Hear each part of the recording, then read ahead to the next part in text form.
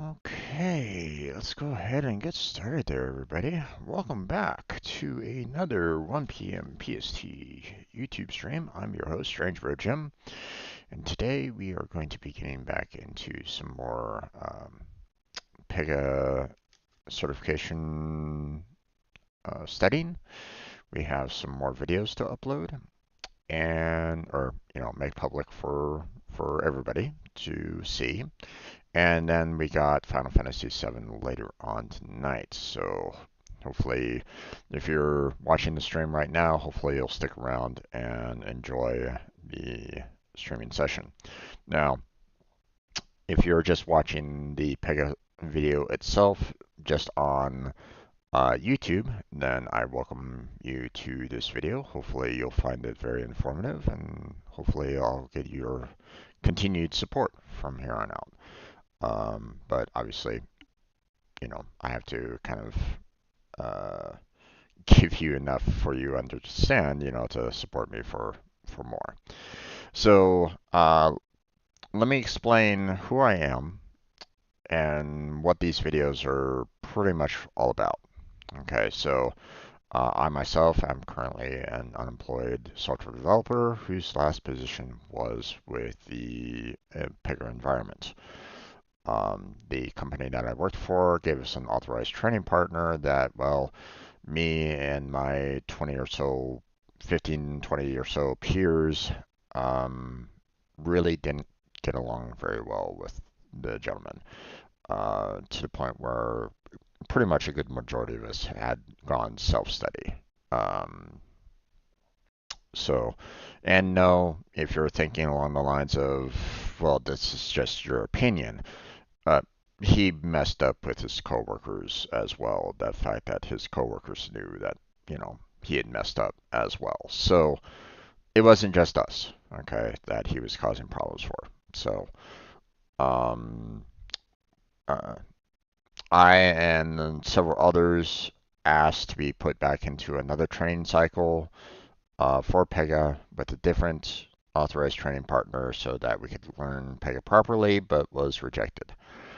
The one and only time that I took the certification for 8.6, I was definitely not ready about that time.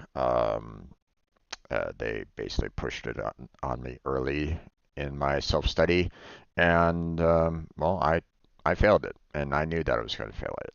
I had not studied enough on the certifications to be absolutely certain that I would pass it. So, um,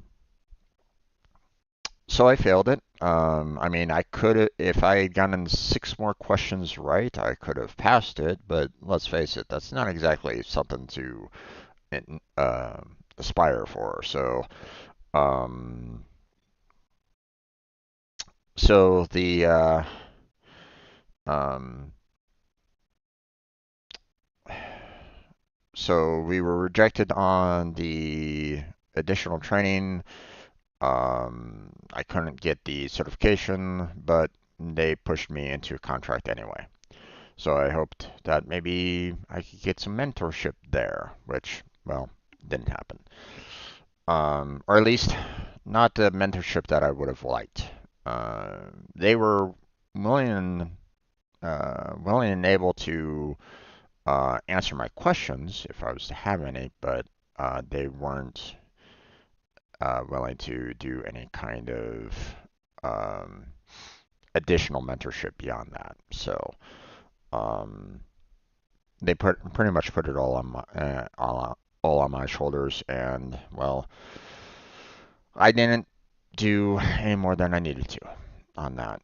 I should have continued going for self-study to get myself, um, you know, uh, knowledgeable enough um, to try the certification again and pass it.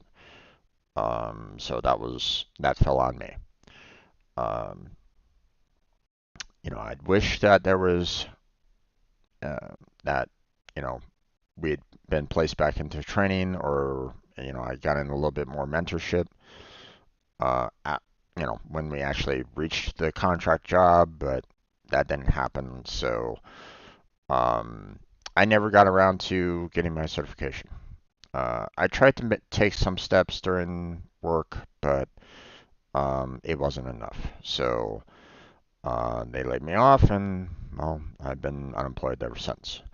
Um, you know, I'm hoping that, after I get done with this study session of these, you know, hour-long Pega sessions that I do, which, I mean, let's face it, I've done quite a lot already, um, that I would have enough locked in my brain to attempt the certification again and hope that I pass it. So, um, so yeah, that's what's kind of going on with this. Okay, so these videos are me going through the system architect mission, going through all the topics, going through all the challenges, learning everything that I possibly can, so that when I do take the certification, then I will be ready for it, or at least attempt to be ready for it as much as I can. Okay. Um, I'm not going to say that I'm going to pass it with 100%, but I mean, that's something to try to aim for. Okay. Know enough about it so that you do not struggle during the test. Okay. You know exactly what they're asking and what the correct answer would be. Obviously, if you've been watching my videos, I've messed up a couple times here and there. So it can't be. I'm not perfect on it, not yet. So, um, I mean, can anybody really be perfect? Um, but if you're coming into these videos hoping that I am some kind of authorized training partner or this is meant for an instructor-led training, then I'm sorry to say, but no. These would hopefully be someone that knows Pega backwards and forwards and can teach you everything that there is to know about it. If you want to take the instructor-led training, then go ahead and do so. But it is a 2-week course for like $5,000, so you better get your money's worth out of it. It is a jam-packed study session from what I can see, um, and they're going to throw a lot at you. So you're going to want to be able to take notes, take video recordings, and ask a lot of questions because you want to make sure that you get everything that you possibly can to pass your certification with flying colors. That 2-week course hopefully will provide that for you, but make sure that you put in the effort as well. Make sure that you um, don't make that $5,000 worthless. Okay, you know. So it is not, you know, not exactly a cheap certification process, but um, now another point of note: if you are watching this, like later on YouTube, like if this is the very first video that you come upon and you're studying for the business architect, I'm sorry to say, it's already done. We've already covered the 2 missions and 2 modules. You're welcome to go to the playlist that I have specially for the Pega certification, and go over the first 2 missions and 2 modules. It pretty much starts at the very beginning. So go through that, so that you can take your business architect certification and hopefully you pass it.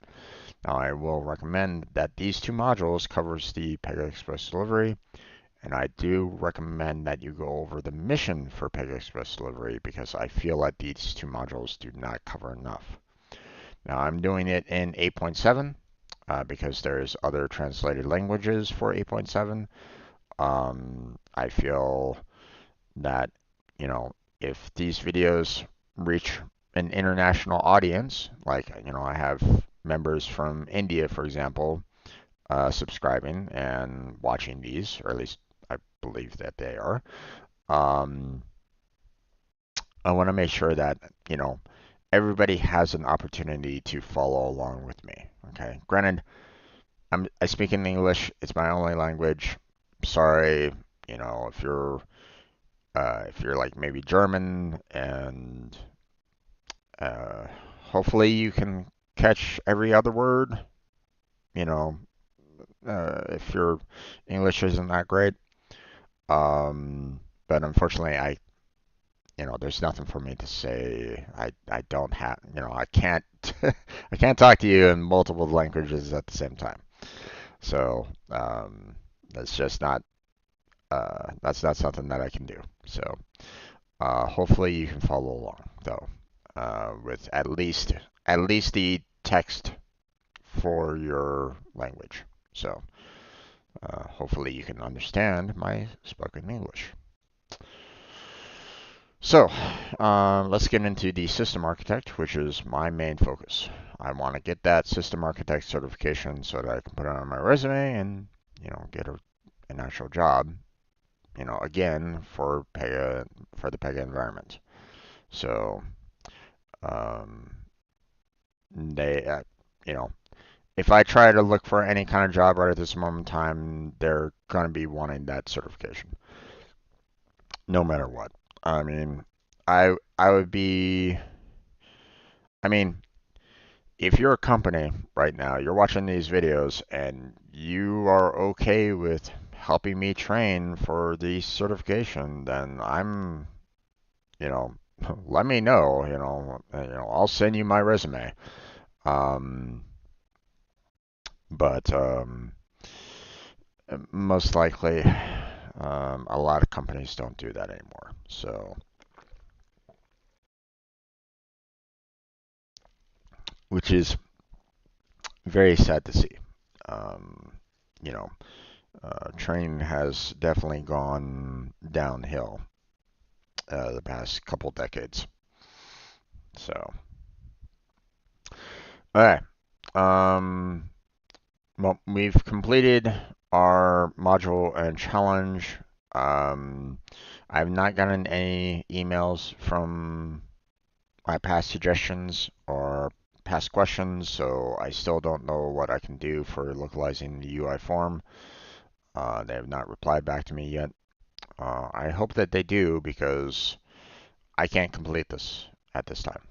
So, um, so we're going to move on to the simulated external data source. Now, okay, um, I can click the button saying that, hey, I did do it, but in all reality, I haven't.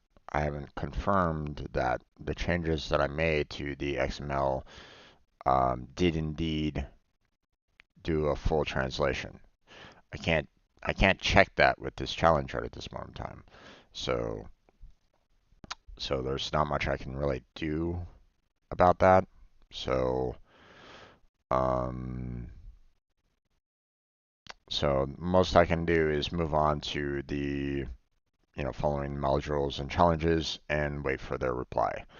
I don't have that much left, um, but we are getting closer. So, and after that, then comes additional studies, taking mock exams, and getting prepped for the certification exam. So, and we'll kind of go over that more as the and as we get closer. So, don't need to cover it right now. I mean, unless you're absolutely ready for it right now, but I mean, I'm not. So, um, guess you'll just have to wait a little bit longer till I get to that point. So, okay, so we're on to simulated external data sources. So, simulation of external data source. Pega platform provides the ability to simulate external data sources. Simulating an external data source is useful in situations where the external system is unavailable. Okay, then why would you want to simulate it?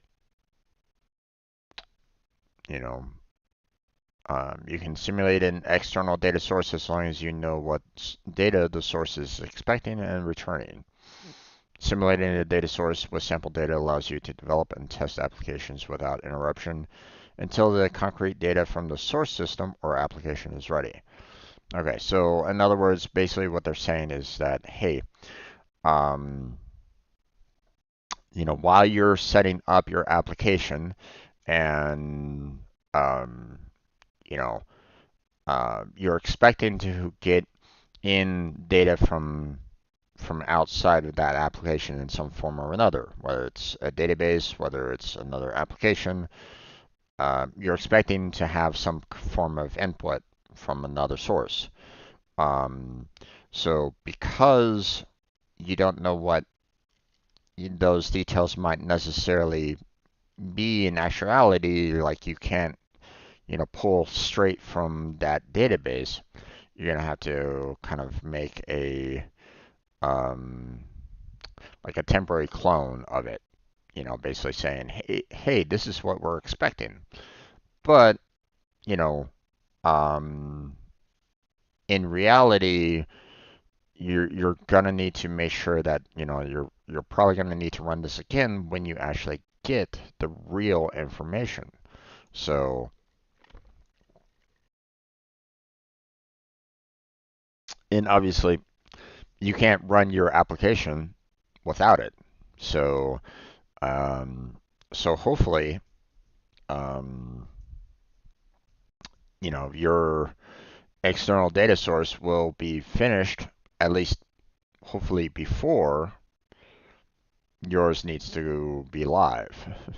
Otherwise, you better not push you better not push it live. You're not gonna have anything to give to your clients if you don't have that external data source, right? So um, you can simulate your data source when the source system does not have data or the API is under development. For more information, see simulated data. For example, your team is building a weather widget. The team members building the user interface (UI) might want to see how their design works with sample weather data before other team members finish working on the connection to the data provider, or the external data source might not be available yet. Simulating the data source allows you to implement case processing before the external system is integrated. So, aka, like, hey, your application, needs to run, right? You need to verify that, your application runs properly with the data that is provided from that external system. But you don't have the information being provided from the external system to run your application. So you're basically going to need to make little mock information to be sent to your application. Okay. Um, so, you know, so in reality, you're hoping for, an actual address, you know, of like, hey, this person is from Los Angeles, California, or something like that, right? When in fact, you don't have that information yet. So you're gonna basically going, hey, I'm gonna, pull information and say that, you know, or I'm gonna have a little mock information and say this is from San Andreas, or whatever. Um, well, uh, Grand Theft Auto reference there, if you want. Um, but that's my point though, is that you can still kind of have like mock-up data being presented into the application so you can use it to see whether or not your application runs properly. If you're not getting that information and if you're not testing it, you know, um, let's say external systems taking a long time. It's taking a long time. It's taking a long time. You say that your application is ready to go. Okay, you're ready for it to go live. Okay, and they tell you, okay, as soon as that external system is up online, you need to be up online. Okay, and that's a scary thought, because what happens if the external system sends you data that you're not ready for? Okay, maybe they send it in an improper way, or they don't send you the data in the right order, or in the um, the data types that you're expecting, you don't know. Okay. So, or at least, you know, you can't be like 100% sure, right? Obviously they'll provide, they should be providing you with information as to, what everything that they are gonna be sending to you, but is that gonna be factually true or not is another thing altogether, right? Um, but you get the information, um, and you bring your application up online, and everything goes wrong. You start having a lot of misinformation. Everything's being displayed improperly, like your streets in the city, your cities in the county. You have no zip code, or whatever. You know, um, or like maybe it's displaying the last four digits of the zip code instead of like the full zip code. Don't know. Okay. There could be a lot of problems going live like right then and there, right? Um, because you might not be, um, they might have messed up on their end on what data they're sending, right? So you, on your application, you're gonna have to make sure that you see what they're sending and try to figure out what happened and try to fix the problem. Hopefully, you don't have to do that live, because then a lot of people are going to be pissed off at you. Okay?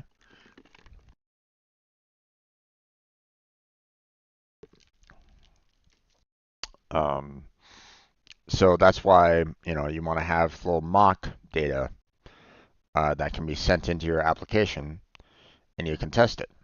And make sure that you can test, you test it thoroughly. Test, for bad data. You know, make sure you test for bad data. If you don't, then well, you could potentially have even more problems than what the external system is providing you. You know, like what if the external system is sending you completely bad data? Like, whatever happened to your database, like maybe the database is full of um, you know, um, data used by hackers or something like that. They use specific, SQL commands that, could potentially mess up your application, you know. Um, you know, who knows, right? You never know. Um, hopefully you'll have everything secured, but you know, there's a lot that can ride on something like that. So you want to make sure that you got all the T's crossed and I's dotted. So, okay, so testing with simulated data.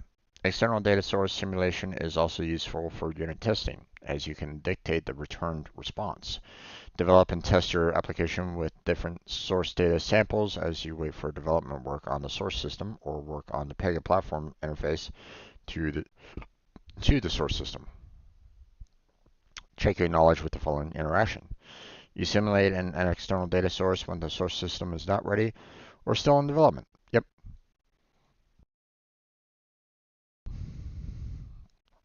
Okay, simulated source confirmation or configuration. When you know that data, uh, when you know what data the external data source is going to return, you can use a data view to simulate an external data source that is not yet defined. App Studio Integration Designer. In App Studio, you can view a list of simulated data pages, also called data views, from the Designation Designer or Integration Designer. In App Studio, select Data Objects and Integrations. We're going to make some false records that we will use to test our application with. Otherwise, we would connect to an actual system record. So you can add sample source data or records to the data object and configure the view to access the simulated data source. As best practice, use App Studio to simulate the data object. Dev Studio is available for advanced configurations, such as when you need to source the data directly from a data page. Dev Studio view external data entities. Use Dev Studio to get an overview of simulated data pages in your application. In Dev Studio, click Configure Data Model, View External Data Entities to open the landing page and get an overview of simulated data pages in your application. Source systems marked with a green dot are production ready. Source systems marked with an orange triangle are simulated. Dev Studio simulate data source. Use Dev Studio to simulate the data source directly on the data page. You select the simulated data source option on the data page to simulate the data source. Then enter or select the name of the system to use for simulated data. You can simulate a data page by using a data transform, activity, report definition, or lookup. Selecting simulation disables any data source configured.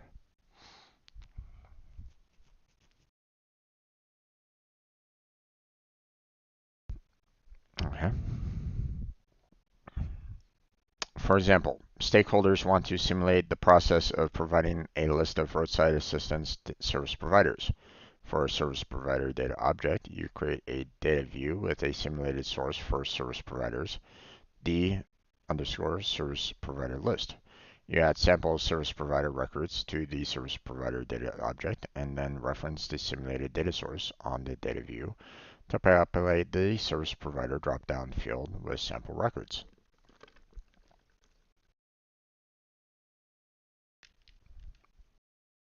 Note: you may need to create sample data for your application. You can provide the sample data from a lookup, a data transform, or load activity. The sample data should include values to populate all the properties that the page, section, or other component referencing the data page requires. For more information on creating sample data, see creating a data type in Dev Studio. So check your knowledge with the following interaction. When do you simulate an external data source? So you simulate a data source for error handling. Yeah, kind of, but not quite there. Um, you want to check to see if you have any errors, but it's not for error handling. So that's why I'm not selecting that one. Simulate an external data source even when the data source is available. No, if the data source is available, you should be using, well, you got to be careful with that because um, you you should probably still use a simulating an external data source to test out. I mean, you can use the data source as a reference to, actual external data, to the actual external data source, but you wouldn't want to potentially use the data source directly because if you're using the data source directly, then that means that you have the potential of changing customer records without, like, the customer's approval or something like that. Like, say, you want to test to see whether or not um, the banking system works correctly, right? So you're like, okay, I should do a withdrawal. Well, if you're using the actual data source, then you're potentially removing money from that particular, um, you know, you're removing money from the um, from the account holder's, savings account, for example, right? So you're potentially screwing over the actual customers, you know, of say a banking system. So you don't really want to use the data source directly as a testing bed, if you get what I'm saying.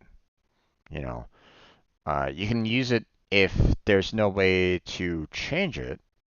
Like you get the information and it just uses it, but doesn't actually change the information. So like say you're using a system that just has the customer data, their name, the address, their telephone number, their state, their city, their zip, but it gets sent to you, but nothing gets sent back to change it, right? Then then that might be okay to use the data source, that might be fine because you're just taking it to display information, for example, right? You're not actually changing anything within that data source. As soon as you start changing things from that data source, then you probably don't really want to use a real data source.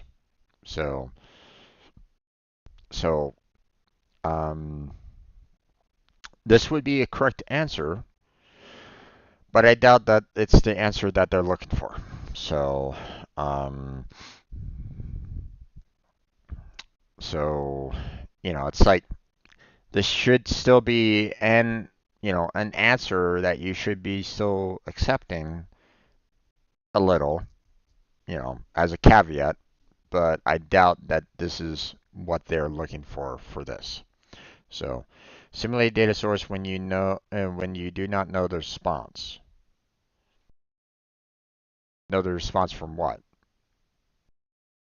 From the actual live data, external data source, or the response of the application. If you don't know the response from the application itself, you got bigger problems than the external data source. So I don't think that that's correct and the correct answer. Simulate the external data source when you want to dictate the response data. Again, that one doesn't really match very well, does it? Um, None of these are really that great.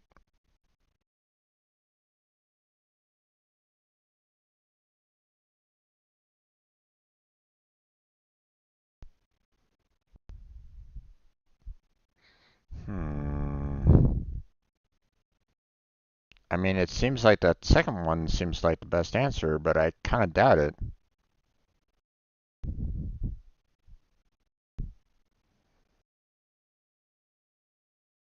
You know, simulate the external data source when you want to dictate response data? What do you mean by that? Okay, I'm gonna check this one. I doubt that it's right. Yeah, okay. Um, Simulation is not required if the external data source is available. No, it probably should be required.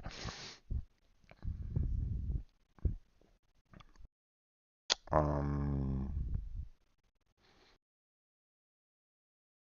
you still might want it for testing purposes. And they should address that. Okay. I don't know what they're going for on this one, to be honest. Um,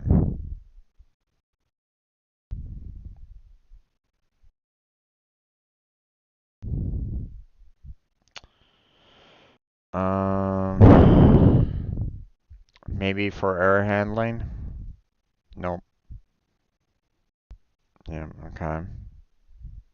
I don't know what they're trying to go for on this one. So when you don't know the response, simulation with not knowing the proper response may give you incorrect results. Great. Okay. What is this?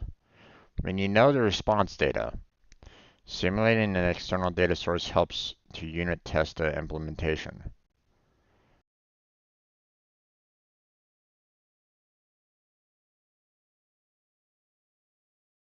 But you're not.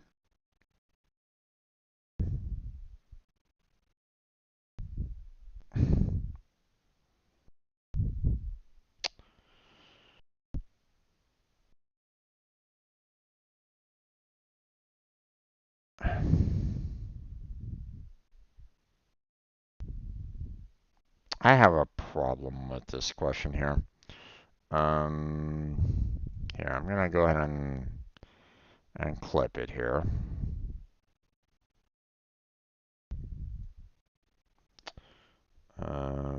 Let's go ahead and put in a suggestion on this one because it's like, wait, what are you trying to go for on this one?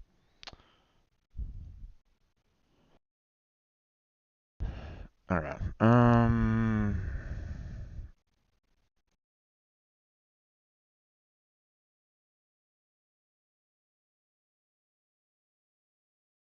So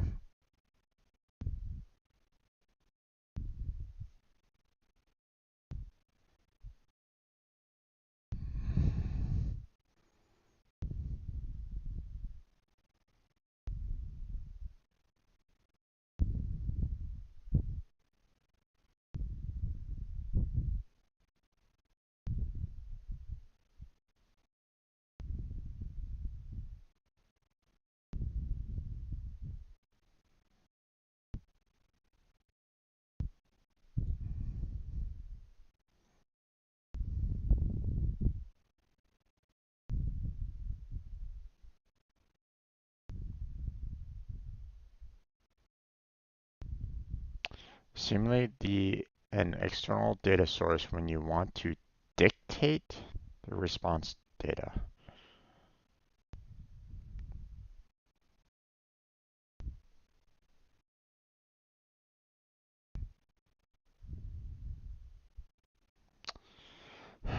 Here, let me. Maybe my definition of dictate is not lining up. So let me look it up again. Um, an order principle that must be obeyed, lay down authority, prescribes, say or read it out loud. Yeah, so um,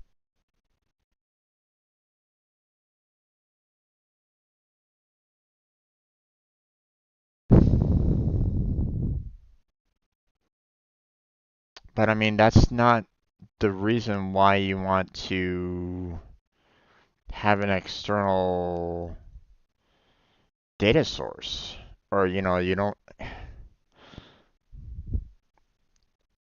simulating an external data source doesn't mean that you're trying to dictate what the response is going to be from the application or this response from the external data source. That, no,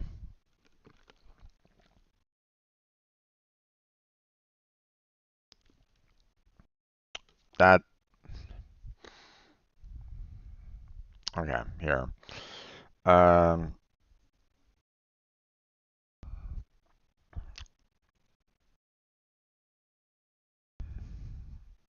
let's discuss this. Let's talk to them about this because um, so I have a couple of problems with this answer, question and answer. Uh, First problem. Let me bring this up again. Um,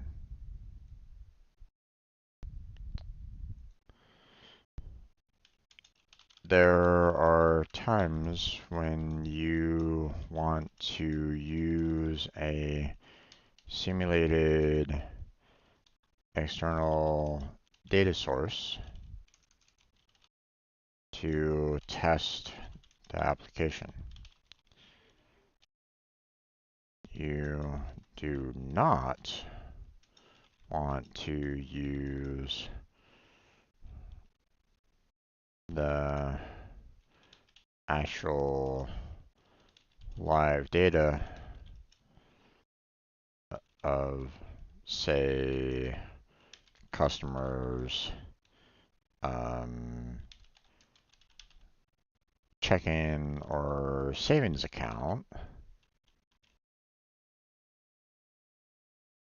when you want to test on whether your deposits or withdrawals from the system work okay.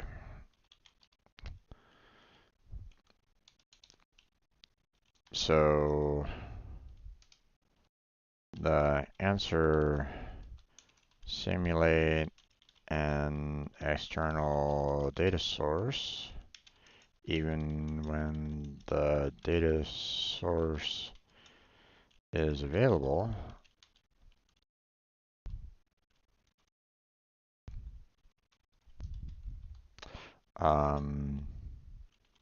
Is a correct choice. The fact that it is wrong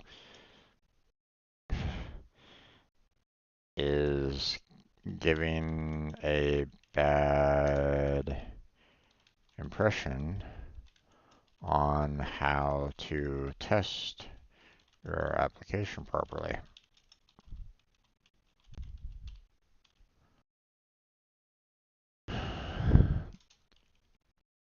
Second issue is the correct answer. What do you mean by dictate the response data?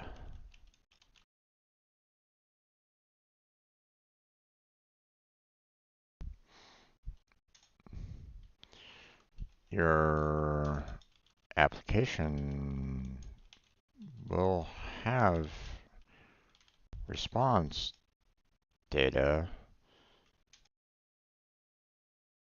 but you don't need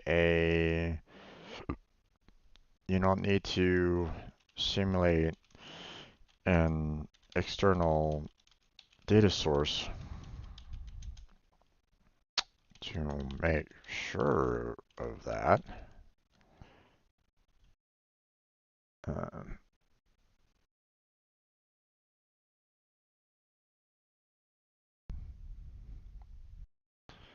um,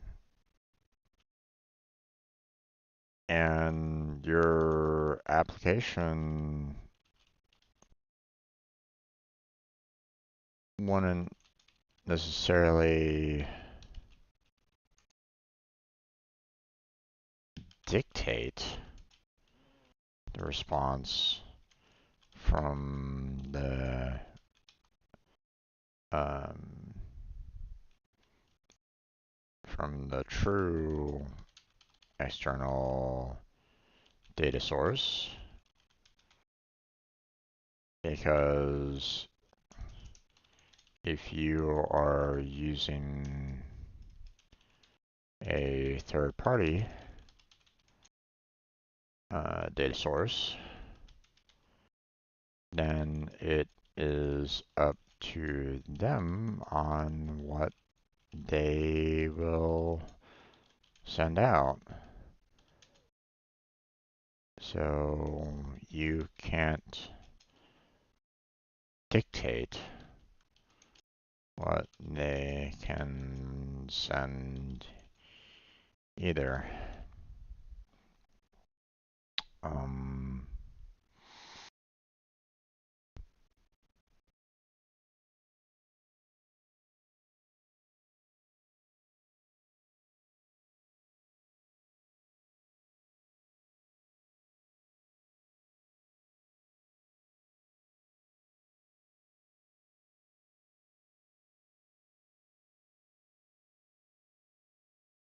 so I feel that these answers miss the mark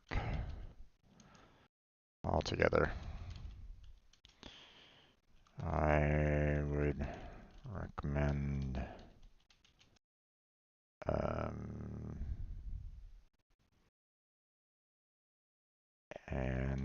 answer rework.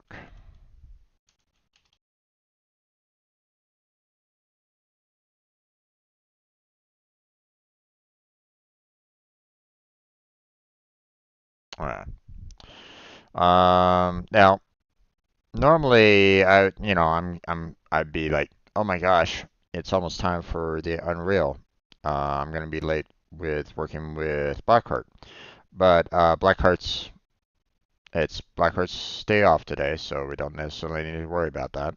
So we're just gonna go, relaxed into the module quiz. We'll take the module quiz, and then we'll be done with our Pega setting for today. So I kind of take it relaxed and not stress about it. 10 minutes for 3 questions. They're very inconsistent with their timing and their module quizzes. So I've seen 3 questions and it's like, you know, 5 minutes long. So it's like, okay. In which of the following situations do you simulate a data source for a data view? When you want to simulate a large amount of data, when the data page writes data to an external system, when performance testing and integration, when the interface between application and external data provider is not finalized. Yeah, that one.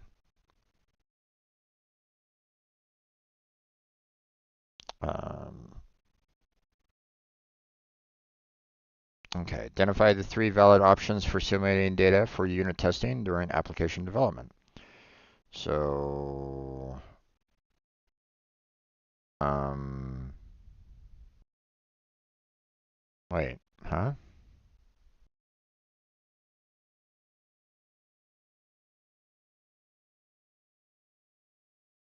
Okay, this is a bit weird. Um, I don't think it's decision table, and I don't think it's report definition, so I think it's these 3. Data transform, lookup, and connector, but let's double check. Okay, not connector. Okay. Simulation populates a data view for test data if the connector for the data source is not yet configured. Okay. But obviously the use of data transform return one or more items for a data view for 1 is true. Use a lookup to return information about a single item is also true. So, um, hmm. I don't think it's decision table because that's typically more along the lines of you're testing information out, not necessarily needed for simulating data. I mean, good for unit testing, but not necessarily used for making sure that you're simulating data. Um, so let me go with report definition on this one. I don't know. Um, I'm not 100% sure on that one. In a fraud detection application, the get payment information external data source checks the credit card expiration based on the card ID. When developing the Pega platform application, which 3 of the following options can you configure the payment information data object in App Studio? Choose 3. My gosh. Okay. If the payment information data object does not exist, create a new payment information data object by using the data object wizard to define a simulated source. Okay, I don't know if you really need to do that, but the payment information data object exists. Configure the get payment information data view with a simulated data source that uses a data transform response. Well, hold on.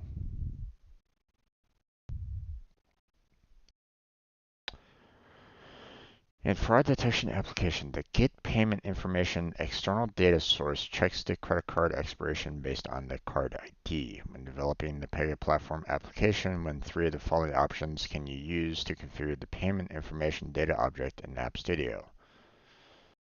Hmm.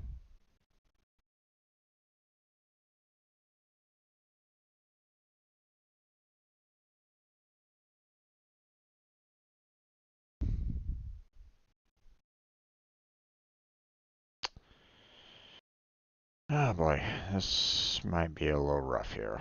If the payment information data object does not exist, create a new payment information data object by using the data object wizard to define the source data later.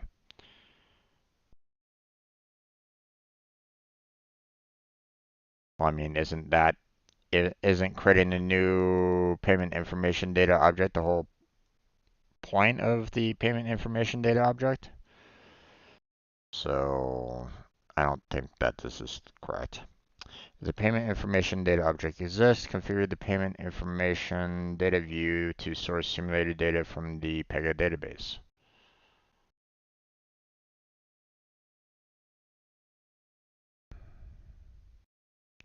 I don't think that one is. Okay. If the payment information data object exists, wait for the team to provide the external data source. Hmm. I I don't know, guys. This is they want me to choose three, but okay. So we have the get payment information external data source, right? Um, you know, whether or not that's been created or not, who knows? They haven't really specified that completely, right? So when developing the Pega platform application, which three of the following options can you use to configure the payment information data object in App Studio? So the payment information is basically getting the information from the get payment information external data source.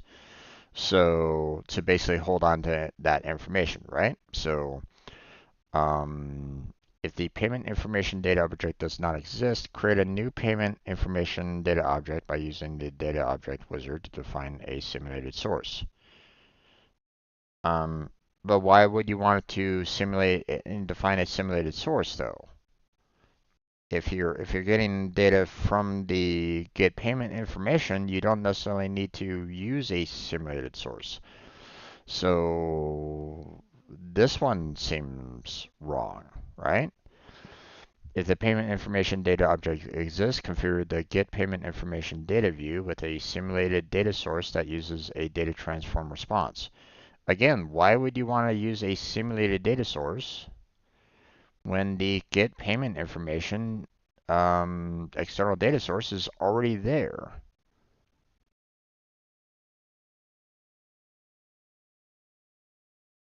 So again, this doesn't necessarily make that much sense to me. Why you would want to use this one? Why would you want to use a simulated data source when you already have the get payment information?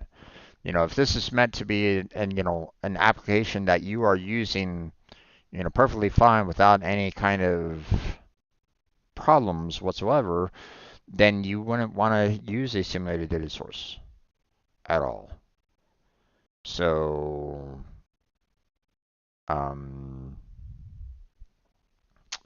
and they don't state that the get payment information external data source hasn't been created yet. So one could make the assumption that, this data source is active and you can use it. So the simulated data source shouldn't be a shouldn't be a thing. So if the payment information data object does not exist, okay, create a new payment information data object by using the data object wizard to define the source data later.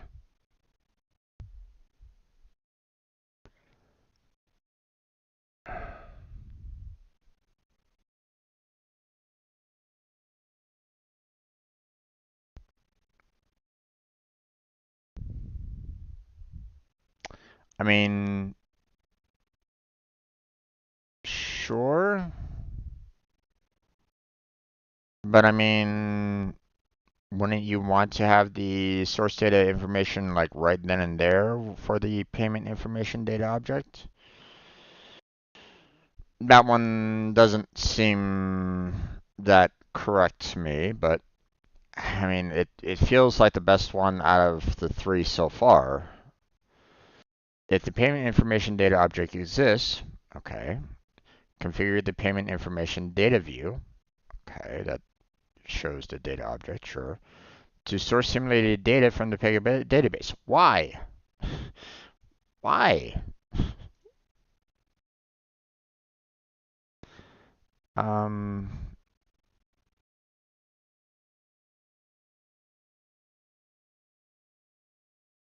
everything that's showing the simulated data source is like, what's the point of the get payment information then? You don't need a simulated data source, you know. If this wasn't available, then sure, simulated data source. That's perfectly fine, but we don't know that. Um,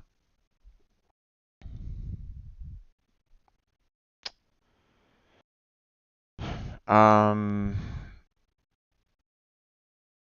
okay.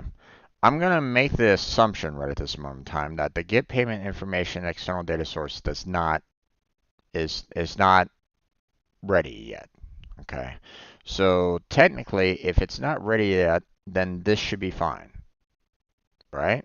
They're using this and you know, you're configuring the data view with a simulated data source to use the data transform response to, put into the payment information.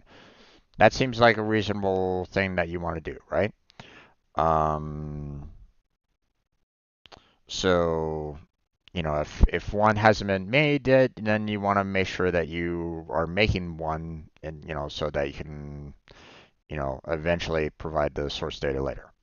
That, again, should make sense, right? So, um, um, if the payment information data object exists, configure the payment information data view to source simulated data from the Pega database. No, that shouldn't be a thing. And you shouldn't necessarily wait for an external data source. So,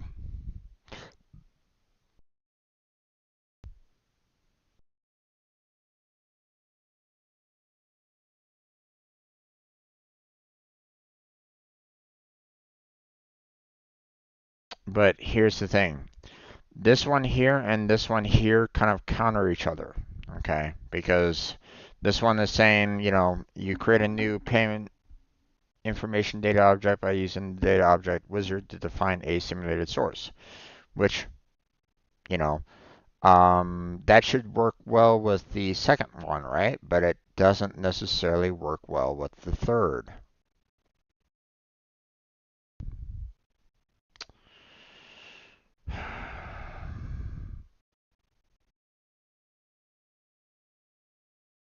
I don't know, man.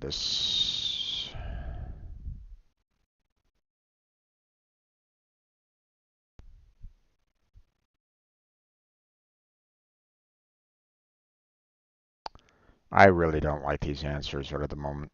Okay, I'm gonna try these three. I don't know, to be honest. Their question and their answers here feel very disjointed.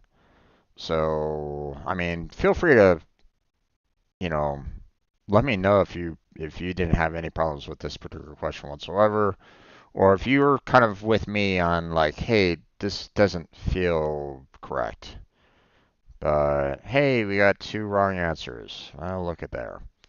So apparently all three of these are correct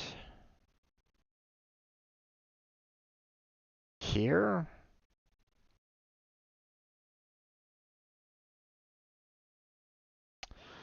Um, You cannot define a simulated source from the data object wizard. Okay. Hold on. I want to check on that real quick.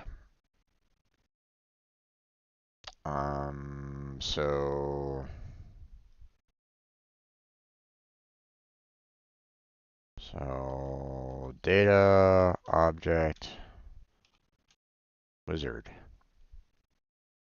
Really? Let me just type in wizard. That's not there either. Okay, so how are we supposed to know this?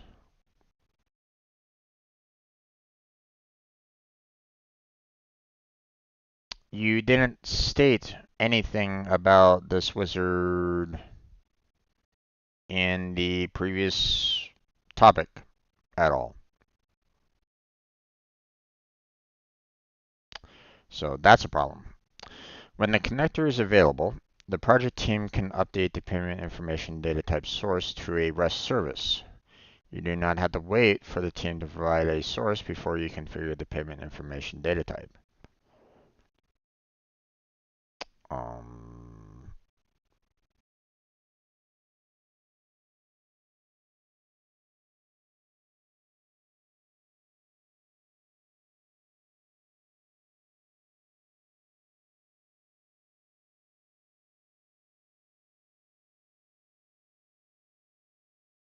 um,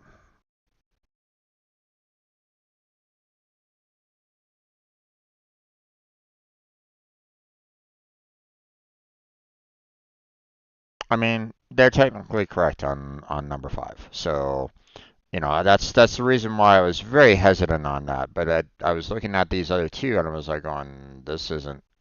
Those don't feel correct at all either. And the payment information data type already exists. The data source is not, but the data source is not configured. You create the simulated source on the data view. Um,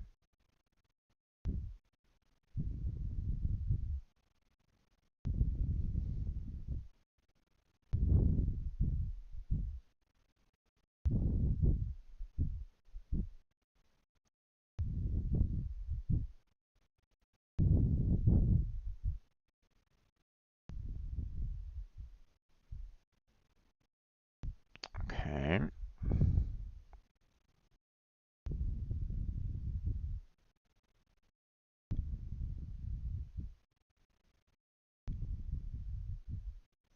Why do you have two different data views?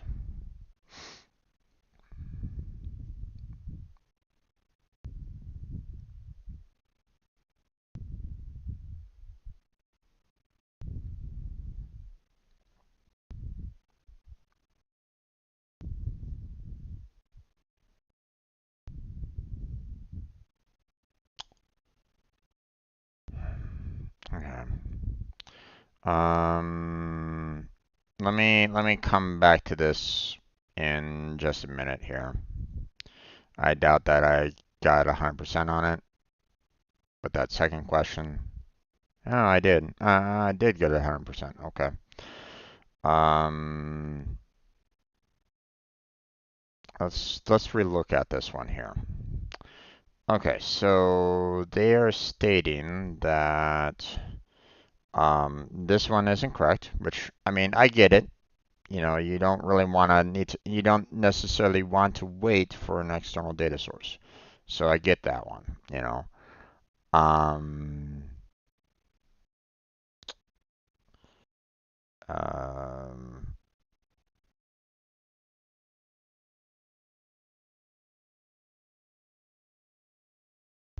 um, and they say that you can't define it with a simulated source. So therefore, these three are their correct answers, right?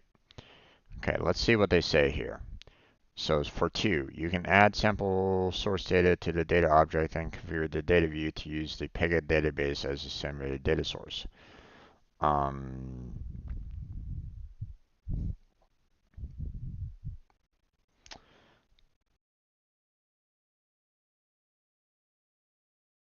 Okay. Um,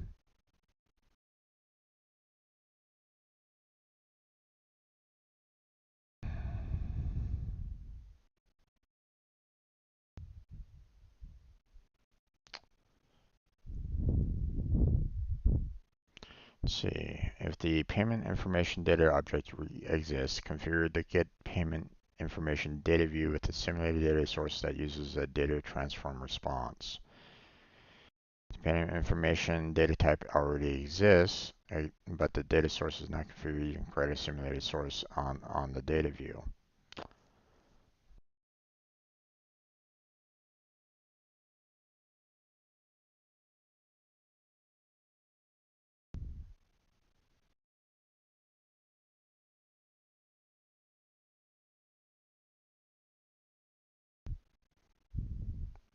If the payment information data object does not exist when you create a new data object using the data object wizard, you can choose later as a define source data option. Then in the data view, define the source with the simulation. Okay, so I need to send a response. I need to send a suggestion on this because um,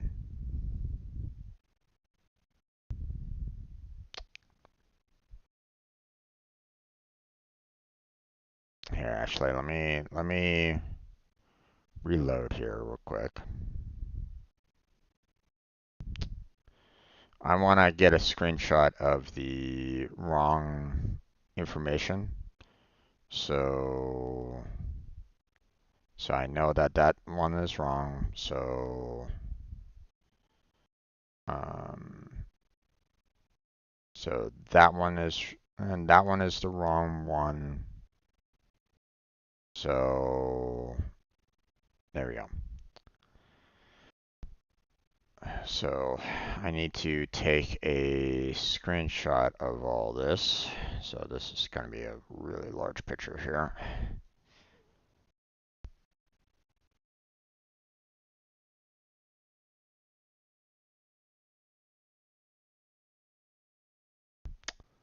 Okay.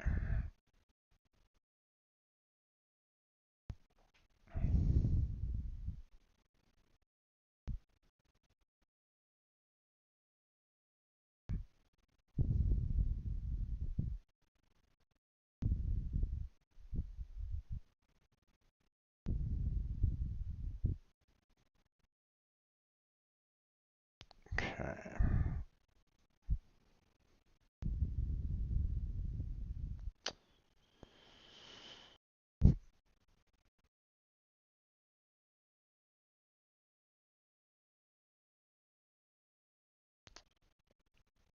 Let me make sure that I get the right file.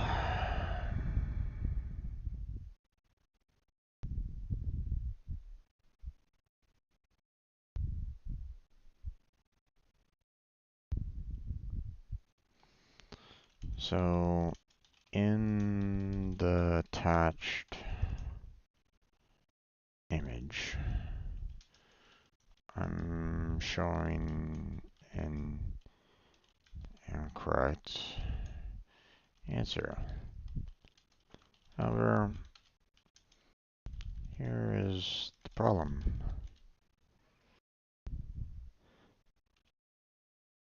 The answer was never formally stated within the within the previous topic.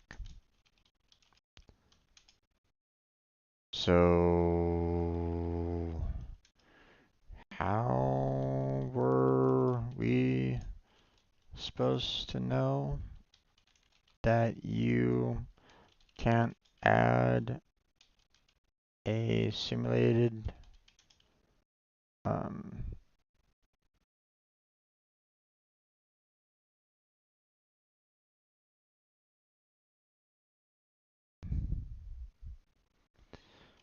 source to in the data wizard?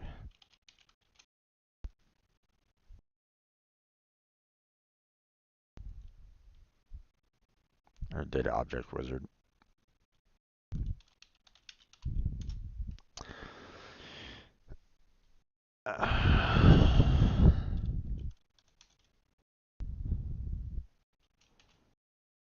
question itself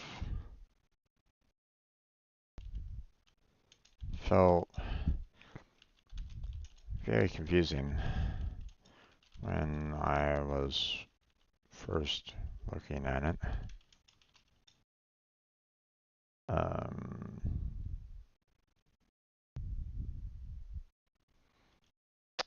because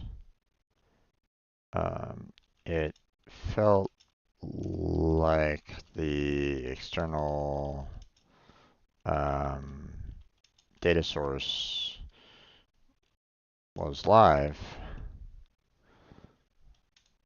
so it felt odd that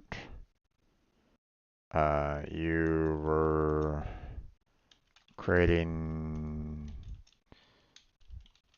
simulated sources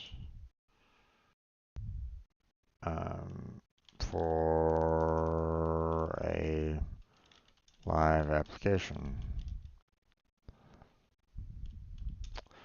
Um,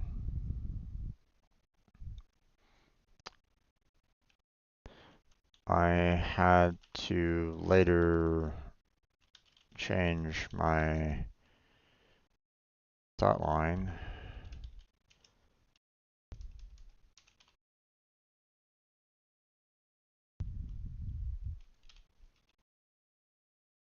I'm messing up on the word there.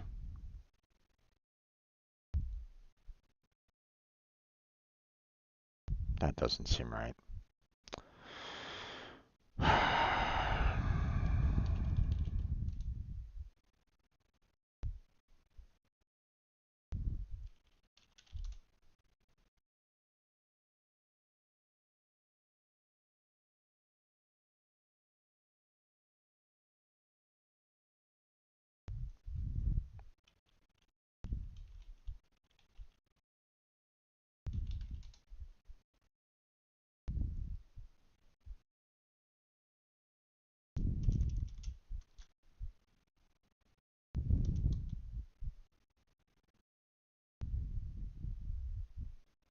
Yeah, I knew that I was messing up on that.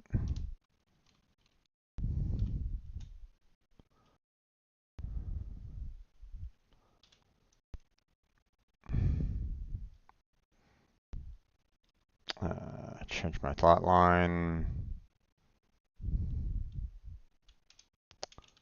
Thinking that the external data source wasn't complete. Hence the need for the simulated sources heavily mentioned in the answers. Would recommend maybe a clear question and answer somehow.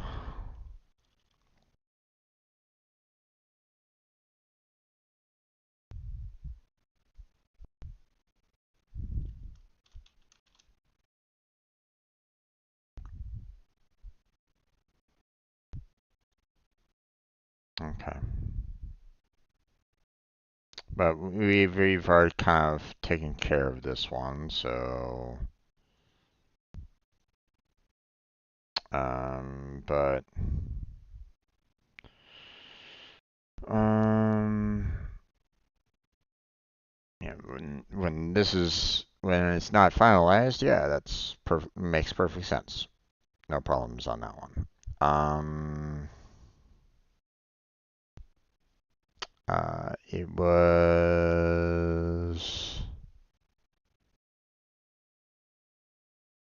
data transform connector, or wait, hold on.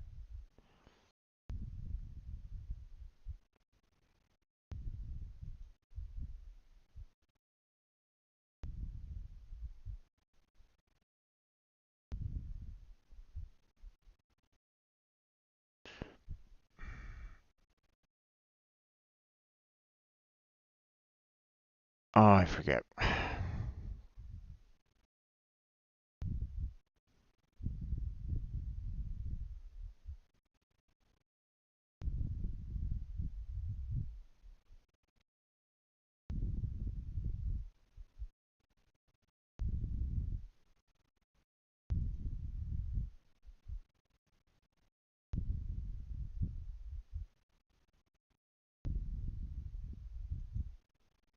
That was it. Use a data transform to return one or more items for the data view. Use a report definition to return a list of items.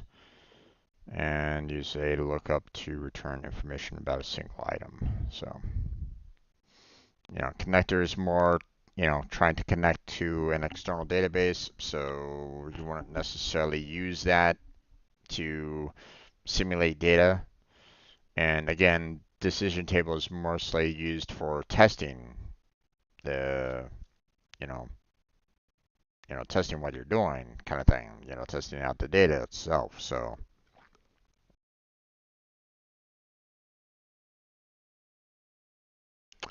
um, but, data transform, lookup, this third and this, well, fourth answer here, the report definition, that's the one that kind of throws me off here. Use a report definition to return a list of items. So yeah. Okay. We've already completed it, so we don't really need to worry about that anymore. We're going to go ahead and end this particular module study session. I had a little bit of trouble myself on that there, folks. I feel as though they probably could have done a better job on the questions and, um, been a little bit more clear on what they were trying to go for on that. Um, so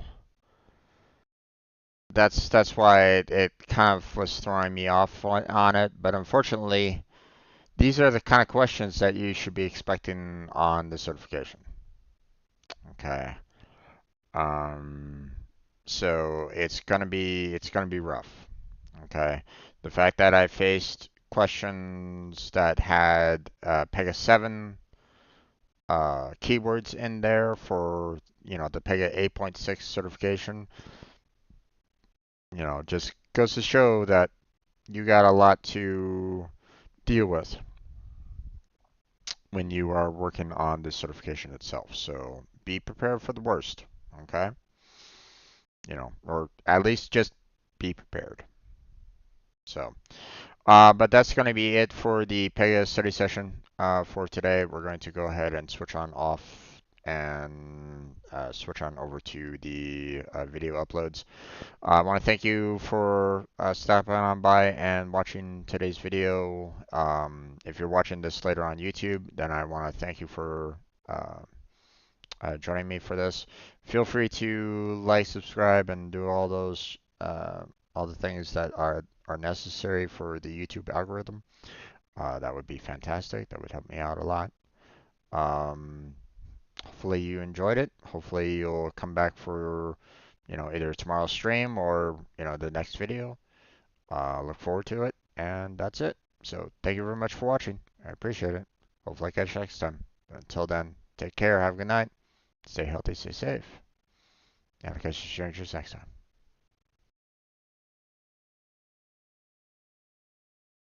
Okay, and that recording is done. So we are going to go ahead and move on over to um, some video uploads. Now I uploaded quite a few videos last night, so um,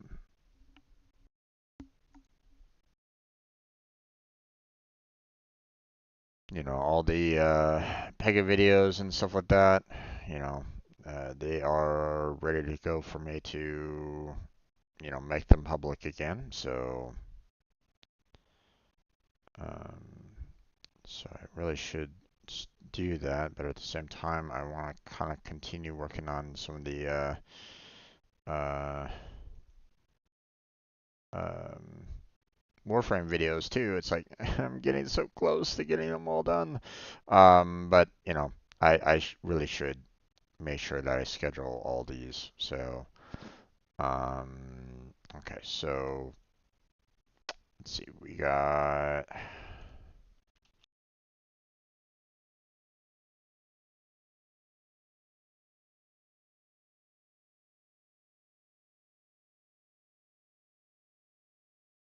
Okay, so let's look at what we got here. So uploaded November 30th. And this one was my Pega video, so okay. Okay.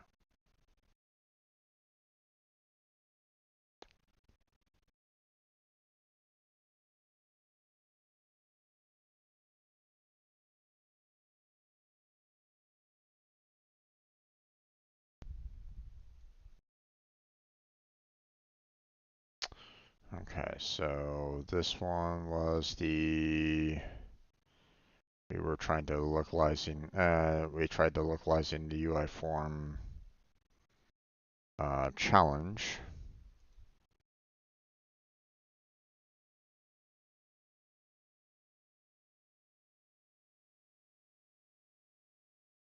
Um, part 1 of 3.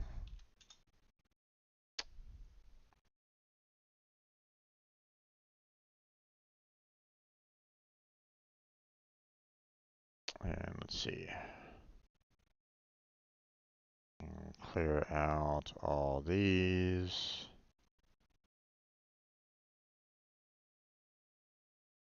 Localizing the UI form challenge. There we go. Okay, recording date was on the 30th.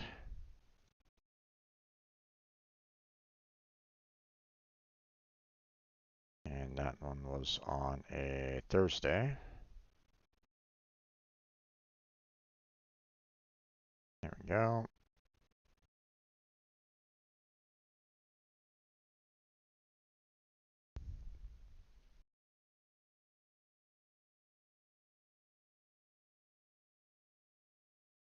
Hmm.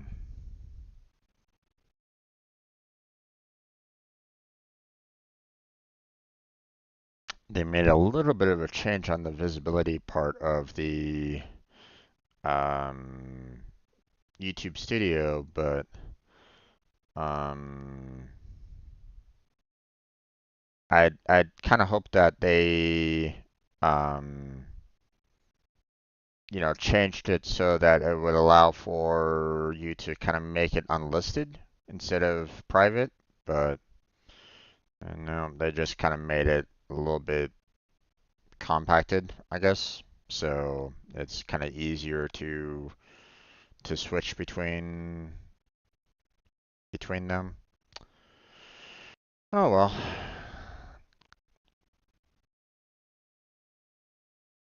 Okay, so now we have the Unreal on that same day.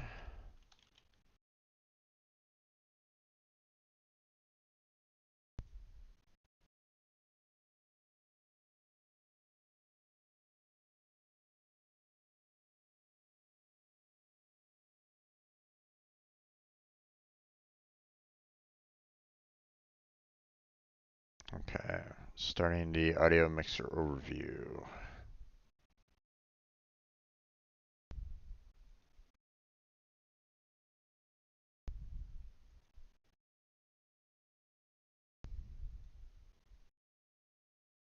So, let's see, starting audio mixer overview.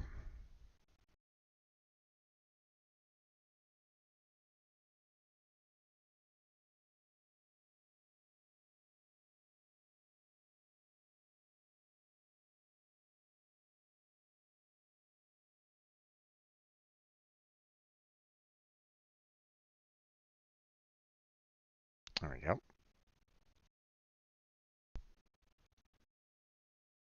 There's the recording date, and we are good to go on that. So schedule for the 7th at 11 a.m. There we go. Okay, now we have the first, which was another Unreal. Didn't have any Pega on that day, so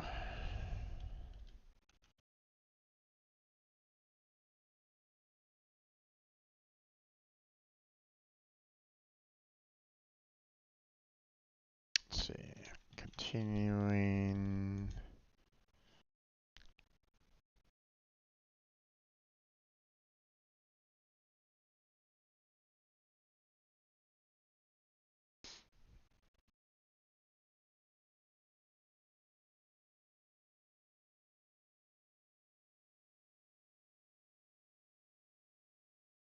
Let's see.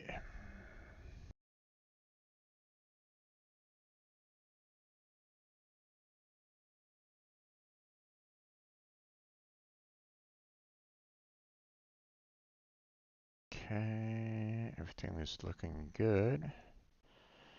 This one was done on December 1st. So we are going to go ahead and schedule that for the 8th at 11 a.m. There we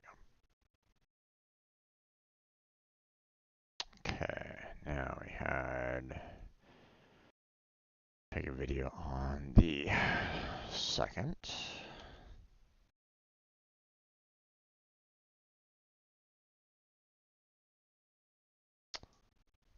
This one was part 2 of that fiasco.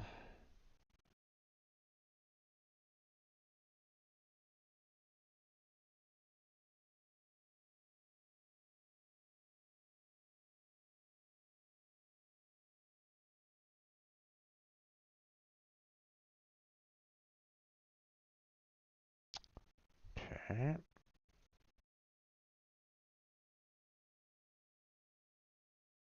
And that one was on.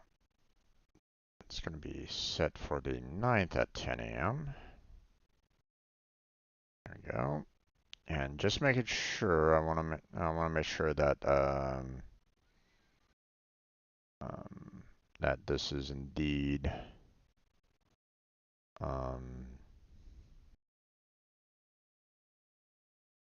you know, me kind of trying to figure out how to, you know,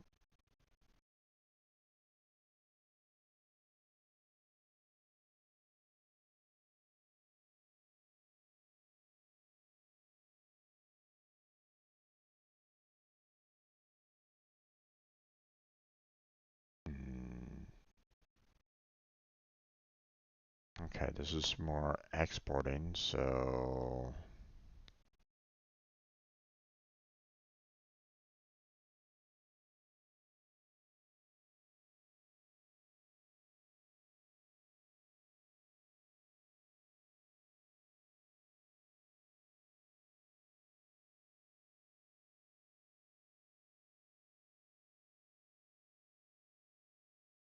okay.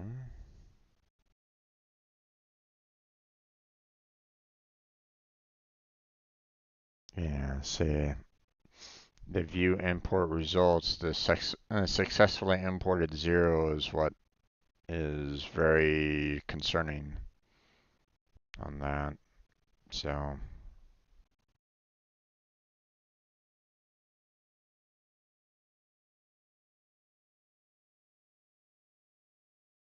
oh,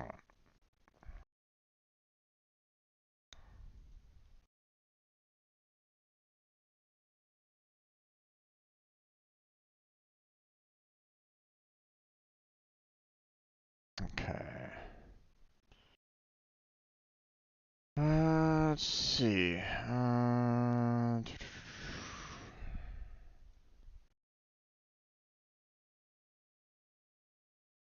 Still dealing with the audio mixer.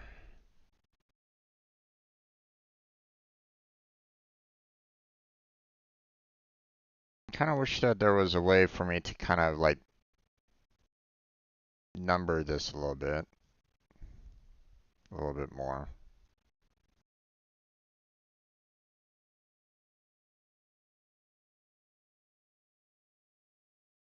Mm, part 2.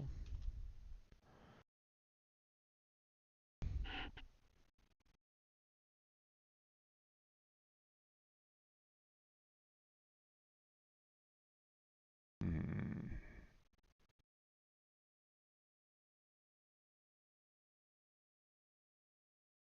okay, we'll just do that.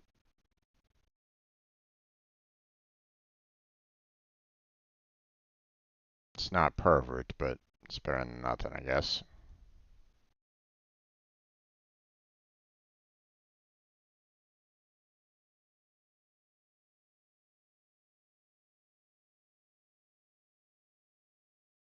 Okay, scheduled.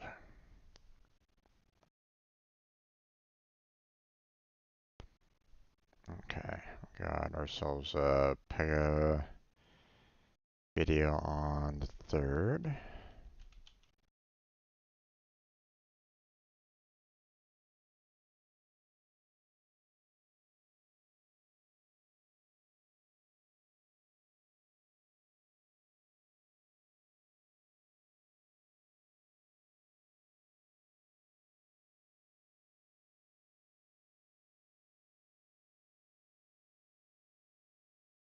Okay. I need a better thumbnail though. They didn't really give me a good thumbnail on this one, so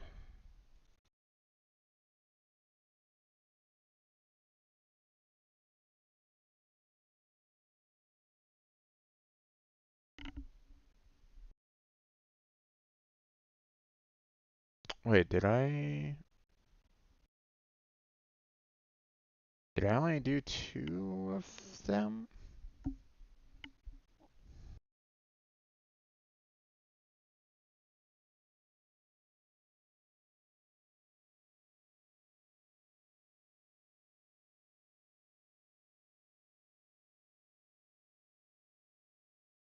Hmm.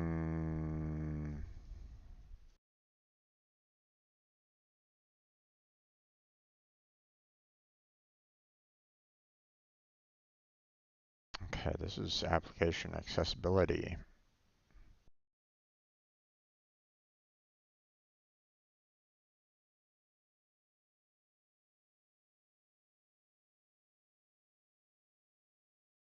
Hmm.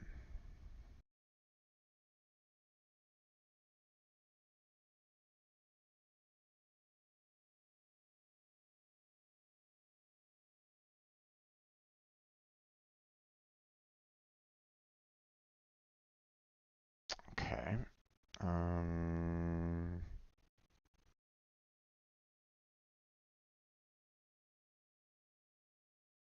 Okay, I screwed up somewhere then. Because this wasn't a 3 out of 3. I thought I did like 3 videos about it all.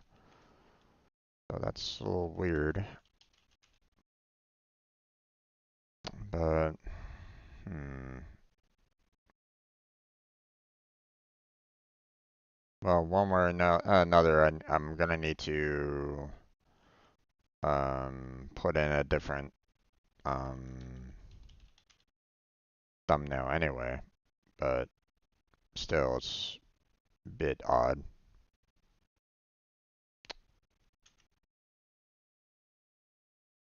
Um,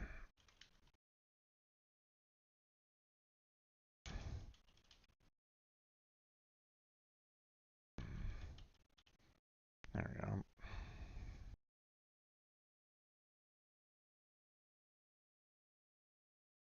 Okay.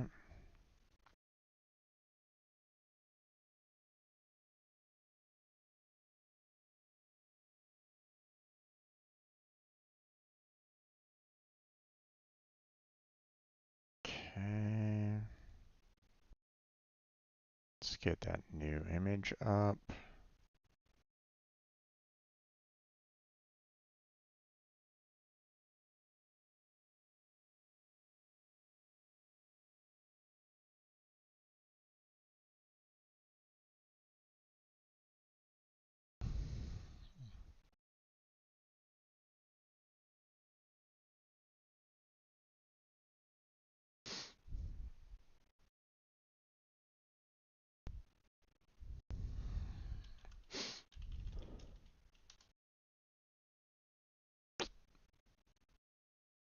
Okay.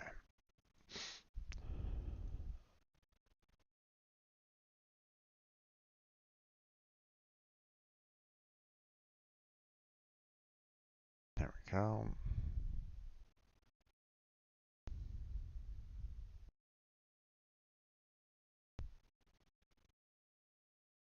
Okay, it was done on the 3rd. So this should be set for the 10th at 10 a.m. Scheduled. Okay. So what I'm gonna do now is I need to kind of go through um,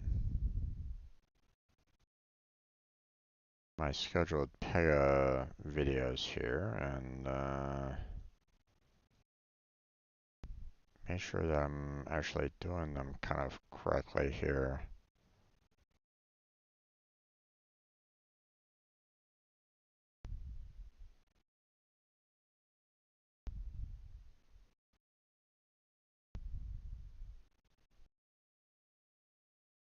Okay, so this was December 7th set. So this one was November 30th video.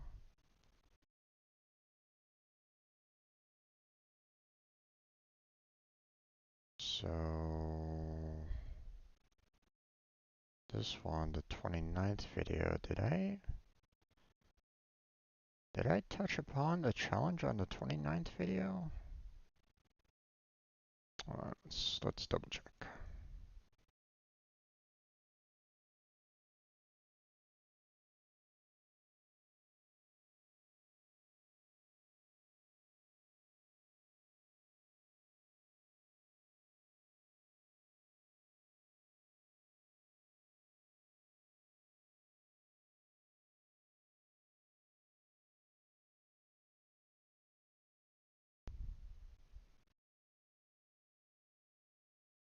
No, I never got to the challenge on that video at all. So I thought that I'd done like three videos on the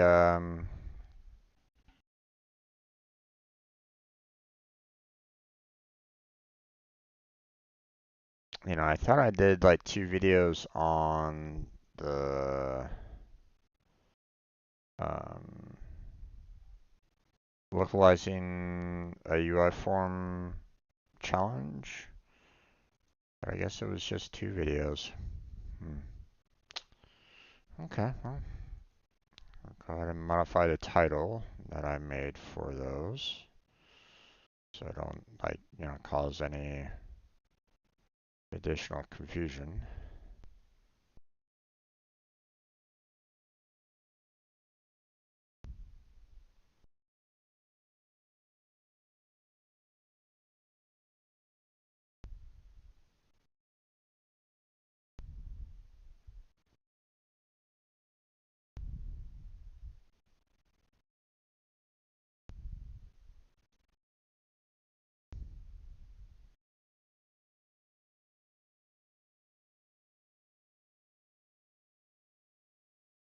Okay.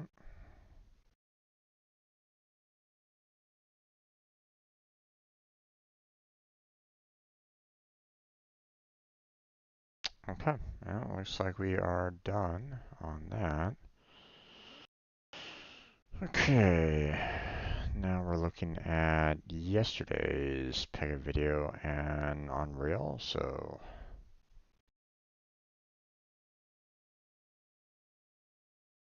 let's get those ready.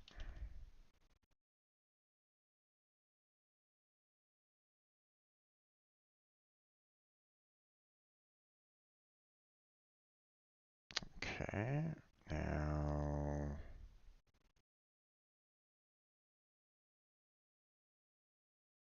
let's see.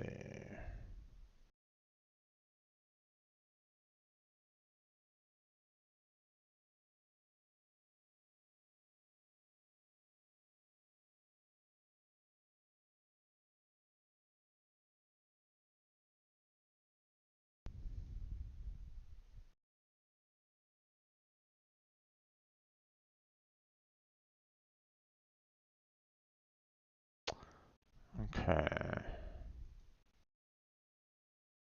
so next one was the challenge that I did yesterday, enabling accessibility features in an application.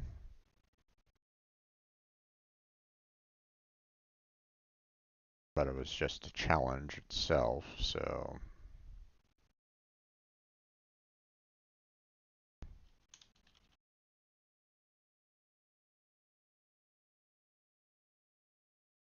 let's go ahead. Okay, we're gonna need another, and we're gonna need a different picture, and different thumbnail.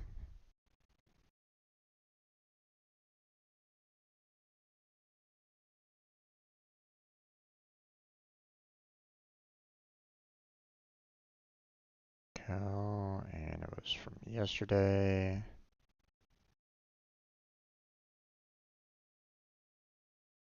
And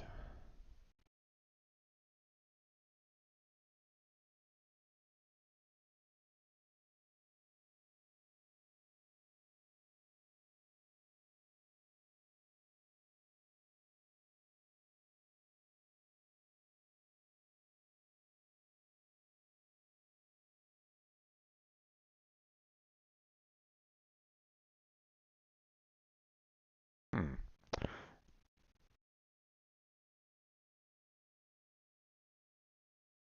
Oh, you can barely kind of see it through the stream. Okay.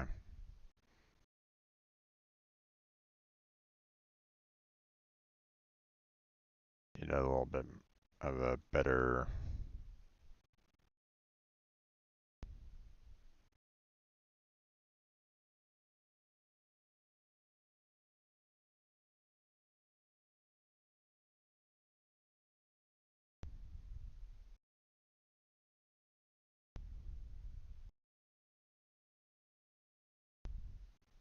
Okay. Need a picture of this. Oh wait, hold on. Let's not do it with my eyes closed. Better picture than with my eyes closed. Thank you very much.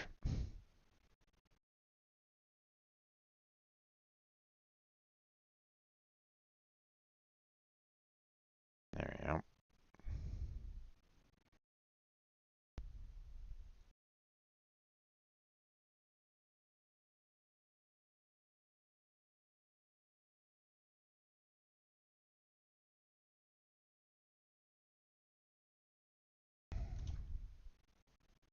All right.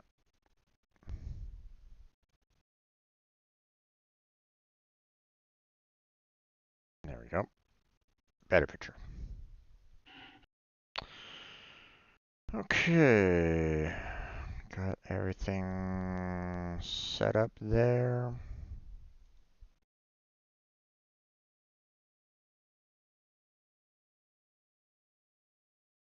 Okay. It was done on the 4th, so we'll set this up for the 11th at 10 a.m. There we go. And we're currently out of time, so we'll have to hold off on everything else that needs to be uploaded. So right at this moment in time, everything that I have uploaded and what I still have left to release, I currently have 22 videos to make public. So So yeah, still got some work cut out for me, but hey, we're pushing along. So um, and we'll keep on doing so. So all right.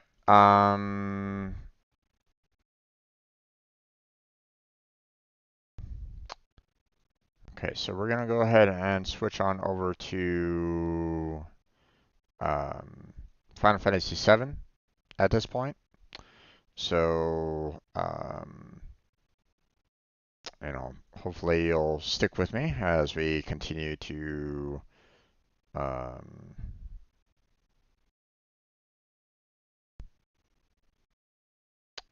play some games a little bit in just a second.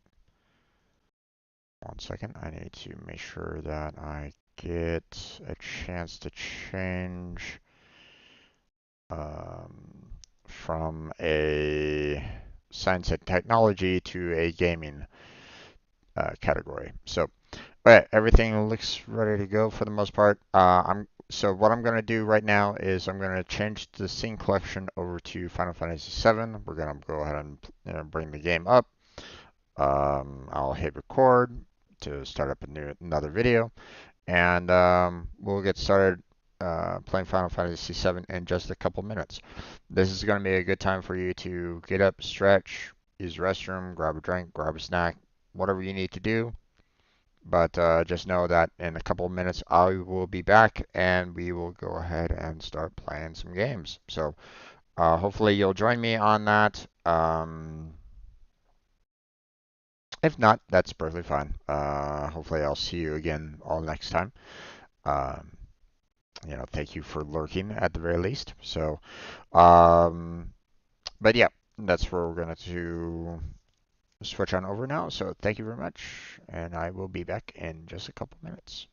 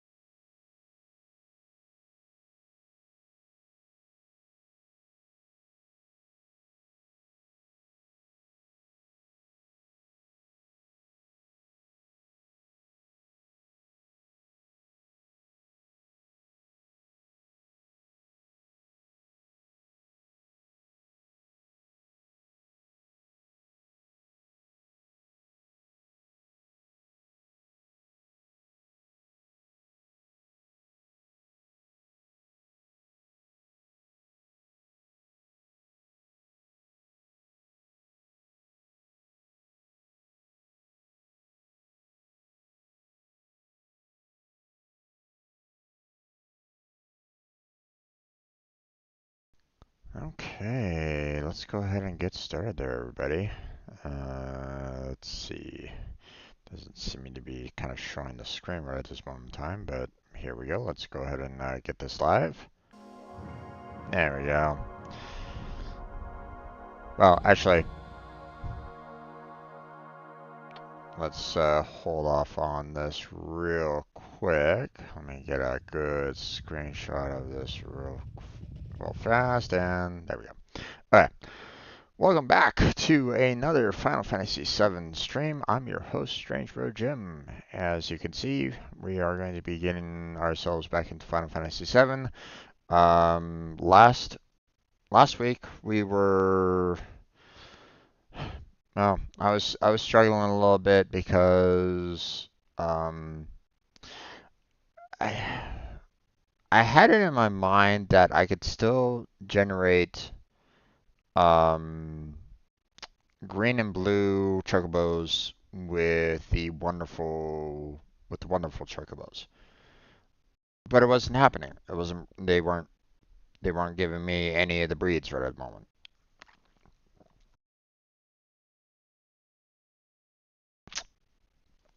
And it made no sense to me whatsoever.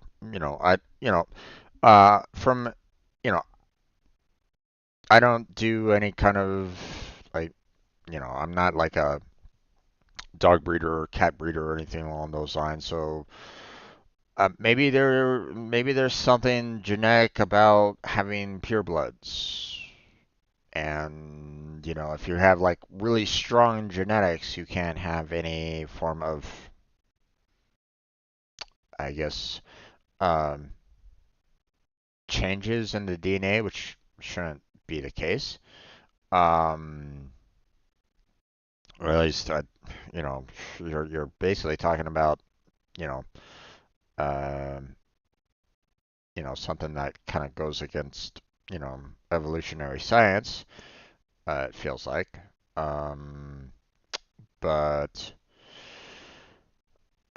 for some reason, you can't breed a green and blue chocobo from Wonderful.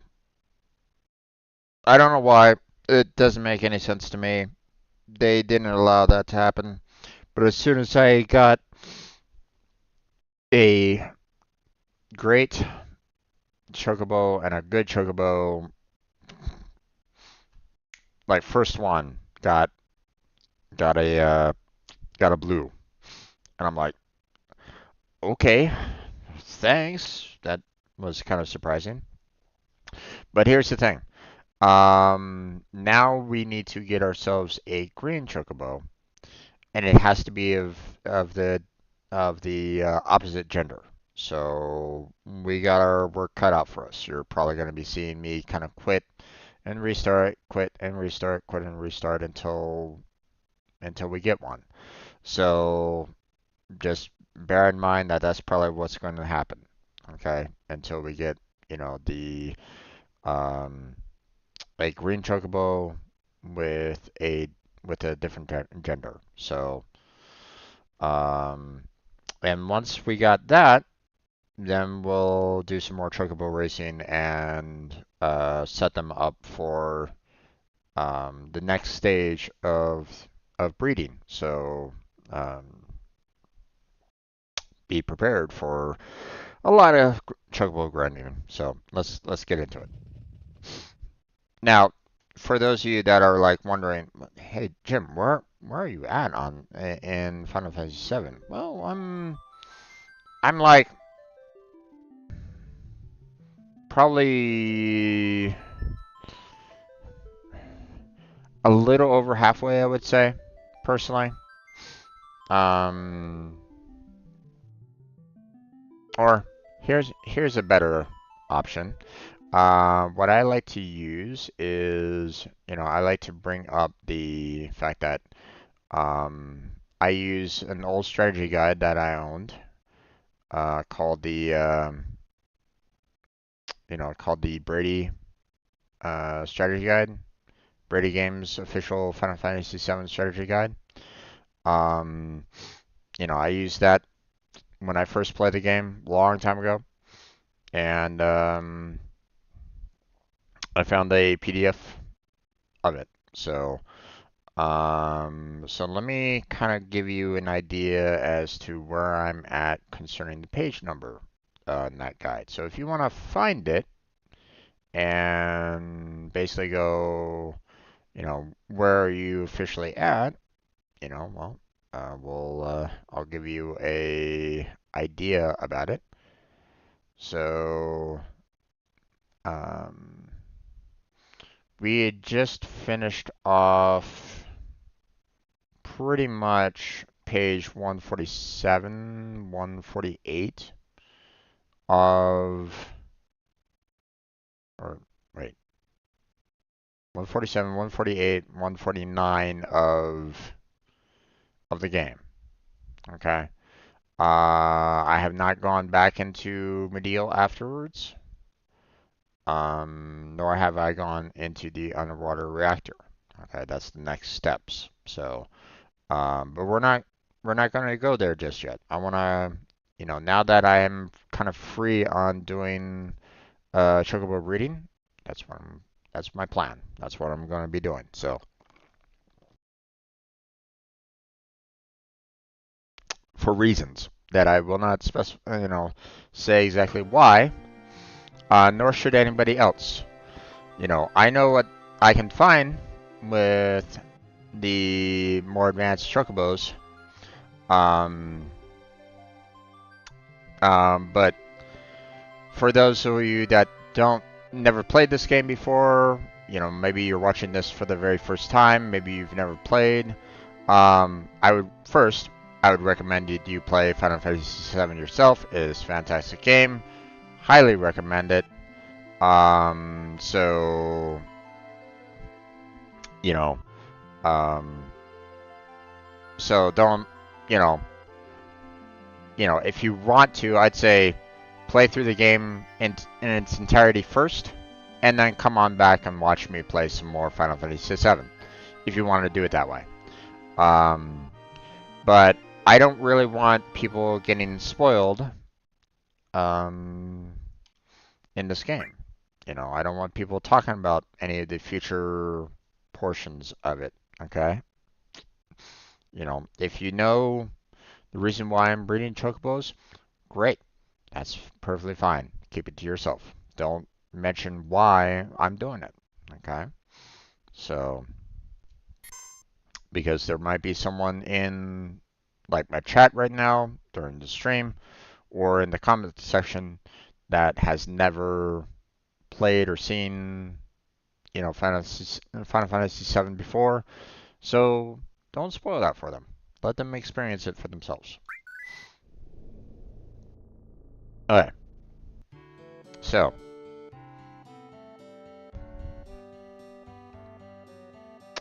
we have our wonderful chocobos here. Chaco and Susan. And then we have our great and good, Steve the good male chocobo, and Patty the great female chocobo. And then we've just created the, Rob male blue chocobo. So now we need to create the female green chocobo. So now I don't know if I can.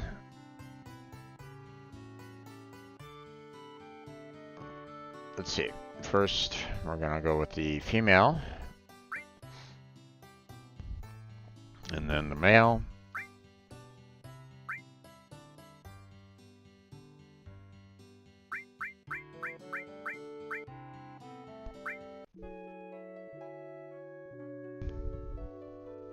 And we gotta hope for a green. If we don't, we shut down, we start over. And it also has to be female. Nope. So, it doesn't matter. So we can't have a male and a male. Just doesn't work. So, great that I got a green. Not great that I got a male. So we're gonna start all over again. So a lot of restarts on this one there, folks. So be prepared.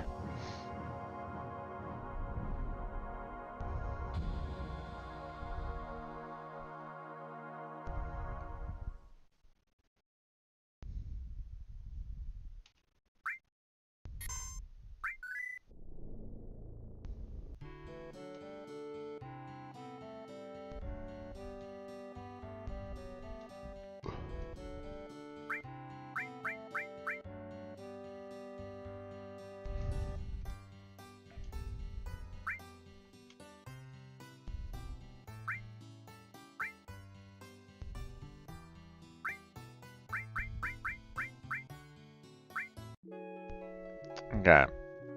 Green female. Let's go. Come on.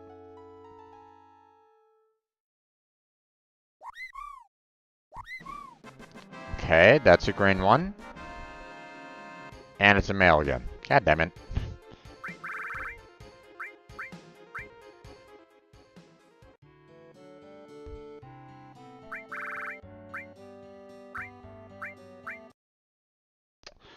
Alright. We're just gonna keep on doing this until we get that, until we get that female.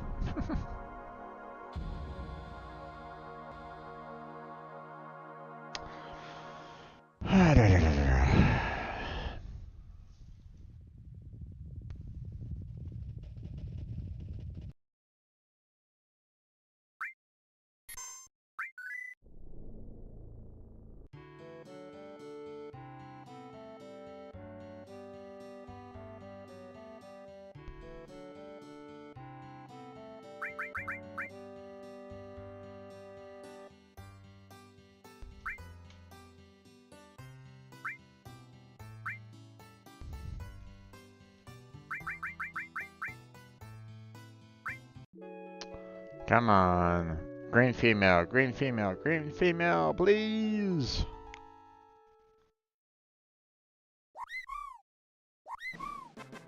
Okay, green.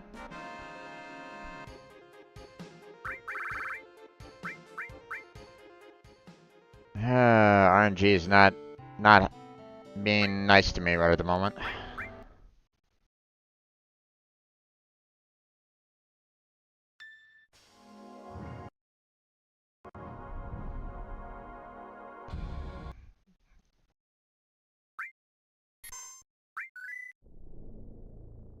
Okay.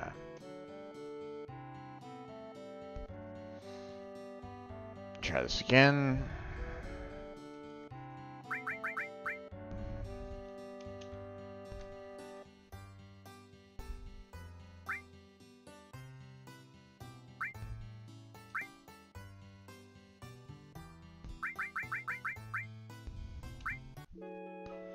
Come on, green female. Give me that green female.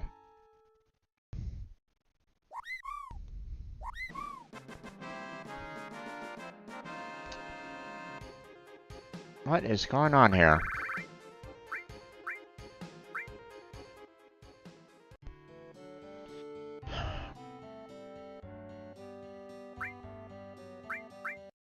Why am I only getting green males?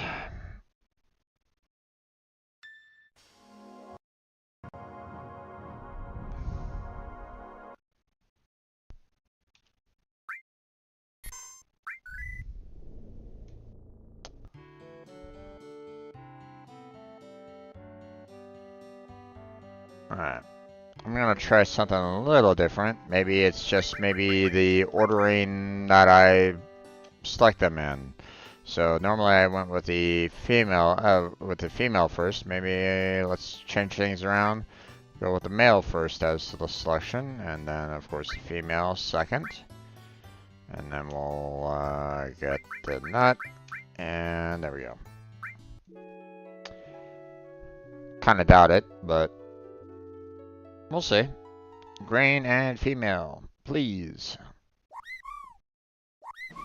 Okay, there's green, and another male.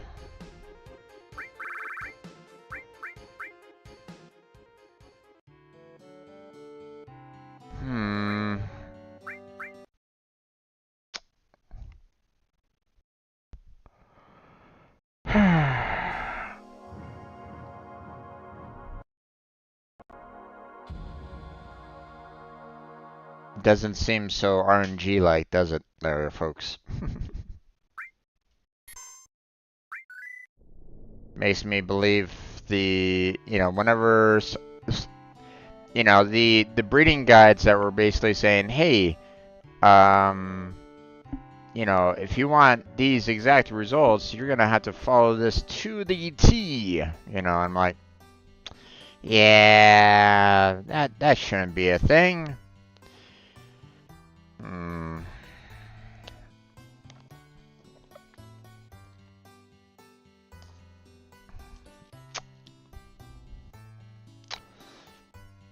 makes me wonder.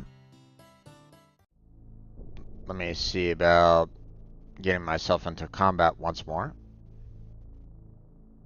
Like one more combat and see if that might change the results somehow.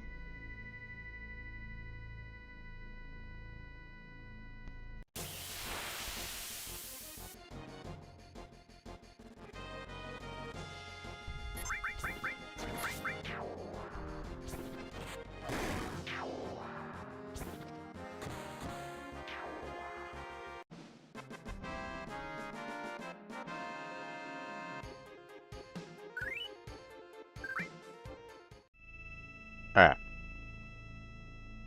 But before we go on in,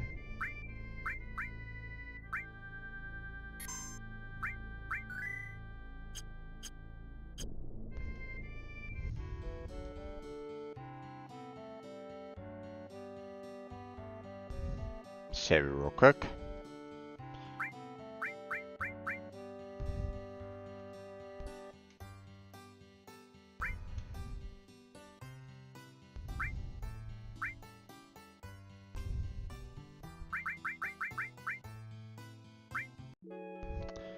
Come on, green female, please.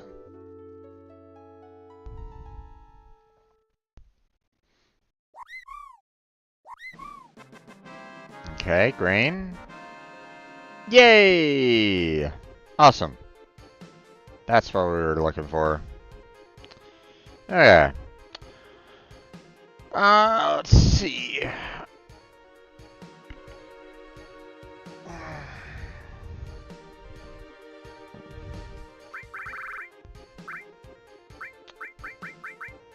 Now,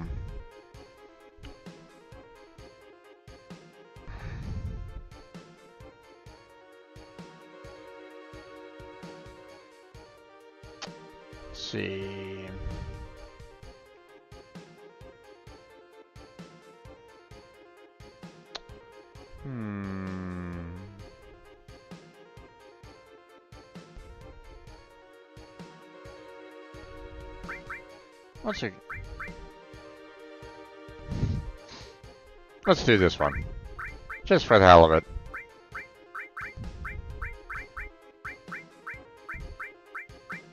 Flower. There we go. Okay, so now... now if we, you know, check with our inspection here. Choco. Choco. Susan. And Patty. So Patty is the great female, which is interesting. So you have like the speed and stamina. Wait, what? What was it again? Oh.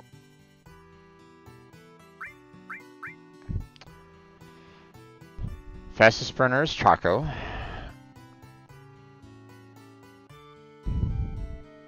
Oh, sorry. Okay, this fastest sprinter is Choco. The fastest runner is Choco. Most stamina is Susan, which is the other wonderful Chocobo. And the most intelligent is the great Chocobo. But, you know, we're gonna need to feed our Chocobos here. But what I want to do is I want to take out the mountain, the green, to kind of show, you know,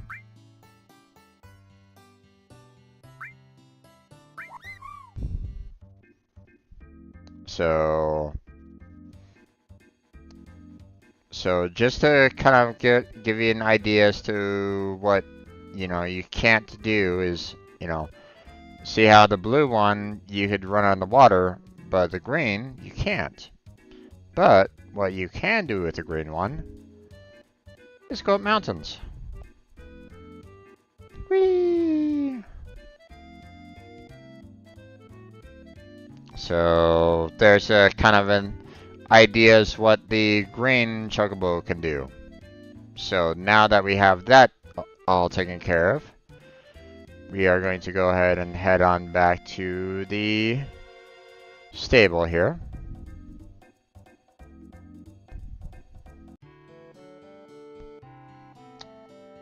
Should be back inside. There we go. Now, if I'm not mistaken, I don't have enough grains to feed both. Yeah, I only have 10 sickest grains to feed both the blue and green. So what I want to do is I want to go and grab some more grains. But first off, let's make sure that we save it. There we go.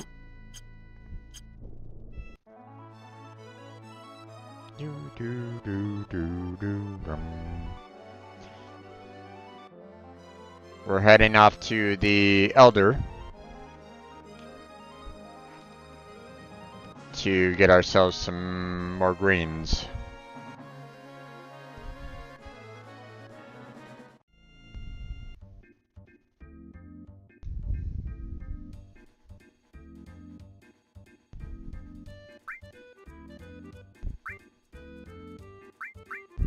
Alright, so I need 10 for the green, 10 for the blue, you know, and 20 more for the next two chocobos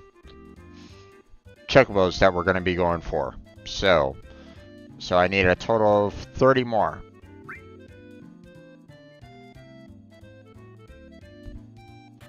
There we go.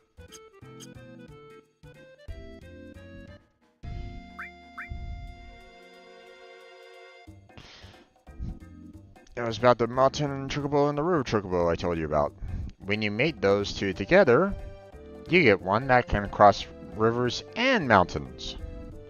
And, what was I saying? Okay, so.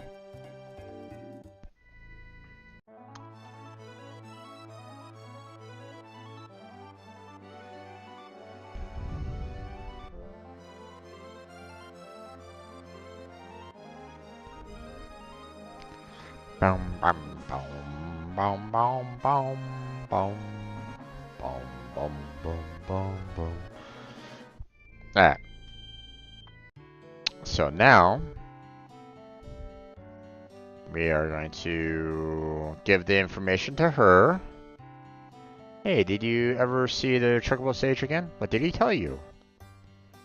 Ta-da! Wow, that's amazing. Let me take some notes. What? Well, in the regular chocobo, there are mountain chocobo and river chocobo. In order for the mountain chocobo and river chocobo to be born, feed the cherub nut to a great chocobo or good chocobo, and they have it produce an egg. We don't sell any cherub nuts. A great chocobo and good chocobo are found in the island southeast and the area west of Krill. Cherub nut can be found south of the chocobo sage's dwelling. Monsters carry them. Let's see, is Bone Village just south of there? One surprise, if you get the mountain chocobo and the river chocobo to produce an egg, you'll get a chocobo that can cross mountains and rivers. I bet that the right nut for that is the cherub nut. Okay, so next thing that we need to do is we're going to feed both green and blue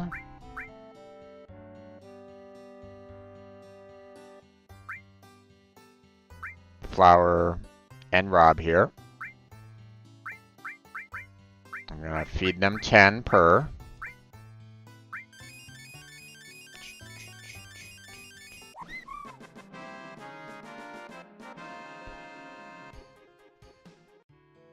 Okay.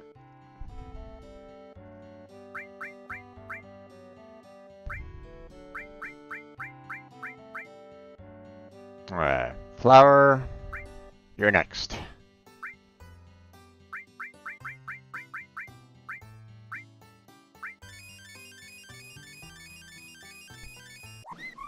Boom, boom, bum, ba-dum. Alright, so now if we talk to our friend here about the chocobo inspection, then we should probably be seeing more Rob and Flower showing up in like the best runners and stuff like that. But we'll see. I'll tell you about each chocobo's abilities. From what I can see, the fastest sprinter is Choco still. Okay. Fastest one is Choco. Okay. So the Wonderfuls are still slightly better than the R2, you know, river and mountain chocobos. Bear that in mind. One with the most stamina is Susan, still wonderful. Most intelligent is Rob. Okay, so Rob has the most intelligence out of the two, out of everybody here. So, but now what we're gonna do is we need to raise up, you know, Rob and Flower's classes. So time to go racing.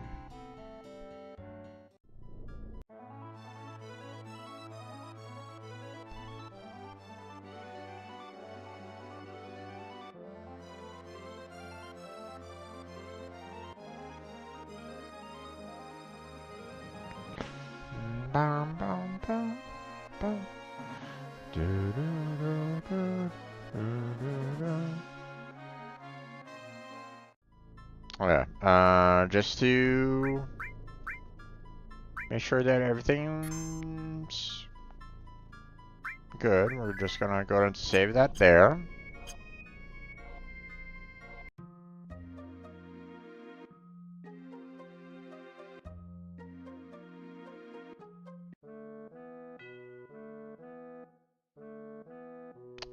Now, I don't think I'm going to be able to get the green and blue chocobos to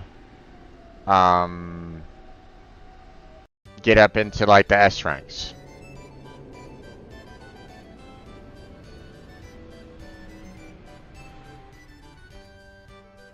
But we might not need to.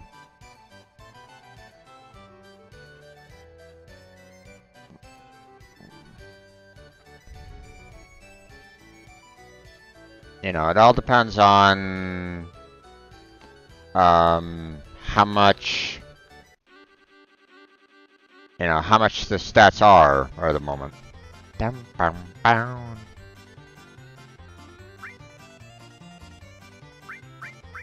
Alright, doing Rob.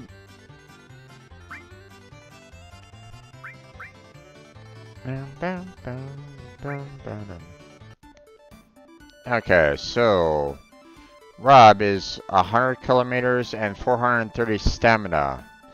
I mean, still better than everybody else here. But that seems like about the same kind of stats as the Class B. So, probably not going to be able to get too far on that. So,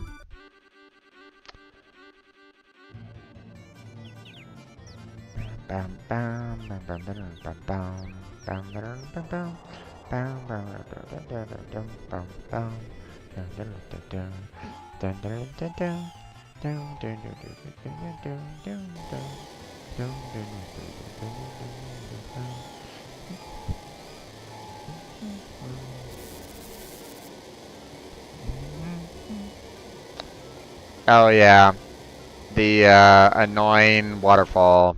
Sorry, I'm gonna go ahead and mute that sound from you all so you don't have to hear it, and I'm gonna lower my volume down because it's just goddamn annoying.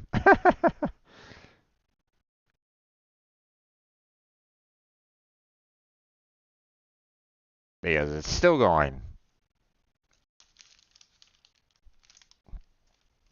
Ripping into my eardrums. Ah! I'm suffering. Ah. I hope you guys appreciate the fact that I'm still hearing this in my ears, even though it's a god-awful sound. I really wish they, you know, I should probably address this on their forums. Like, hey guys, here's a bug for you. The waterfall sounds on the long course on Chocobos doesn't stop.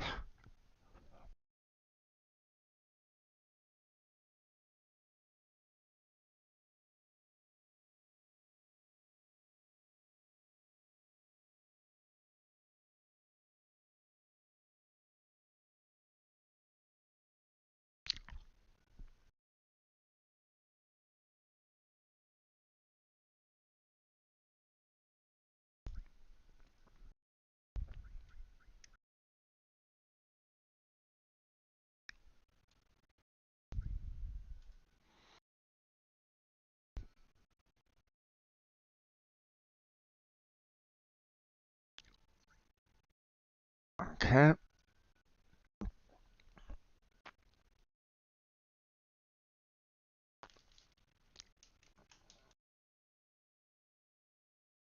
Um, Cloud, why are you running him? Stop that.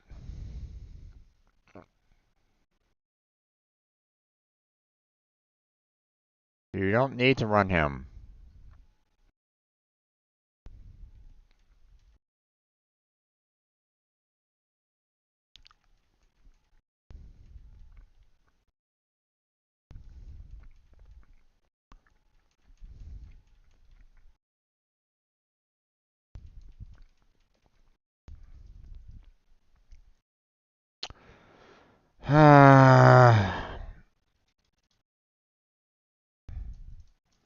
I don't know what the controls are for this, but I mean, I'm far enough ahead that it shouldn't really matter all that much.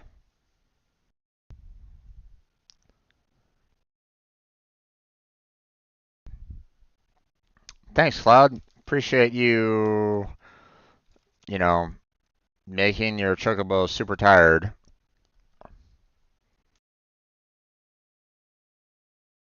But he's so far ahead that it doesn't really matter all that much.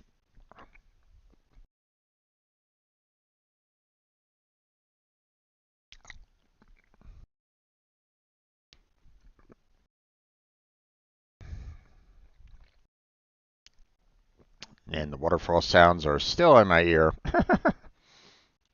I can't get it out. Ah!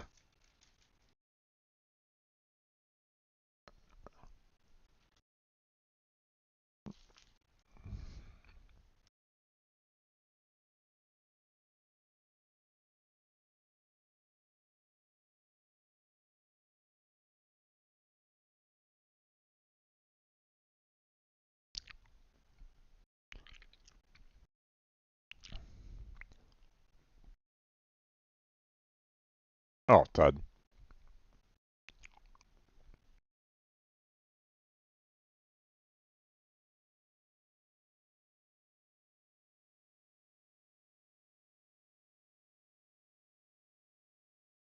Alright, tranquilizer, don't need it.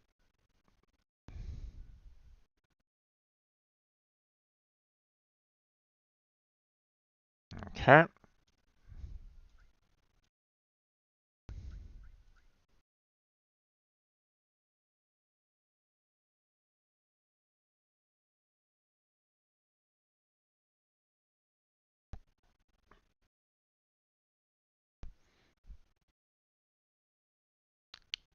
After his fact that he was gonna, he ran the chocobo into the ground on that last one, we're just gonna go ahead and take manual control and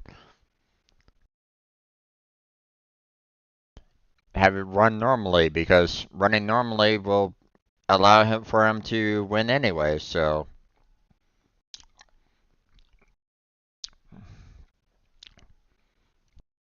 And running faster to the finish won't change anything.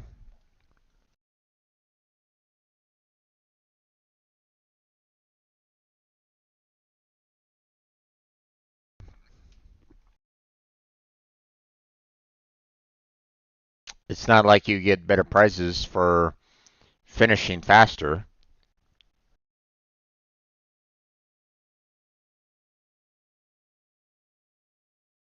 You have to wait for the rest of the team and rest of the racers to cross the finish line. So it's like, what's the point?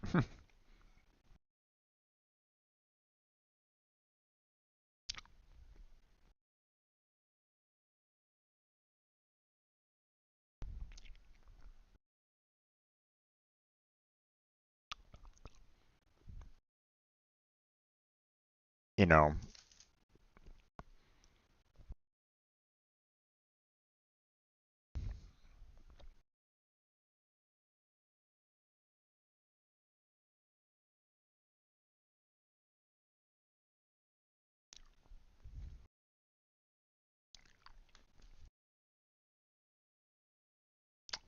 Now, hold on a second.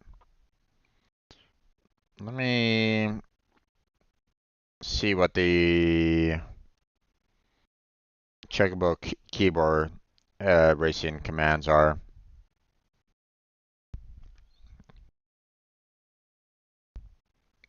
Final Fantasy 7.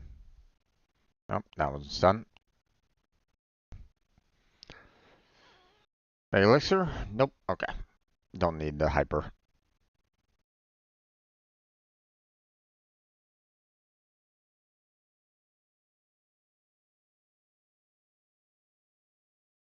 Okay. I don't think I really need to get the Chocobo up to rank A, but let me see how much of a challenge it might be.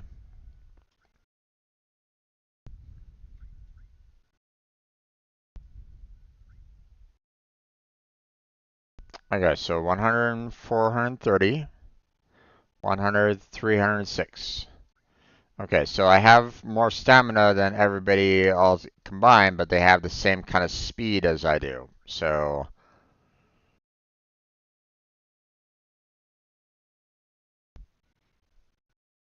we'll let Tifa kind of control it for the most part.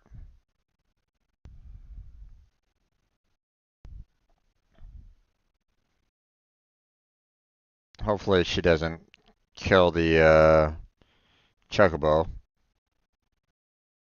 But I mean, it's interesting that she's kind of pulling ahead already, even though everybody has like the same speed.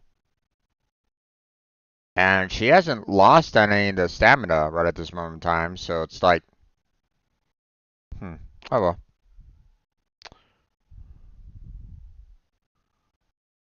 Uh, Chocobo racing keyboard.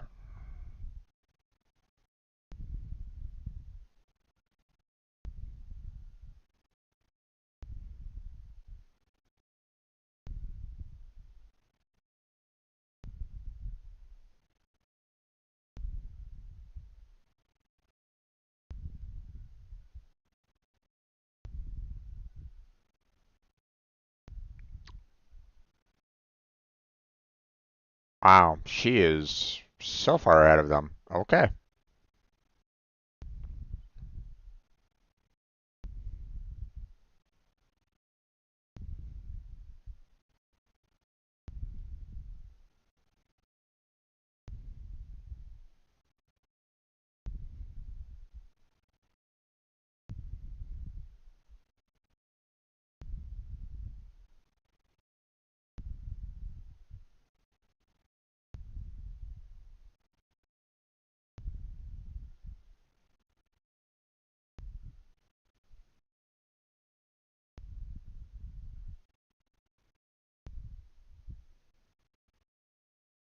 Hmm.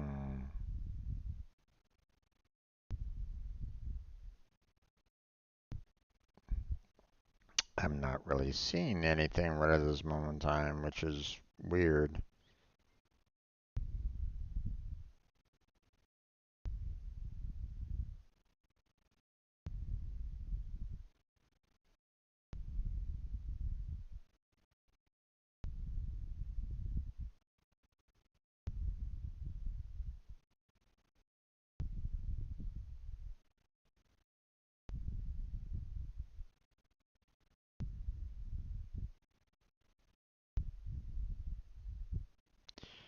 Um,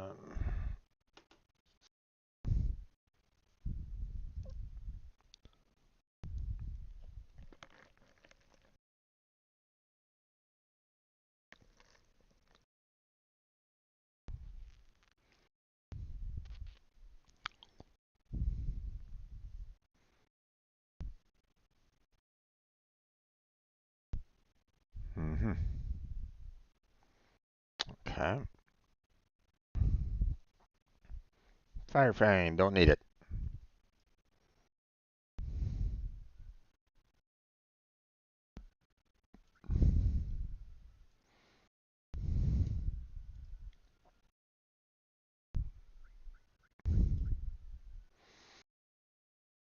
I'll get them up to.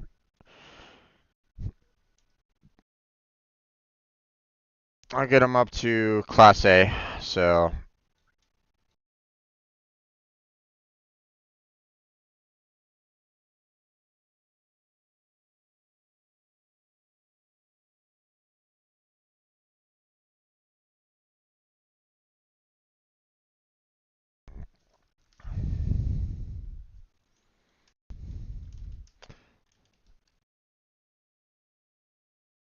number 5 is gonna have a loss of stamina, so it'll be easy to catch up. There he goes. Matter of fact, number 5 is probably gonna be last place.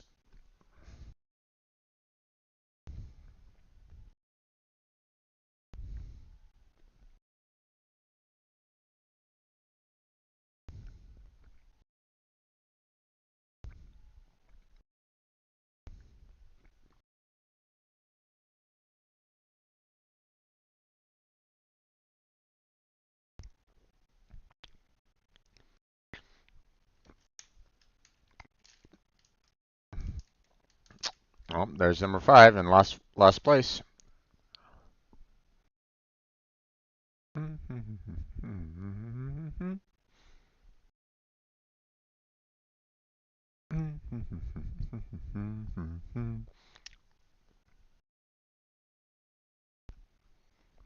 There we go.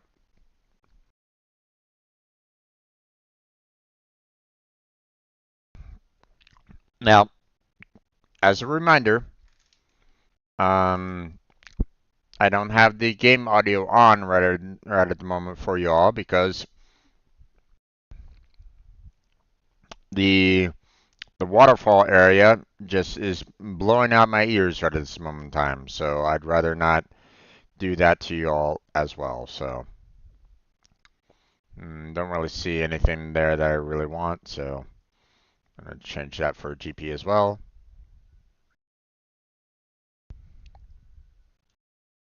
Okay.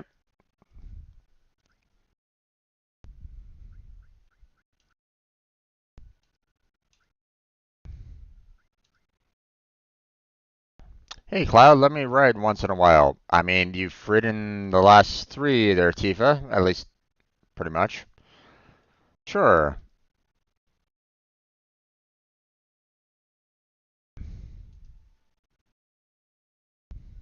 But I mean, hey, she's doing a good job with it, so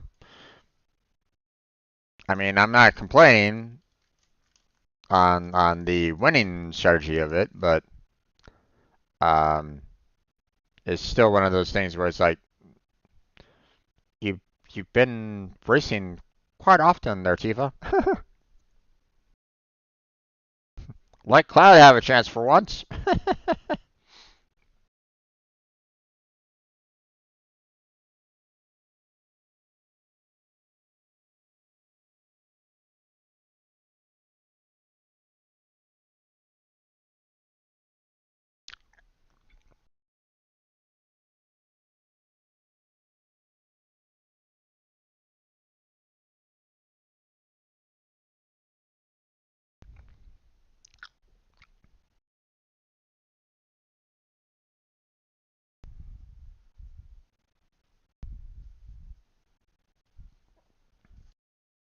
Eventually, it gets to the point where it's like, oh my God, I'm leaving these guys in their tracks, you know.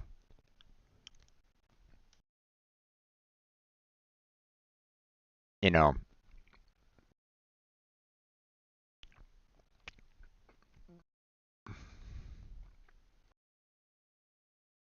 you'll get to the point where you have a chocobo that is so strong that they won't even be done with like 1/4 of the way in rank C to match up against you. So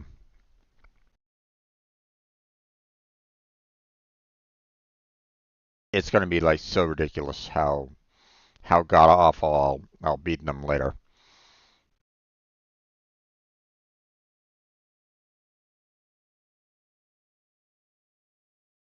Okay, so I'm not going to do anything more with Rob.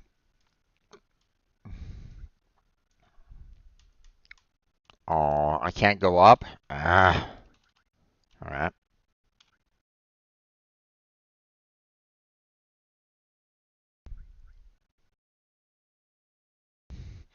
Hey, Cloud, let me ride once in a while. Sure. Okay, 100 kilometers and 427 stamina, which was pretty much the same as Rob, so alright.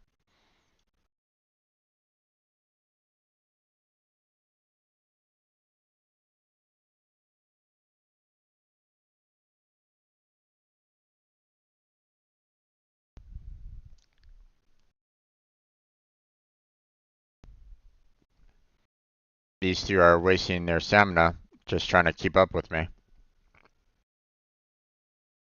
2 and 5 are going to be in the back of the pack.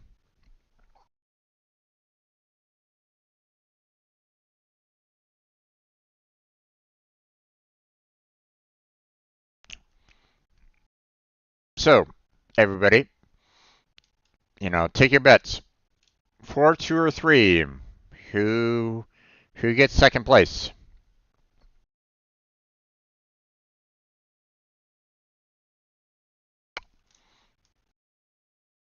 Put your predictions in. Well, if you're watching right now on in chat, go ahead and put that down in chat if you want. Or, if you're watching this on video, maybe put that down in the comment, you know.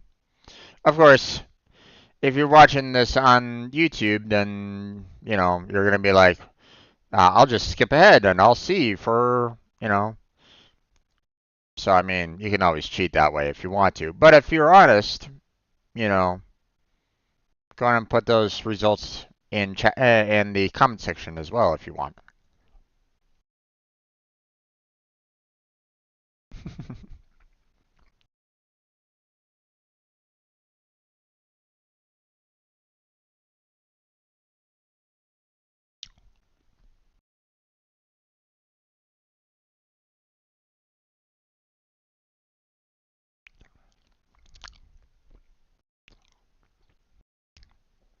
Five's actually doing pretty well, even though I thought that it got rid of a lot of its stamina fairly early.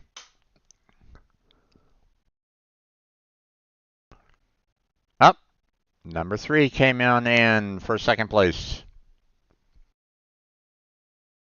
and 5 made it. Okay.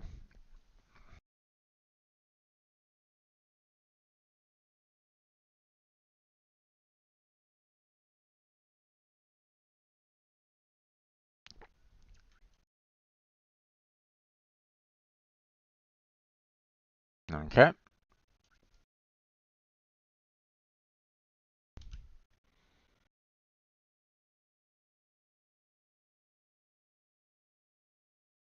Okay. There we go. Cloud is finally doing one. Okay. 5 and 3 are both trying to run really fast to try to keep up. But 5 is going to lose a lot of stamina.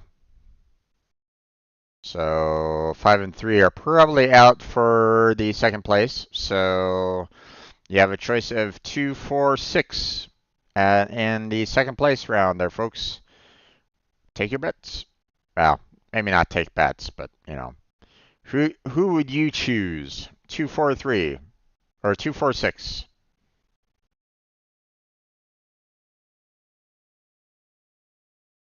You know, second place, 246. I doubt it'll be 5-3. Just telling you. They destroyed a lot of their stamina early, so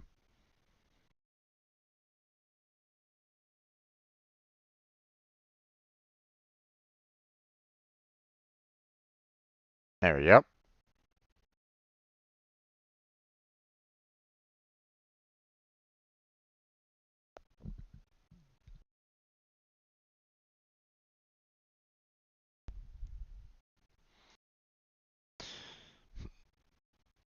See, 3 and 5 are already at the back of the pack.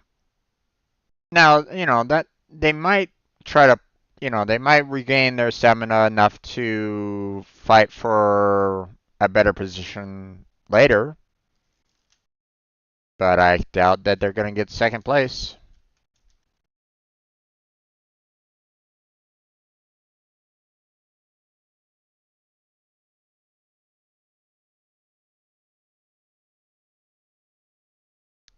And second, number 2 came in second. There we go.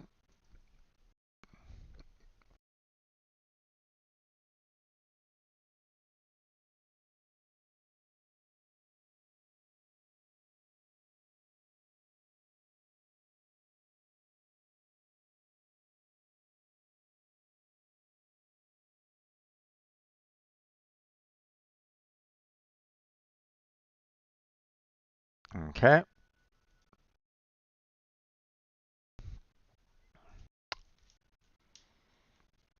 Now there goes Cloud again.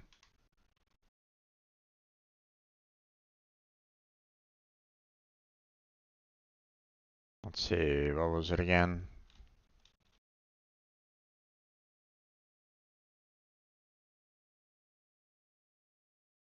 Uh-oh. I don't know what it is to slow down a chocobo here.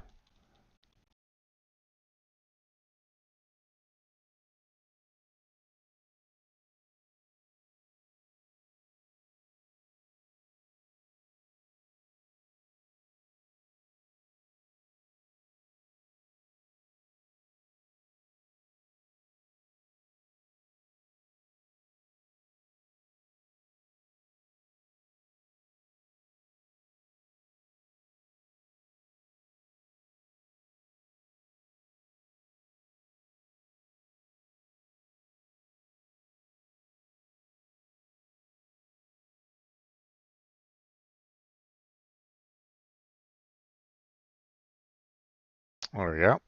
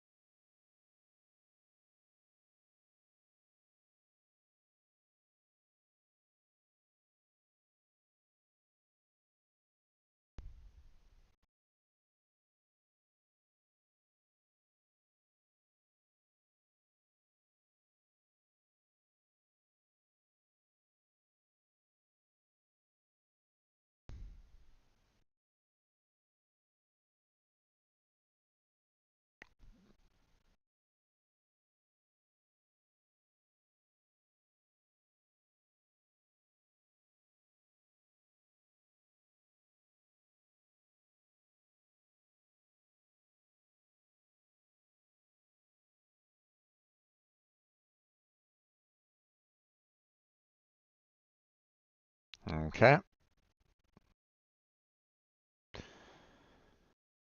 Hyper. Okay.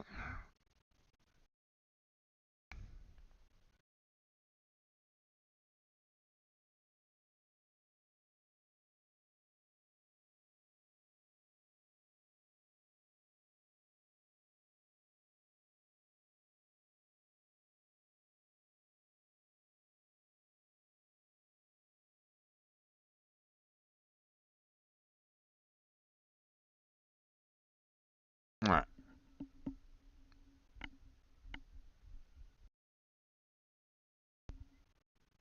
Oh, Tifa, what are you doing? You don't need to do that.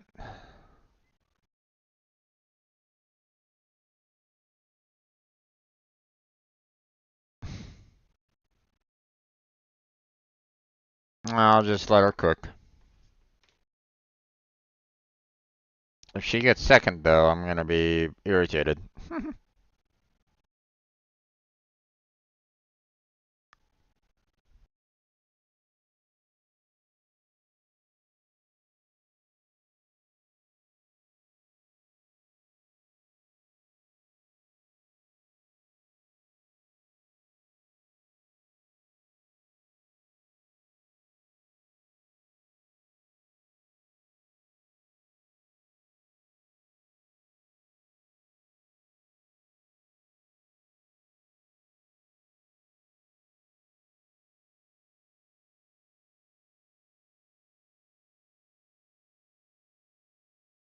Okay, there goes that.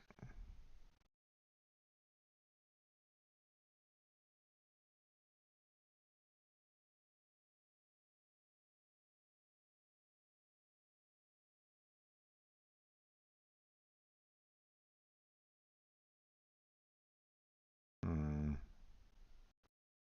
Fortunately, they don't really give you a good listing of keyboard commands that I can visually see. But, oh, we're done. Nope, don't need it.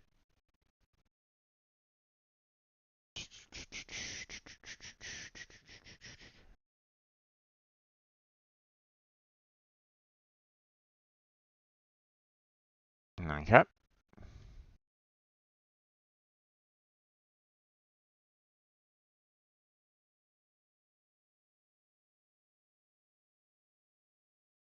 Okay.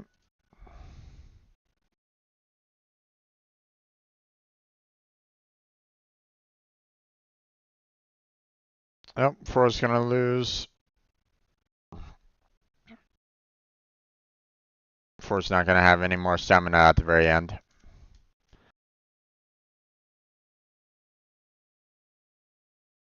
So that leaves 2, 5, 3, and 6 for who's gonna get second there, folks. Put your predictions in now.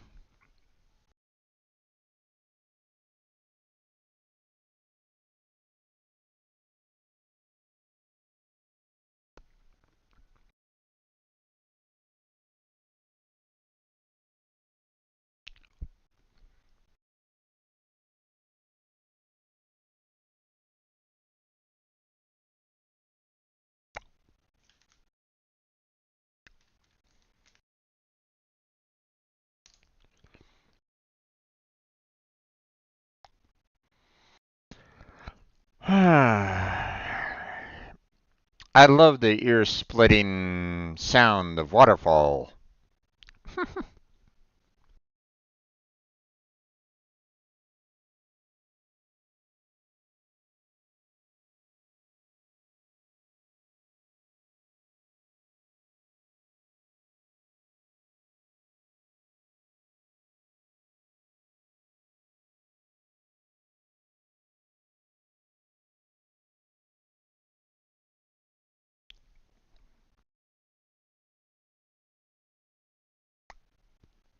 Number 3, huh?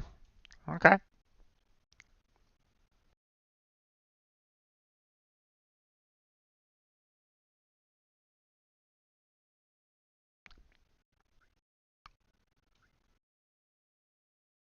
Okay.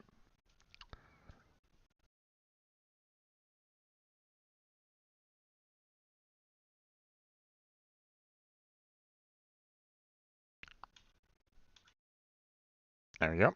And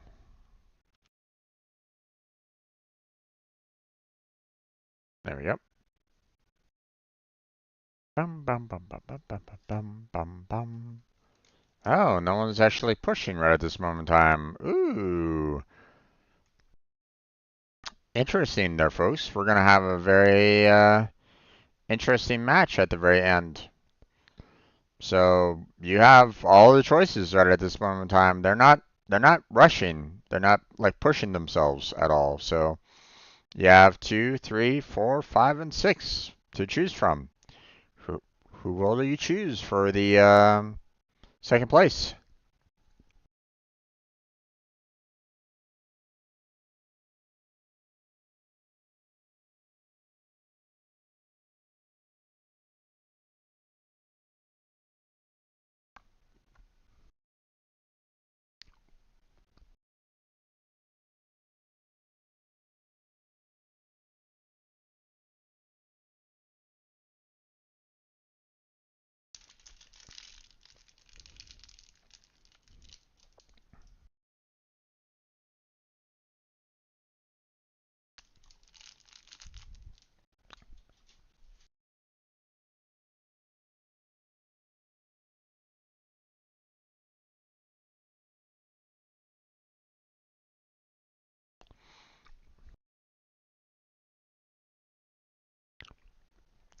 Yeah, I love the ear-splitting sounds of the waterfall.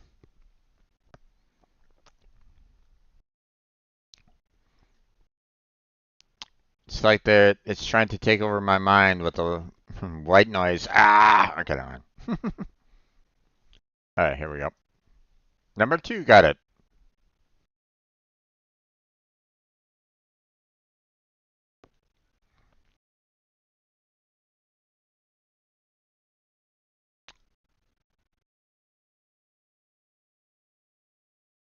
Okay, now if I'm not mistaken, I don't really need to worry about anything more after that. I wanted both of them in the A rank, so just gonna go ahead and unmute the audio for you all. So now you can kind of hear it again. And we'll go back to the stables and get some more breeding done.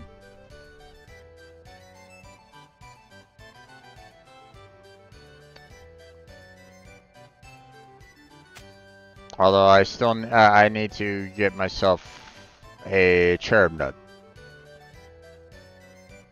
So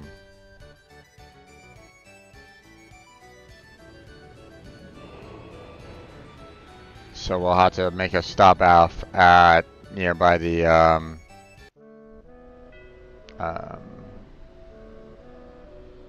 the Skeleton Ruins City camp. So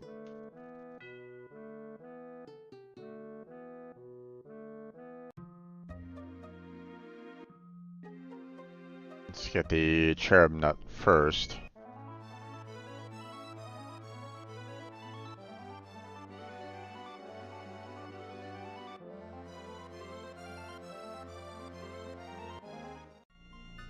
Okay, just to make sure we don't have. Well, we do have the chocobo lure out, but I mean we're not necessarily hunting for chocobo right at this moment in time. And technically don't really need to hunt for any more chocobo at all at this point. So, but might as well try to max it out anyway.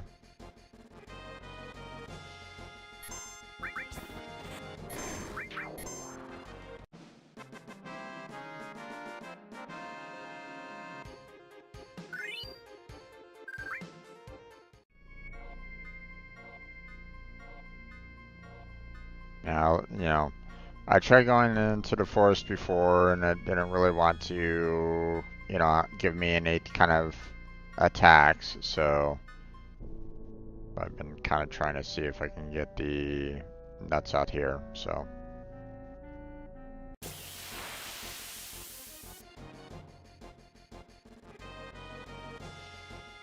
But these guys are the wrong people.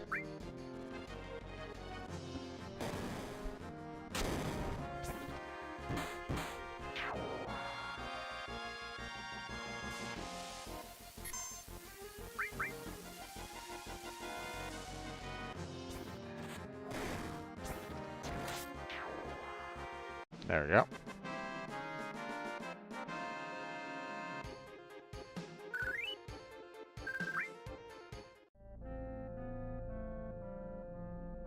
Come on now. I need one more. Come on, where is he? Nope, wrong one. Come on now. Where's that monster?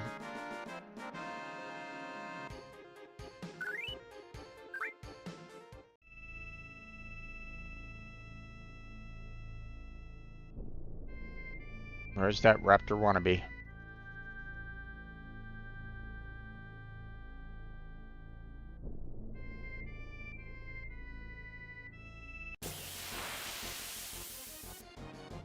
There you are. Okay. Now it's gonna take a while to kind of... Oh, wait. I don't have any steals right at the moment. That's unfortunate. I thought I had it on. Okay, well, that was my fault. Time to kill this guy off.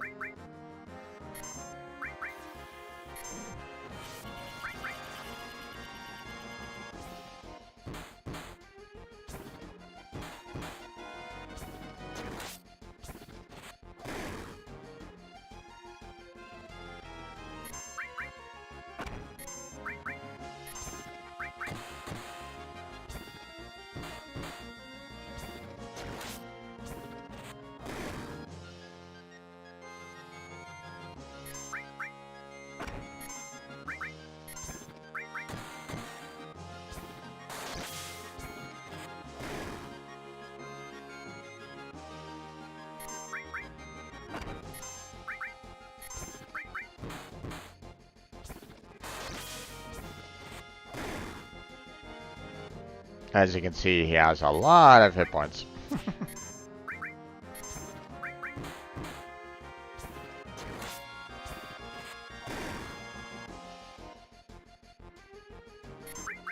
But he's not doing as much damage, so it's not too much of a concern. Okay, now let's go ahead and fix the fact that I don't have any steel up right at this moment in time.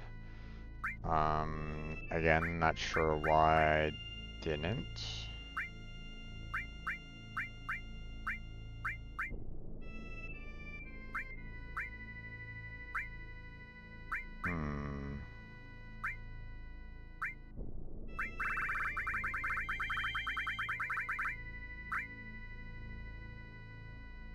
There we go.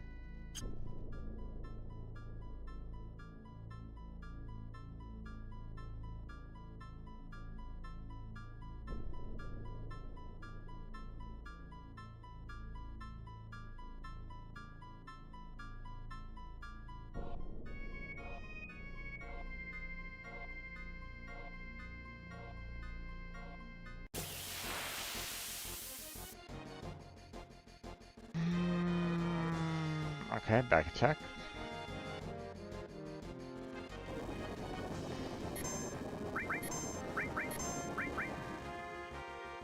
Oh, thanks for the heal.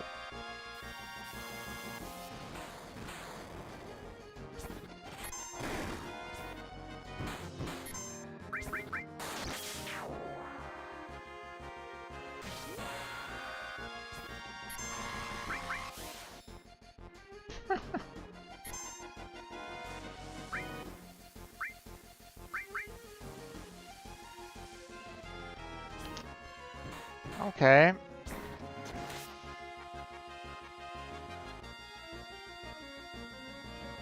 Let's see.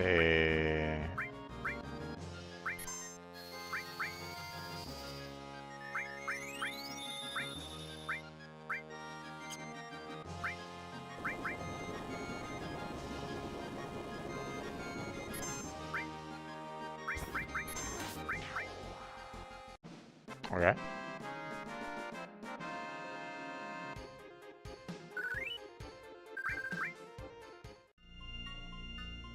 Alright, time to heal up red.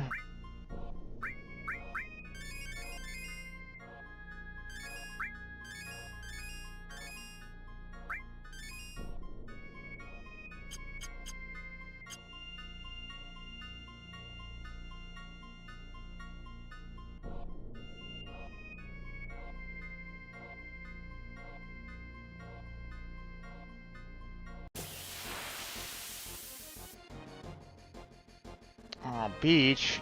God damn it. I didn't think that I was that close.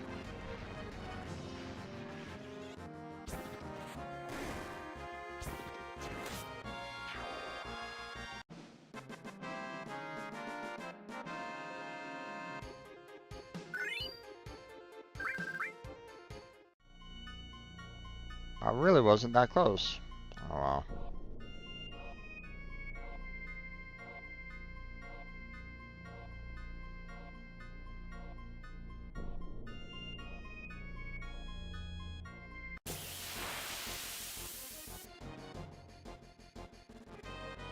There we go. We'll just go ahead and, like, keep on attacking him, though, because, like I said, he had... Oh, okay, we got the nut already.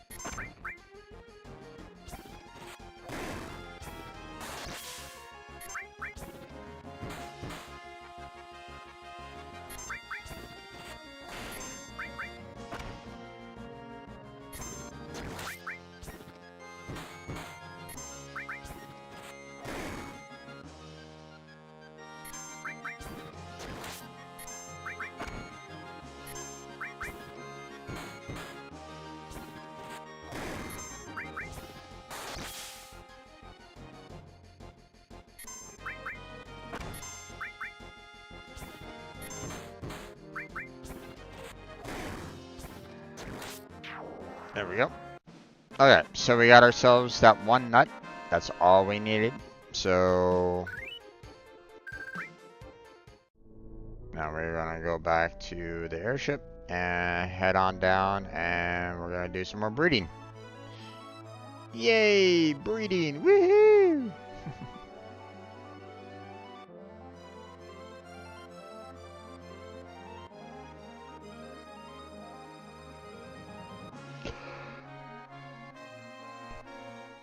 Okay, I'm gonna go ahead and save it real quick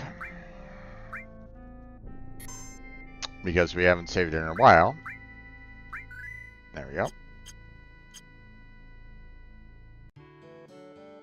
And now, we're gonna go ahead and let our great and good chocobos go.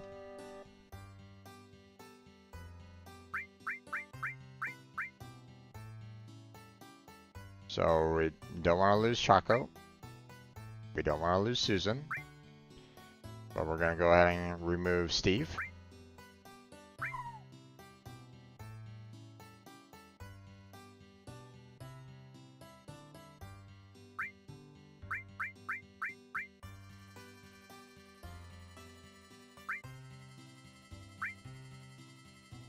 And Patty. Okay. Because we don't really need them anymore, to my knowledge. So, what we need to do now is we need to go ahead and breed our green and blue. And I don't think it really matters which one I choose first, so I'm gonna go with the cherub nut again. And we get the new one.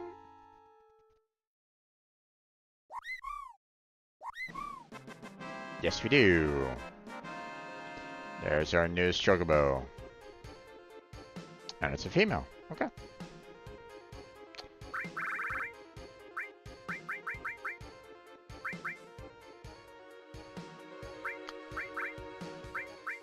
But we'll go ahead.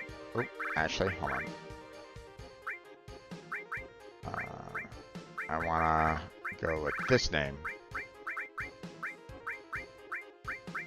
Not necessarily a common female name, but hey. should be fine. Okay, so now just to kind of see where the stats lie right now, from what I can see, the fastest sprinter is Choco. Fastest one is Choco. Most stamina is Susan. The two wonderfuls. And the most intelligent one is Rob. So, you know, so the wonderfuls and the river are still higher than Shadow right at this moment in time. Now what I want to do is first I want to show you guys what Shadow can do. Come with me, Shadow. So first off, Shadow can climb mountains, much like the green. And also, Shadow can cross rivers. Or, you know, the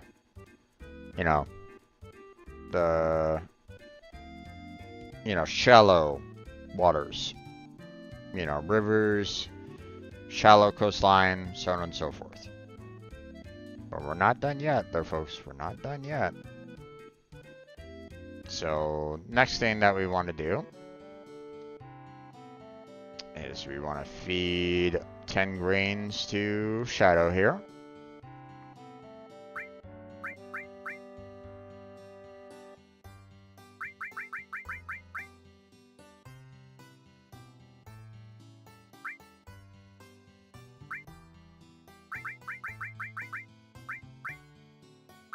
There we go.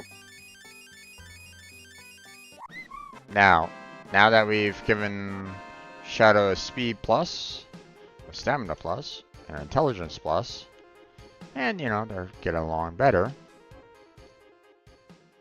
What we're gonna do now is we're gonna check with our favorite analyst over here, Chloe. And let's see. Fastest sprinter is Choco. Okay. Fastest one is Choco. Most stamina is Susan. Okay. Again, the two wonderfuls. Most intelligent one is Rob. So again, Shadow is not that impressive. Which you would think would be kind of the exact opposite, right? You would think that Shadow would be at least more intelligent than at least Rob. You would think. You know. But no, not quite. So, Okay, well, we're going to go outside. We're going to go ahead and save it. And then we're going to go and race Shadow for a little bit. So,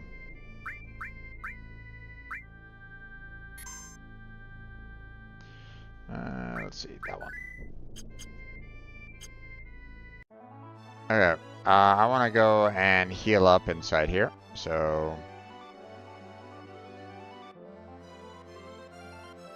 while I have the chance.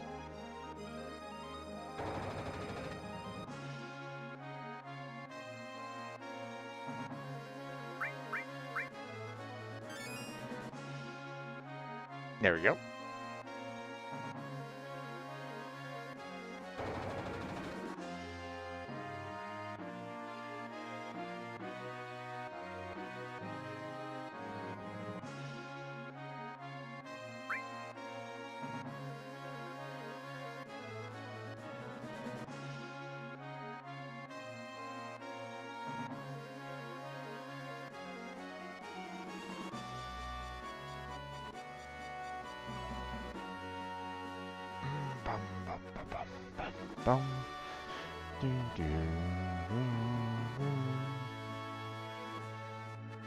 There we go. Okay, just in case, I'm gonna go ahead and save it here. overwrite this one.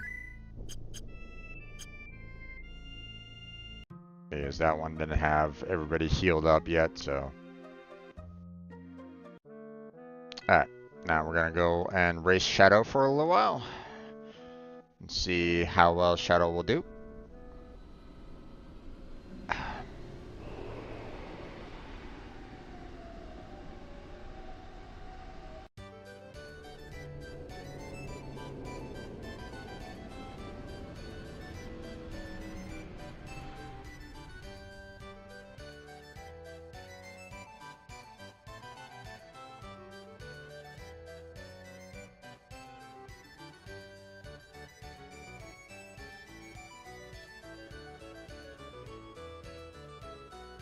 Now, the fact that all the other chocobos are still better than Shadow means that Shadow still doesn't have like the best stats overall, which is kind of unfortunate. You would think that, you know, he would at least have like better stats than Rob. You would think, or she would have better stats. Shadow is female, so.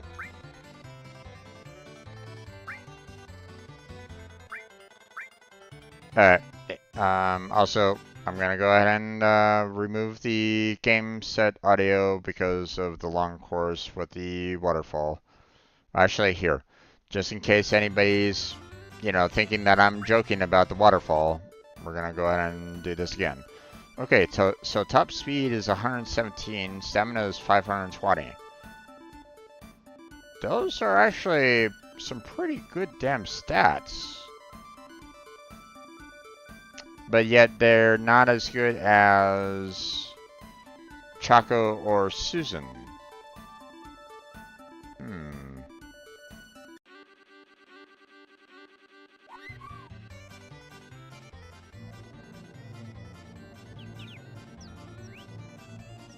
Okay.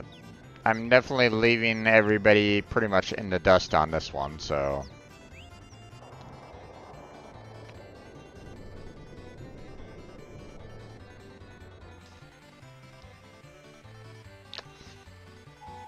With those stats, you know, could probably get, you know, Shadow up into S class. So, okay, there's that waterfall that doesn't go away. So, and it just does not want to stop until you have to until the race is completely over. So apologies to anybody that wants to actually have their ears intact.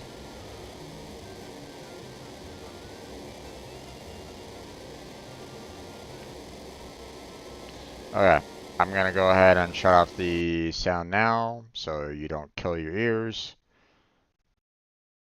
You know, I'll let mine suffer.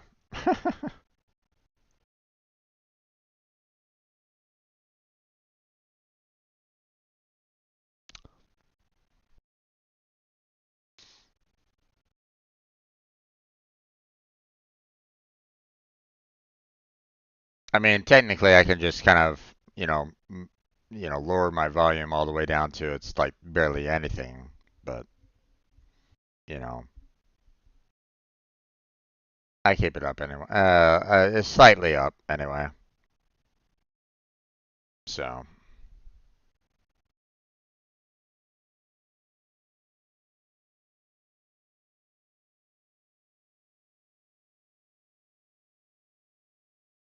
Oh boy, everybody ran out of stamina.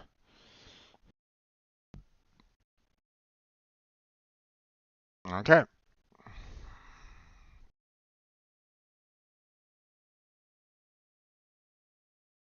Hyper. Don't need it.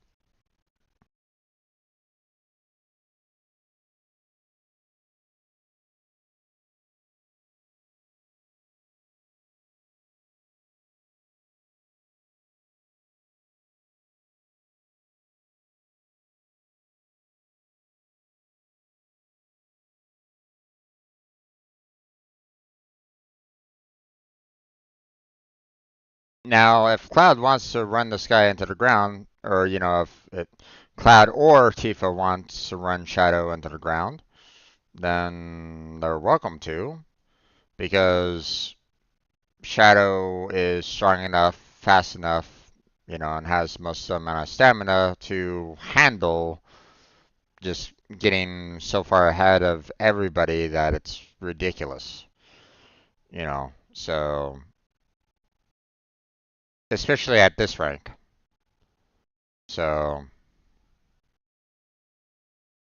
also notice the fact that Shadow has no problem getting through the water, where typically the water would slow down everybody. Not Shadow, cuts right through it.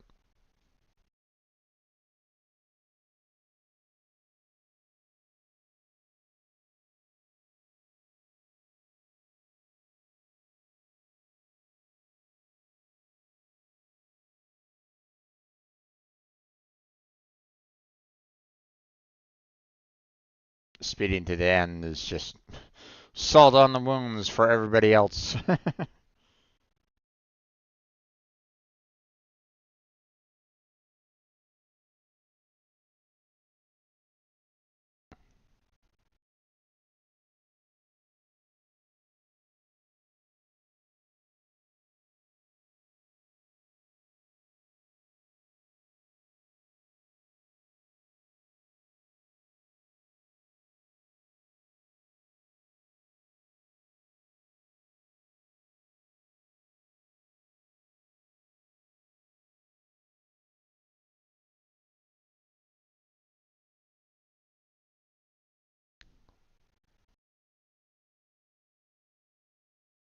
Now, from what I know about breeding, like typically like horse breeding, for horse races, typically what you want to do is you want to, find like the best horses, the strongest, the ones that have the most amount of stamina and whatnot, that you know, when they grow up big and strong, then they will have like the best like stats out of everybody, you know.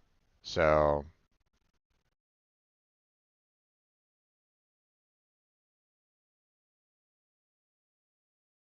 so the fact that Shadow doesn't have the intelligence of Rob is like, weird.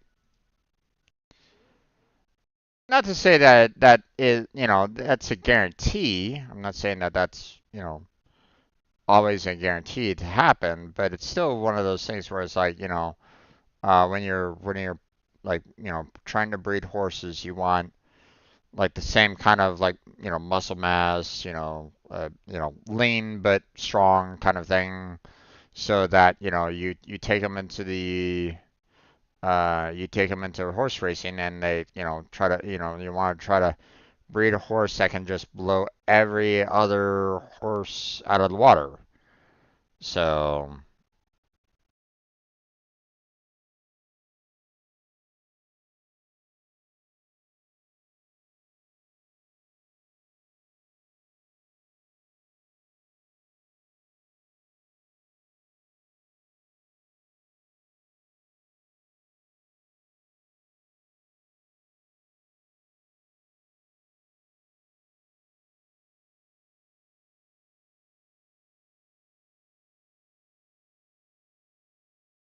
but we don't really have that going for us on the chocobo racing, I guess.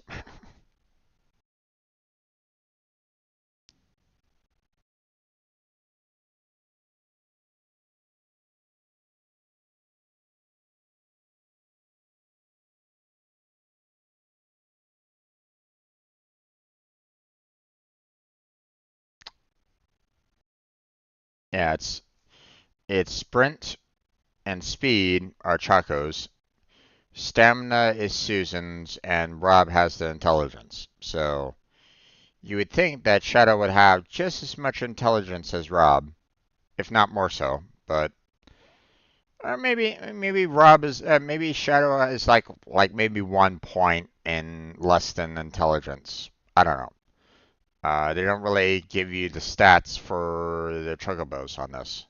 Kind of wish that they did, but they don't. Um, Maybe in the remake they'll have that a little bit more. Who's to say?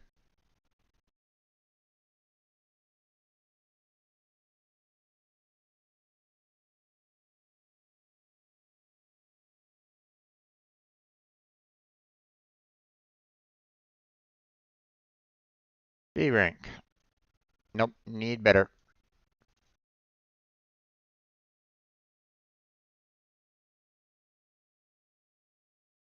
Oh, short. Ah, messed up there. Alright. So just to kind of show you the stats of everybody here, there's no competition.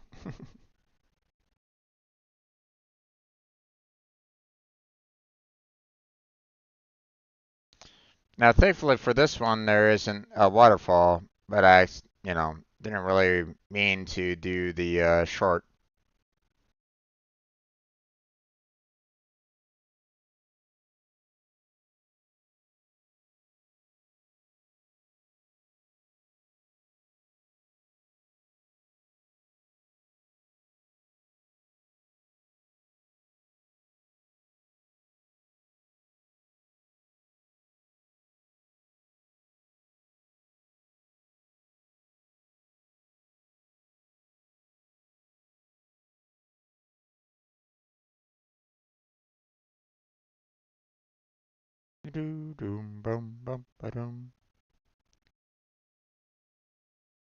Although in the short one, you have more of the like the space effects.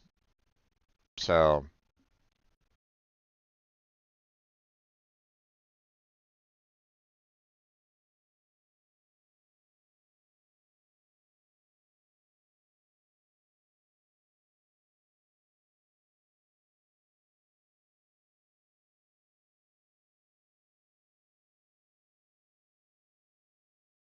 there we go.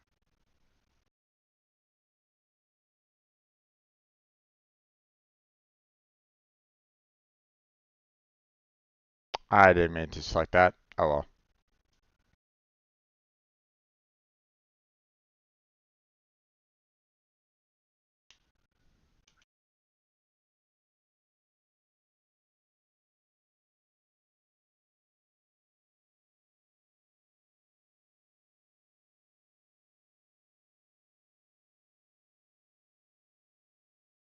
Hmm.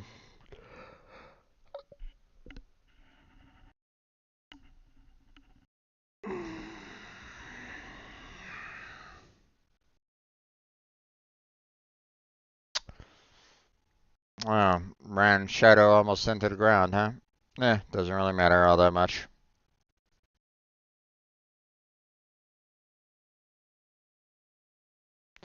Shadow's going to be so far out of these guys that it won't really matter.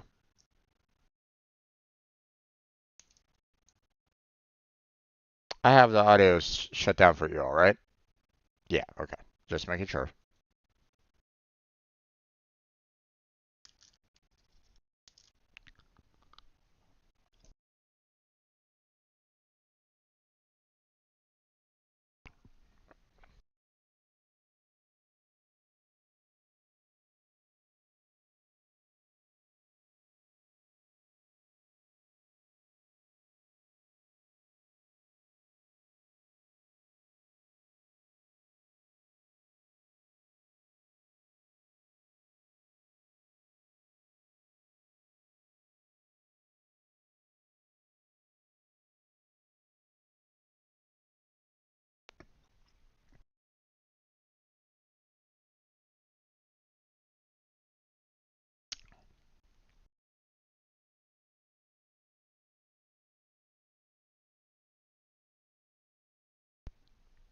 Okay.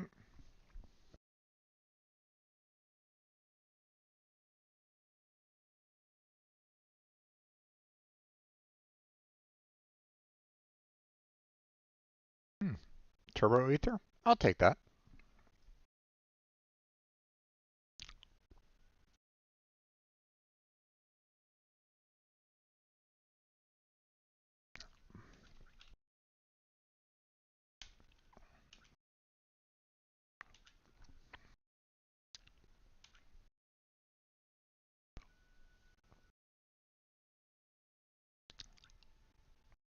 Uh-oh.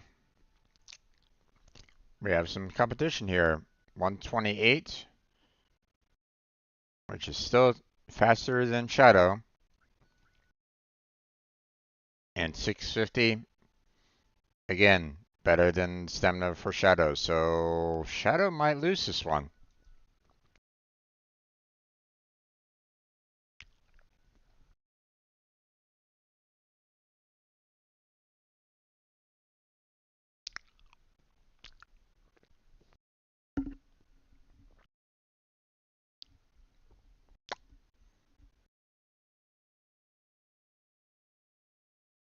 Yep, Shadow's definitely going to be losing this one.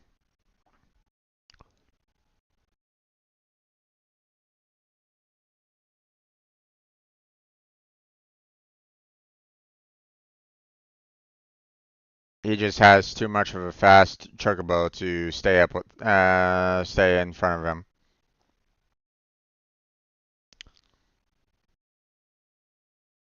I mean, we can still kind of see him a little bit, but you know, but he's just so far away now that it's, um, it's over. So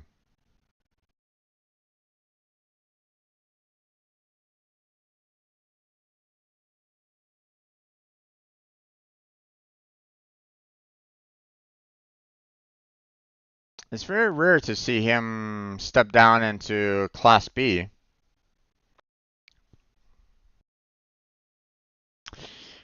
You would think because, he has a very well-established um, reputation, strong chocobo and stuff like that, and the fact that he races this chocobo in the S class, you would think that they would kind of ban him from going into, these lower classes. But nope, apparently not.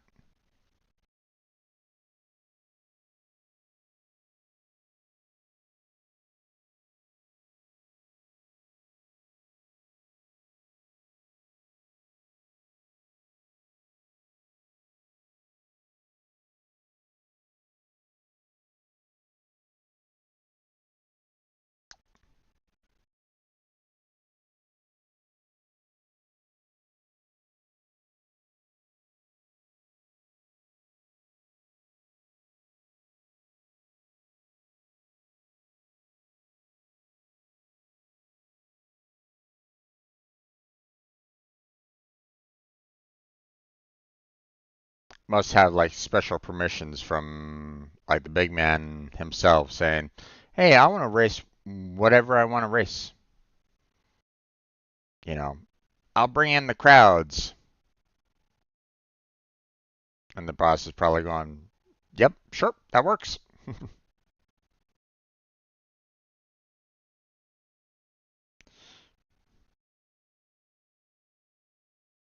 Although, again, if he's racing if he's racing his Chocobo in S rank, there's no question he's gonna win out of everybody else. So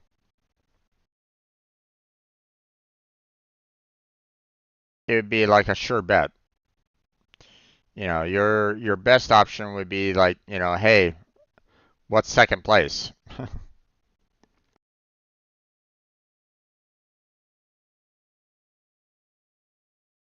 Especially in these lower level ones. That will eventually change, by the way, and I'll show you why.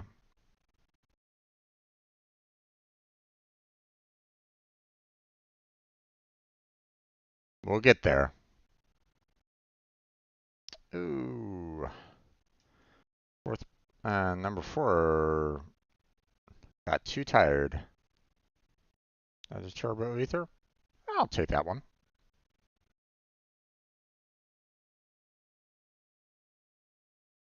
A rank, huh? Okay.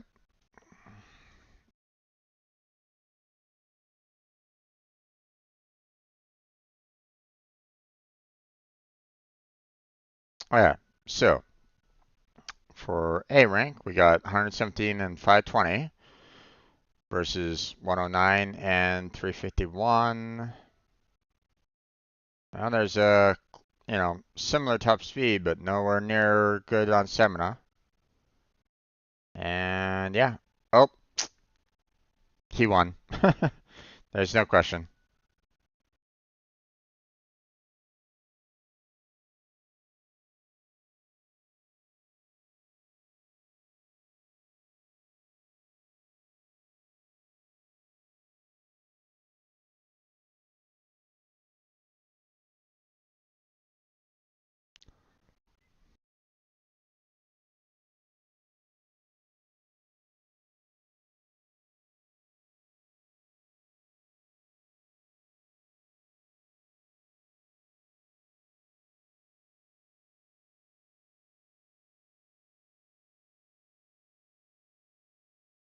There goes the pro rider. And you finally got out of the, we finally got out of the crowd.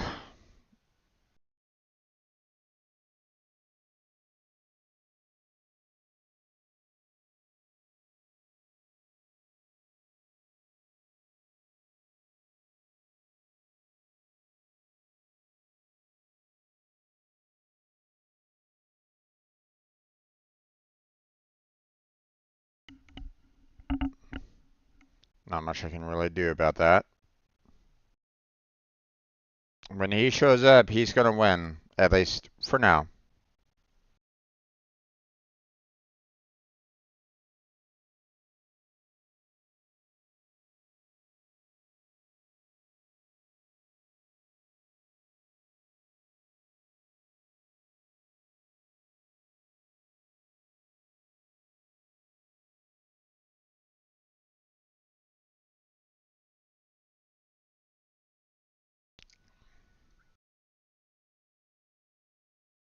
There we go.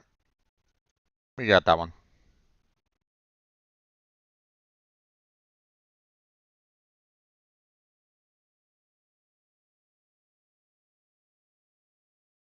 Again, she doesn't need to do much.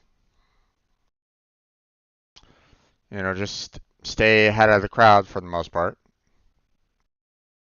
They're just going to wear themselves out, slow themselves down eventually.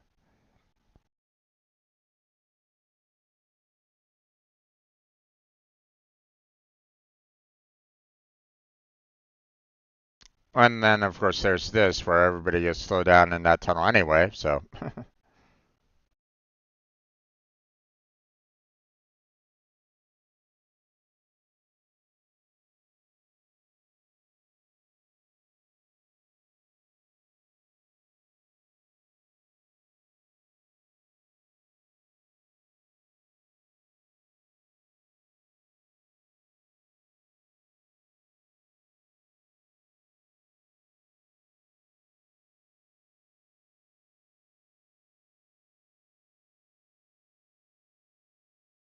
Oh boy, number 4. Oof.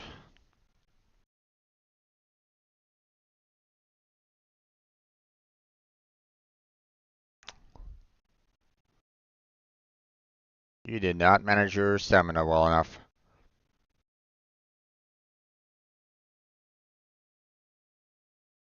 Don't want it.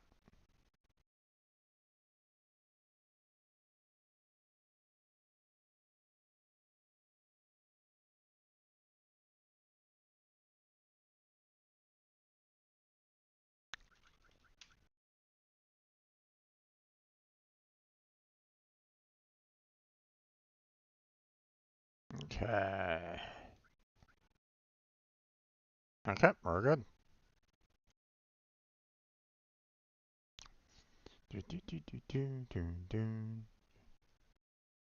Oh, Cloud. Why?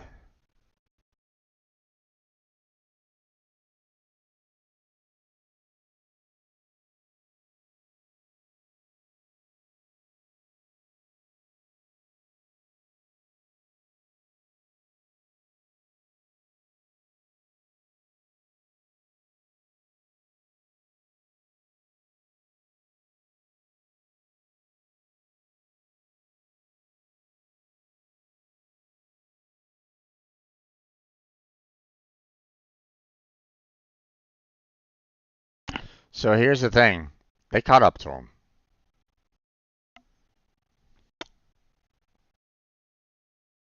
So if he's not careful,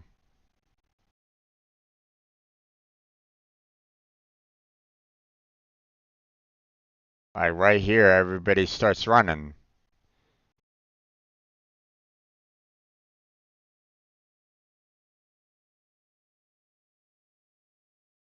But he made it. All right.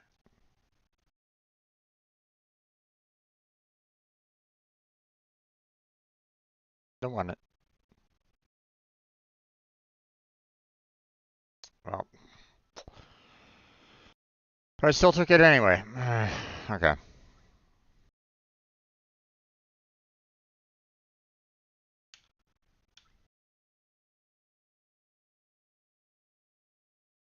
Elixir, Sneak Attack, and Hero Drink.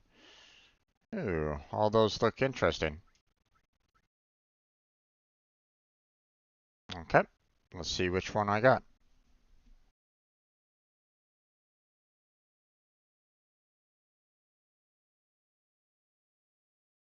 I don't recognize Hero Drink. Obviously, that sounds like an item, but I'm not quite sure exactly what it is. So 1 second. Let me look it up here real quick.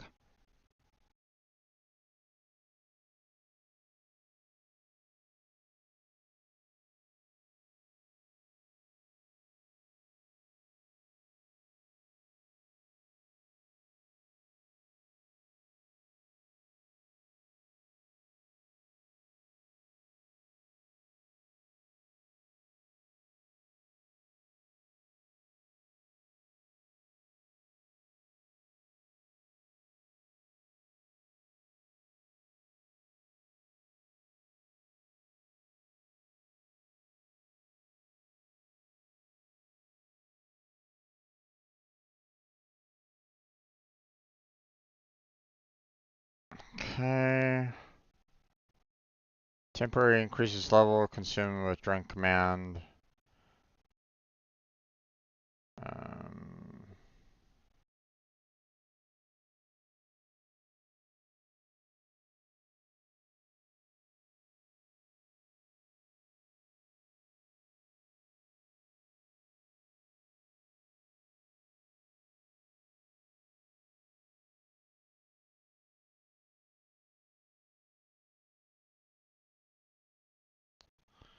okay, let's see.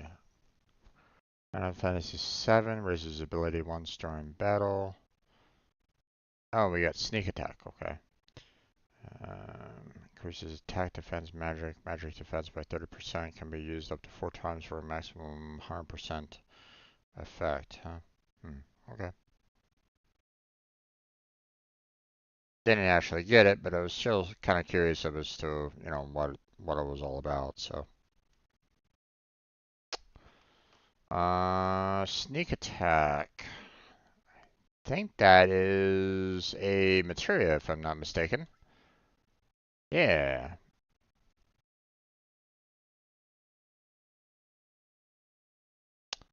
Okay. I'm kind of curious what the stats are. So, um, okay. So what I want to do right at this moment in time, and I'm kind of curious what the stats are for both Chaco and and Shadow are right at this moment in time. So 1 second, I want to kind of write this down here. So Chaco, let's see, speed and stamina.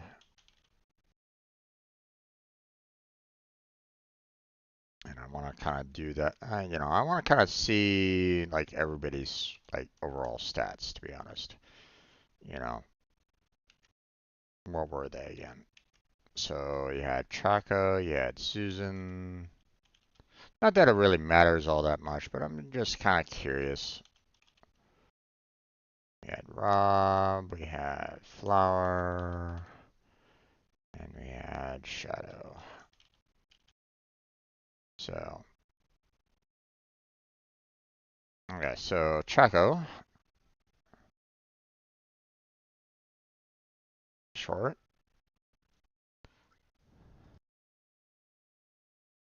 So Chaco has a speed of 117 and stamina of 475. Now, if I'm not mistaken, Shadow also had a speed of 117, so that's a little interesting.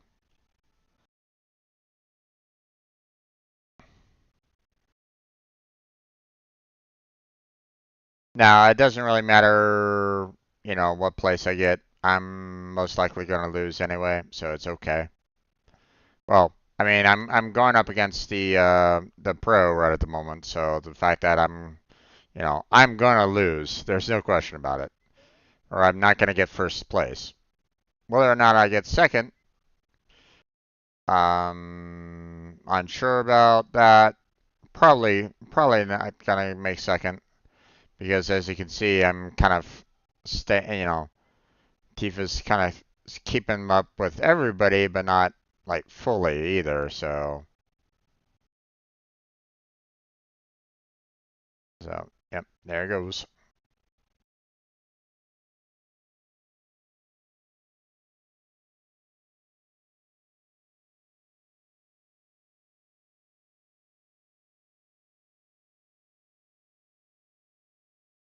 All right, Susan.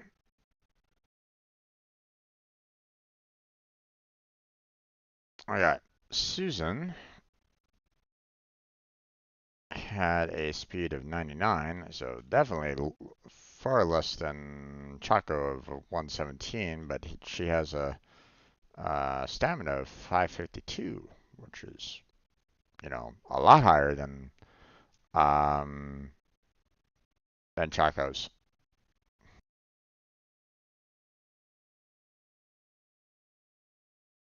Hence the reason why, Susan had like the best stamina out of everybody so far. But as you can see, her speed just does not compare.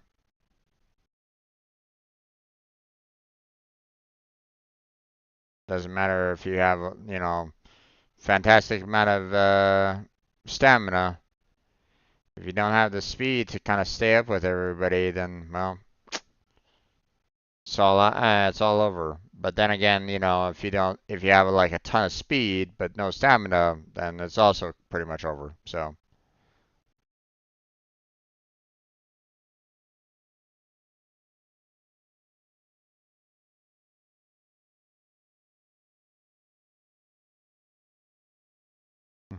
even the pro lost.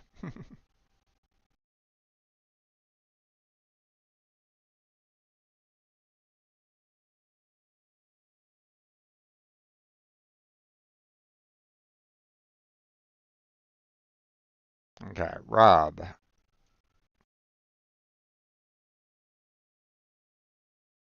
Rob has 100 speed, so if faster than Susan. And this is the good, and this is the no, no, this is the blue chocobo. And 430 stamina, which is less than Chaco's and Susan's. So, blue chocobo. Well, we're definitely losing because of our pro there. He's gonna win, most definitely. He just has to kind of push through the crowd.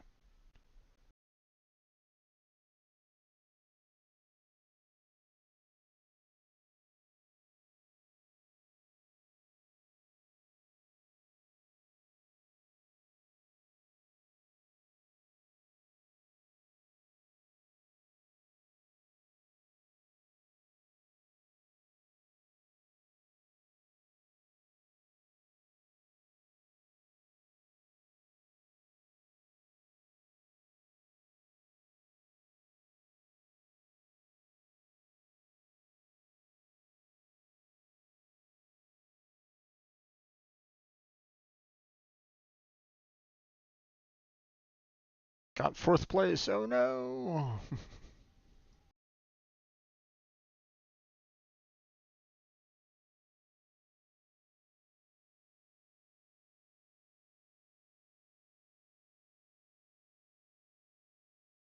Now we have Flower.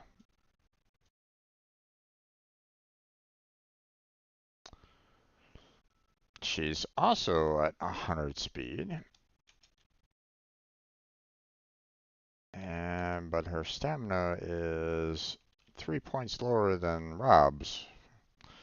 His was 430 and hers is 427. So she has the lowest stamina out of everybody. Susan has the lowest speed out of everybody, even for a wonderful chocobo. So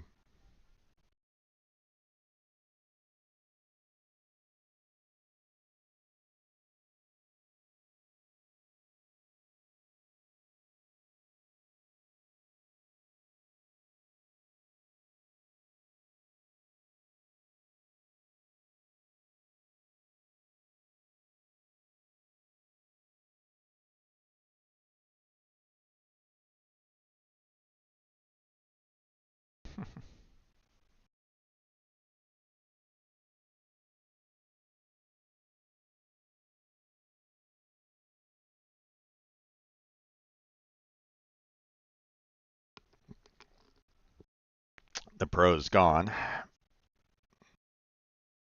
No way we're catching up to him. And unfortunately, he lost all of his stamina early, so...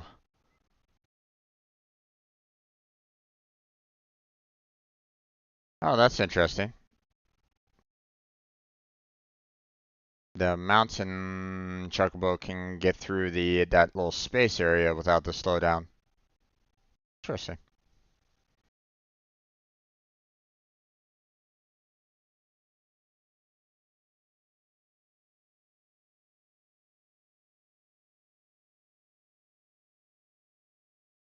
All right, now, one last race. We're doing Shadow, Short, and so I was right. The speed was 117, the same as Chaco. So that's a little interesting. The fact that Shadow has the same speed as Chaco, but you know, wasn't given that honor of holding the best speed. So, but the stamina is 520. So, the low, well, not the lowest, but second lowest. Or Susan has the highest of 552, and then Shadow has 520. So second place in stamina, which is going to be kind of unfortunate because what we need to do now is we're going to need to breed Chaco and Shadow together. So,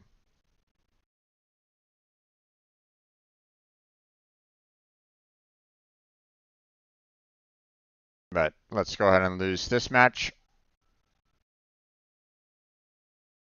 And we'll get our, and we'll go back to the ranch. Or actually, no, we don't want to go back to the ranch just yet. We need to go and get ourselves a different kind of nut.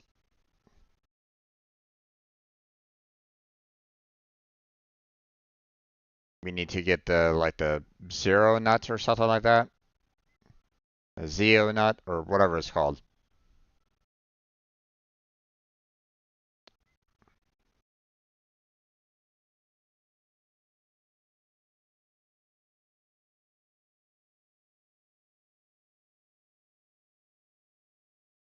There we go.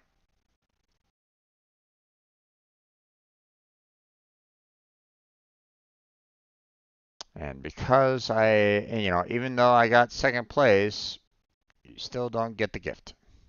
So, all right, we're all done here. Which means, let me turn the sound back on for you all. There we go.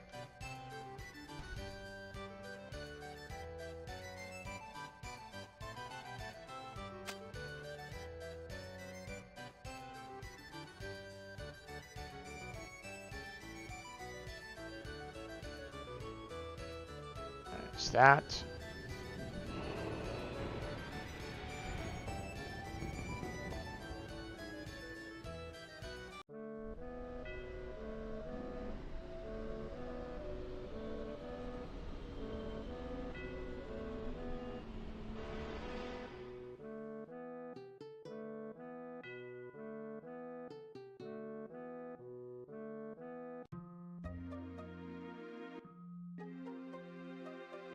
Okay. Now, let's head on up to our good friend, the Chocobo Elder here. And let's see what he has to say about the next stage of Chocobo. Oh, yeah, and also, there's one that can cross oceans too. Probably don't remember, but how can I get one of those Chocobos? Hey, don't talk like that. To get an ocean crossing Chocobo, you just... Let's see now. Nope. Don't remember a thing. Can't remember for the life of me.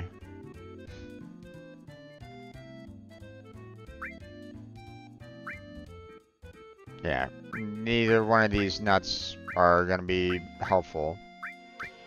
I mean, I could probably do like another 10 as well, just to really like boost up their stats, but... Alright, let's head back to the ranch real quick.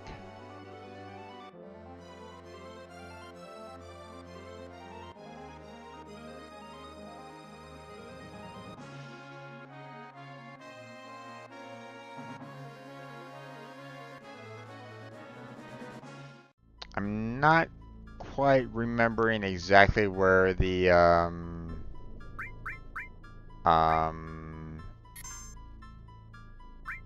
where I need to go to collect the breeding nut, so...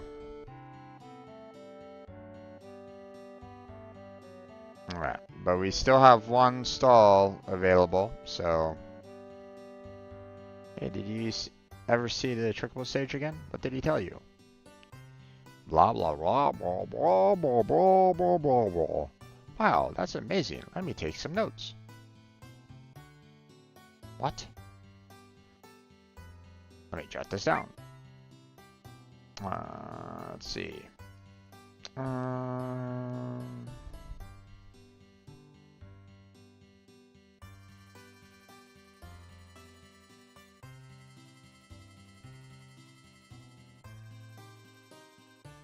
This is a chocobo that can cross the ocean.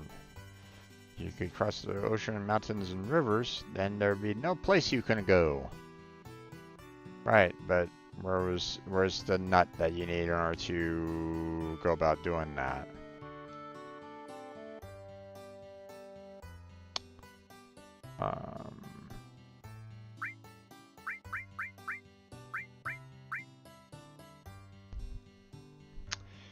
Because the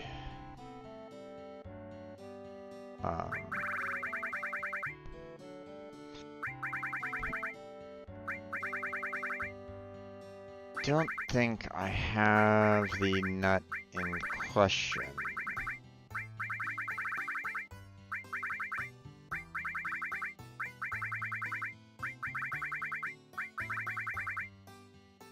Even this Lazen nut is not the correct nut, so...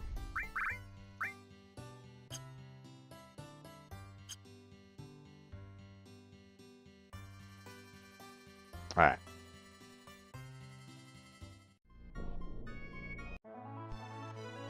Okay, let me look it up on the strategy guide. It's been a while, so...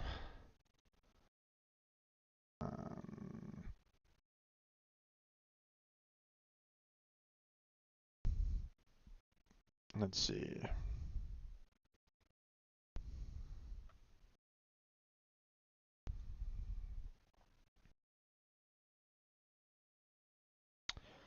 Um,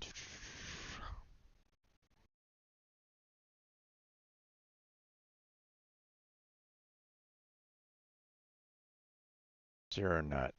These nuts are the rarest of all the nuts. They can only be found on a small island northeast of the Trickable Ranch. Note, however, there are creatures in the woods known as goblins. You should be able to steal the 0 nut from them during a battle.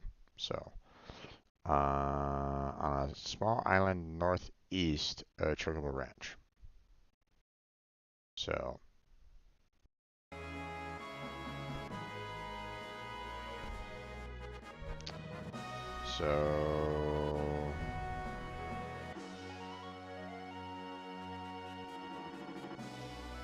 northeast. I guess they're probably talking about this one here.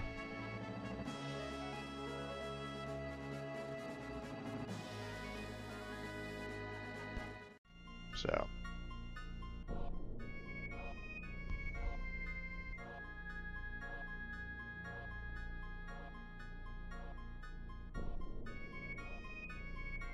Oh, goblin. Where are you? I was about to save it.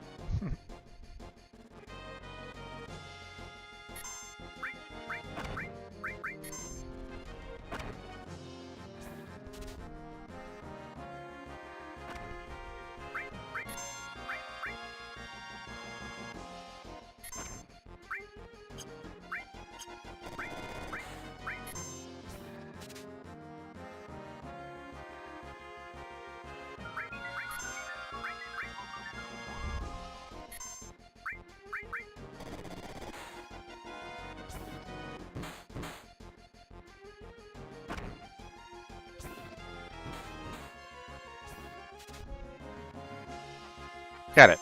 Alright. Now we kill them all.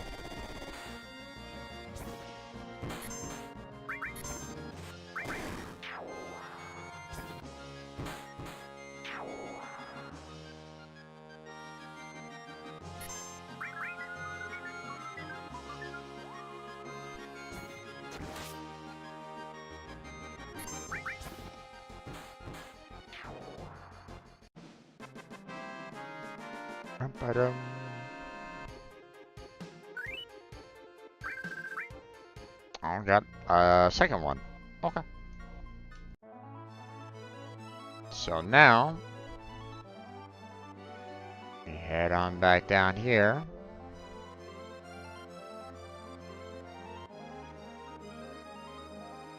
We go ahead and save it.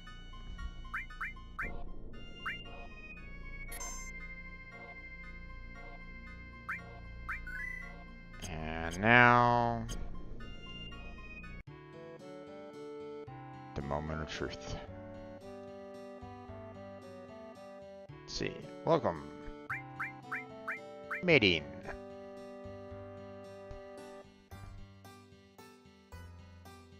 Choco.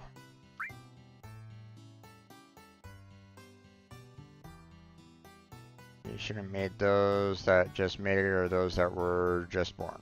Right. Okay, so...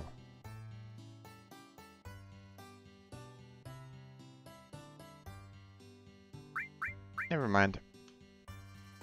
I need to go out and do some more battles there, folks.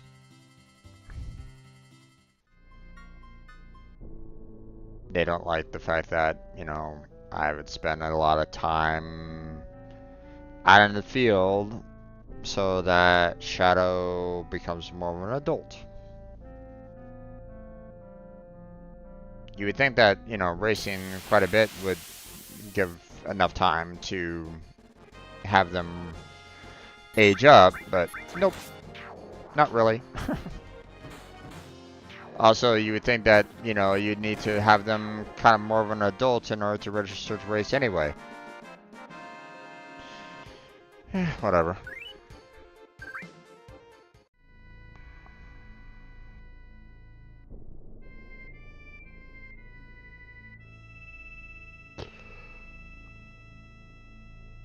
We need to do at least 10 battles. So, I mean, we've already done one with the goblin, so we've done 2.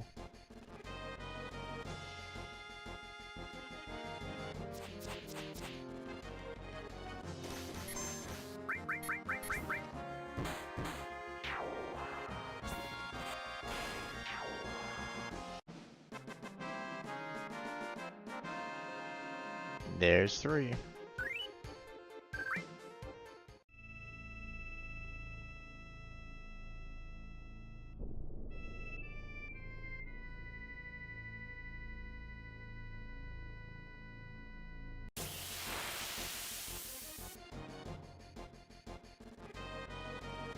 There's 4.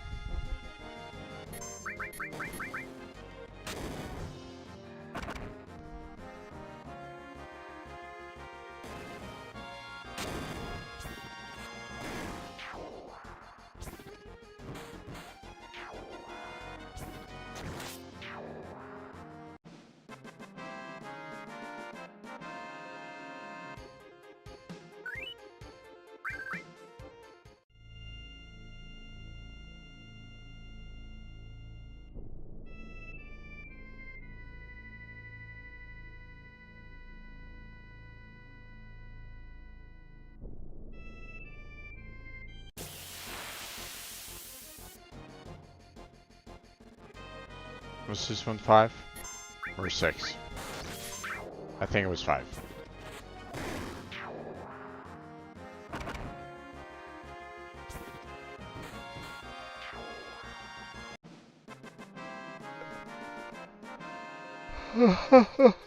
Excuse me. Okay, so this next fight will be 6. Come along, 6. Where are you?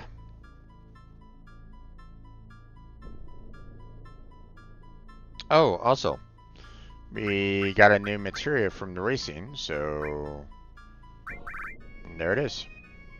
Preemptive attack with paired materia. So technically, if I wanted to, I could do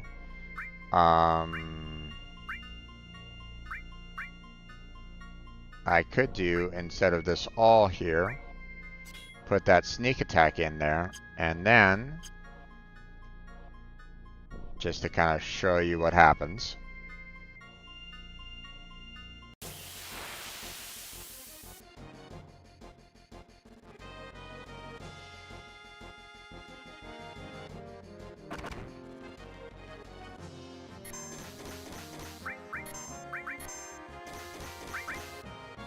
Okay, apparently because we got hit with a back attack, it didn't automatically go off, I'm assuming.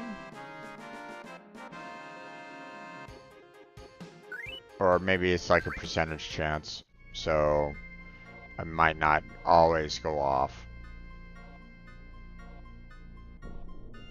We'll see.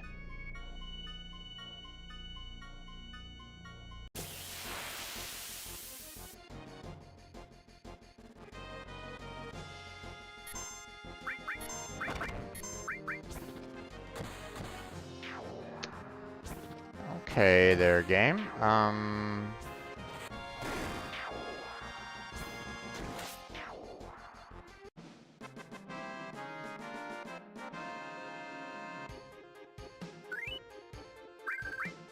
I...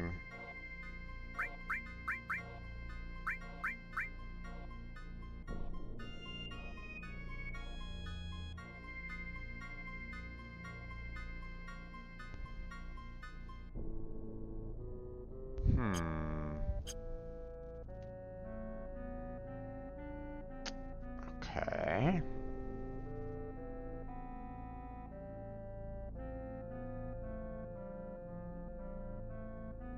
Not seeing any kind of percentage on there, so...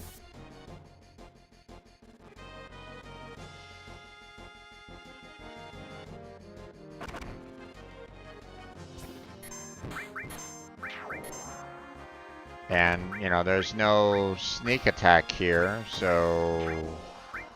Not sure what's going on, really.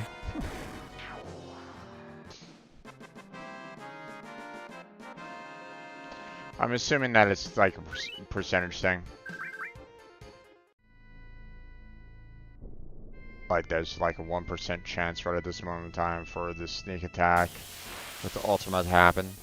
Or it doesn't even allow for ultimate sneak attack. But if I'm not mistaken, it should.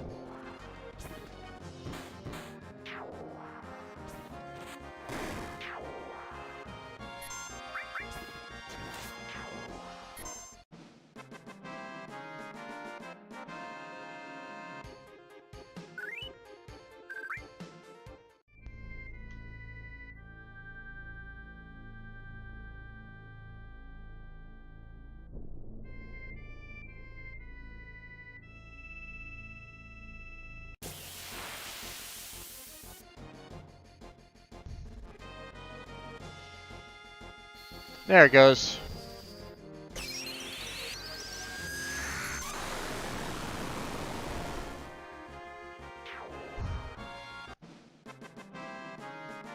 And as you can see, it does take your MP. So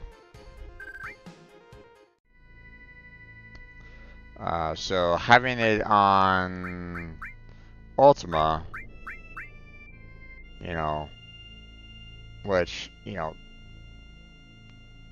removes, what is that, 130 MP? Just for one use?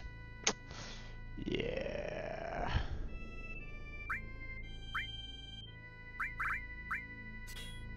Switching back to the all.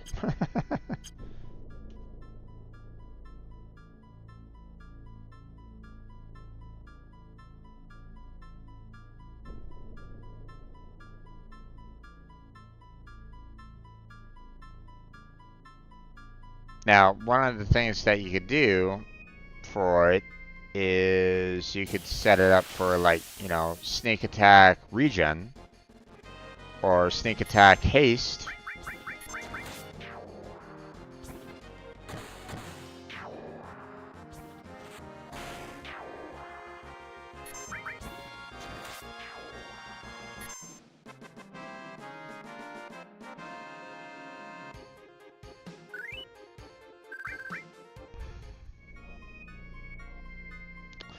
But the problem with regen and haste is that it doesn't go for, like, all. It doesn't go all either on that. So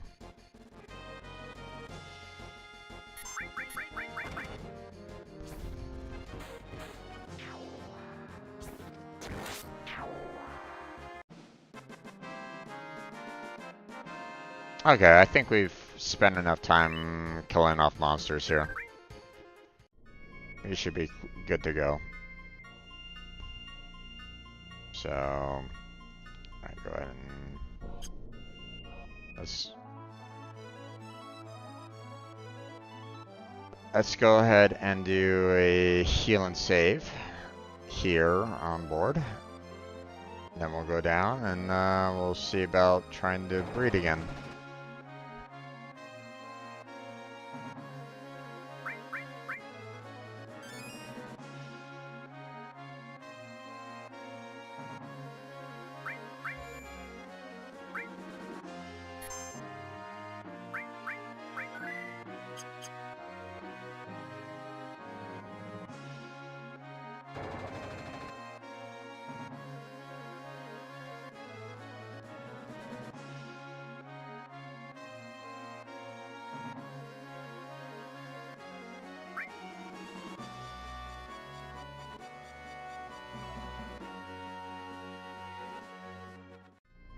Alright.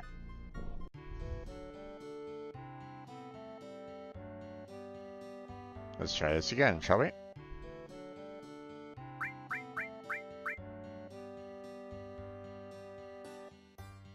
So once again, we're doing Chaco for the male wonderful. We're doing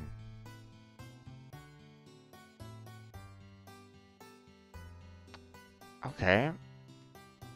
Still hasn't been long enough. That's weird.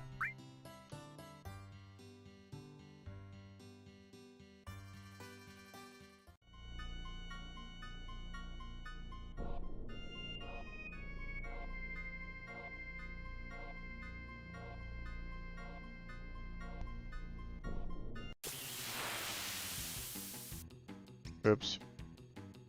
I didn't think I was that close to a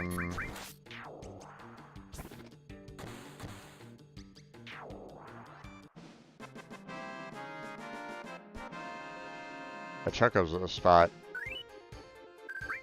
Oh, Chocobo tracks. I mean, it's like, okay.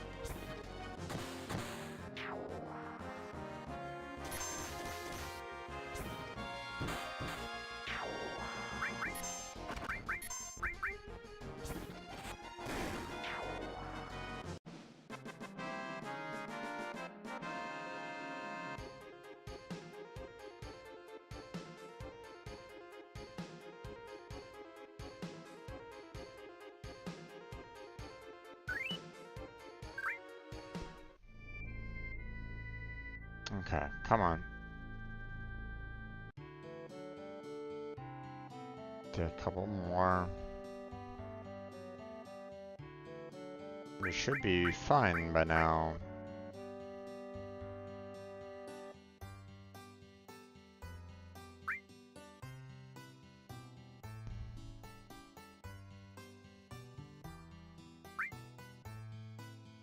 There we go. Okay, so Choco and Shadow. Let's go ahead and meet these two. Go ahead. Which nut are you going to give them? And we're going to give them the Zero nut. Or Zeo nut, whatever. Is this one alright? Yes. And this one should give us the best Chocobo.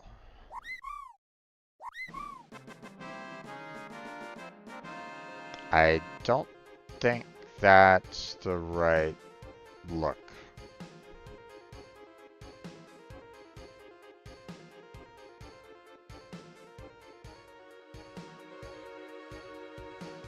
I don't think that's the right...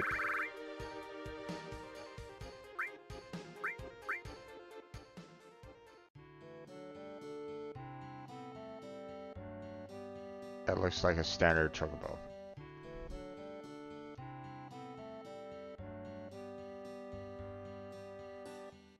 Just in case.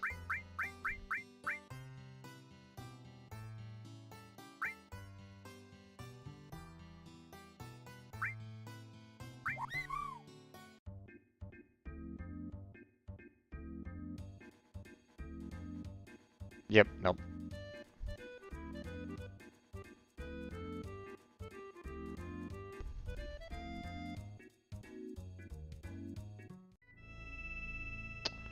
Okay.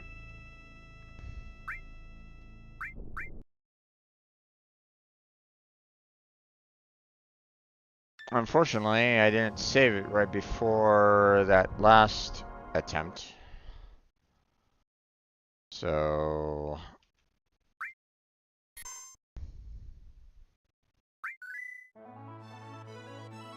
So I still need to do a little bit more fighting.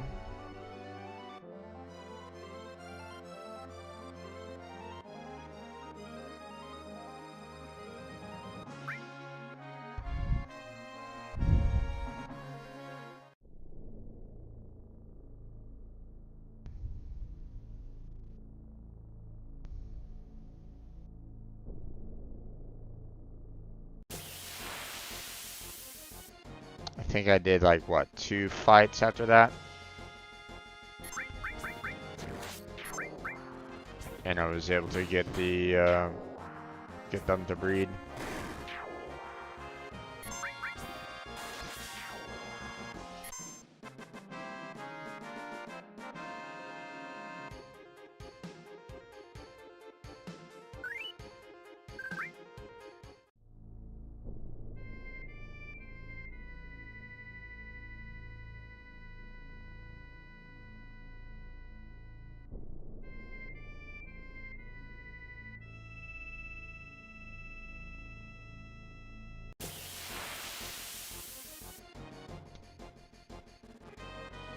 Okay. I think this is enough time.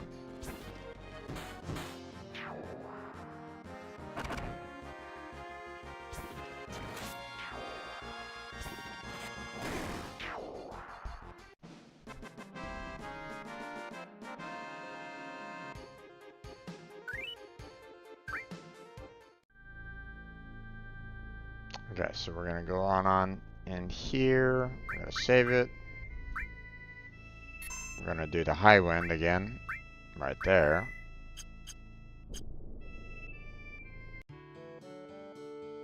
And we're gonna try to do some more breeding here.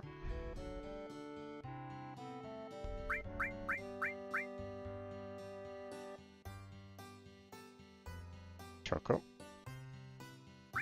Or Choco. And Shadow.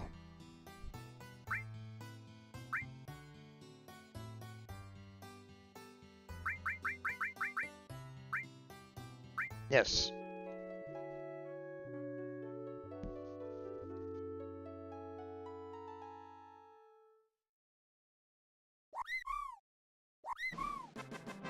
Nope, that's a standard one. Okay.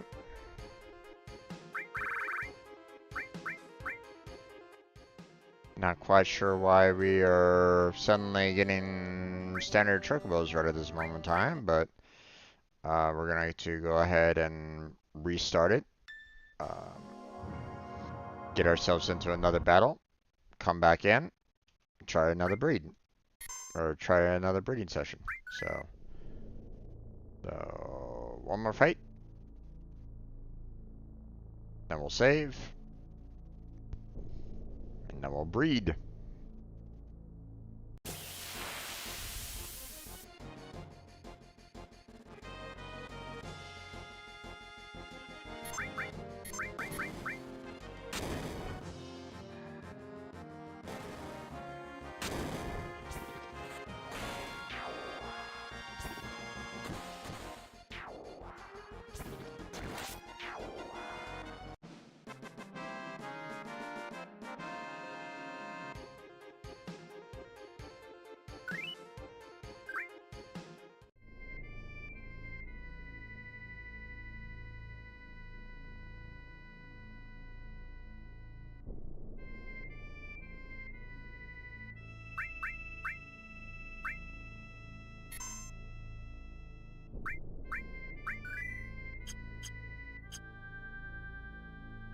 Okay. We'll try this again.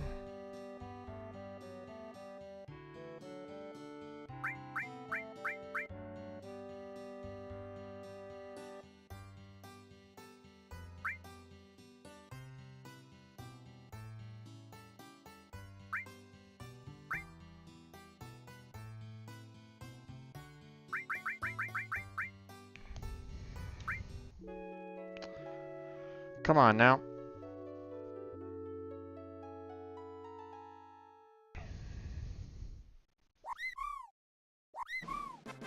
Nope, that's a standard one. What's going on here?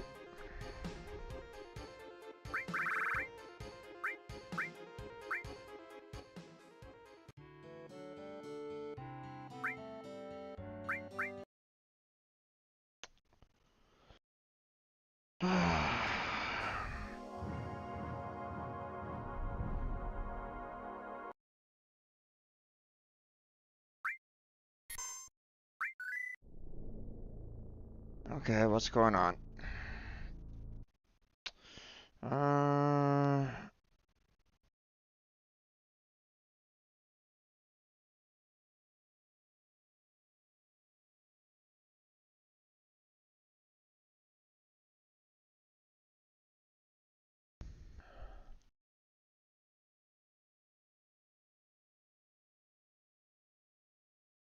okay, so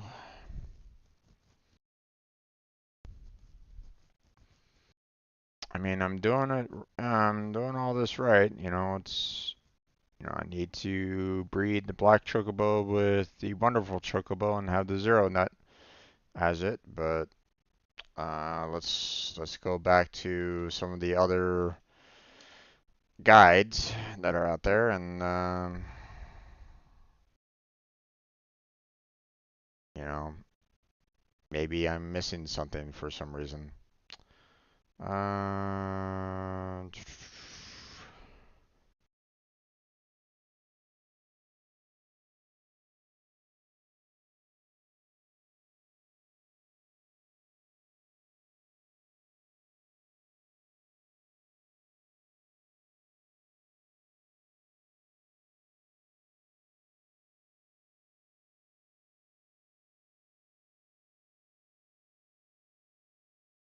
oh, okay.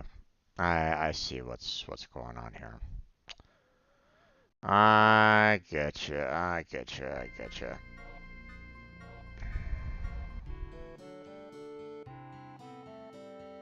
I was encountering a bug.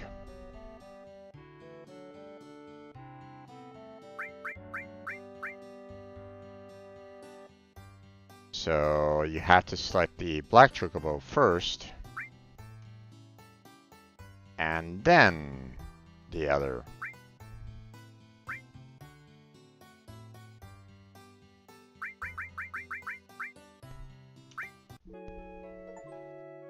Now, I got an achievement like right there before they showed. Gold Chocobo. Thanks for the spoiler there, Steam. Sheesh. Okay.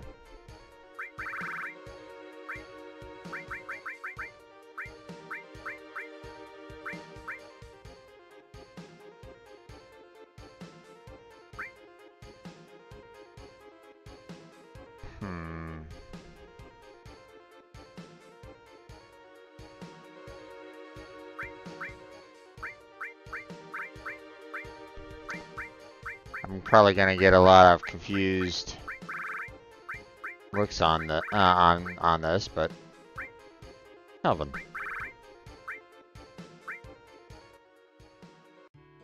There we go.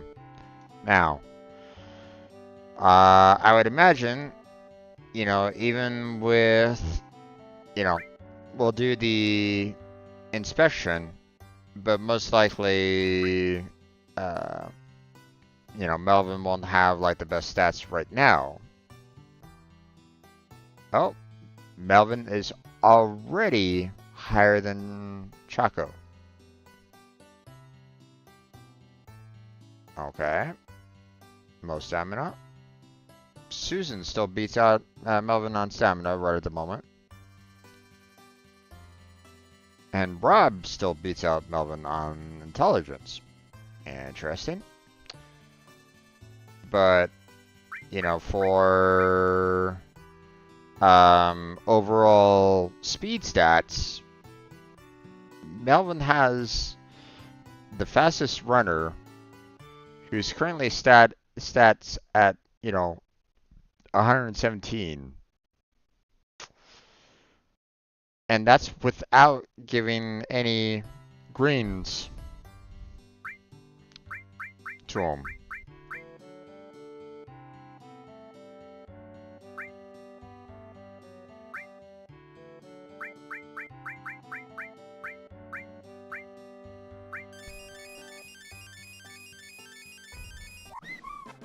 Speed plus, stamina plus, intelligence plus, and they're getting along better. Now, I want to see what the stats are now. Inspection. Now, obviously, Melvin is going to, you know, blow everybody out of the water with his speed. So, fastest sprinter, Melvin. Fastest one is Melvin. Most stamina should be Melvin at this point. Yep. And one would hope that Melvin is the most intelligent one by this. But it's still Rob. Okay. I don't like that. I need to feed Melvin some more. Feed him more! More!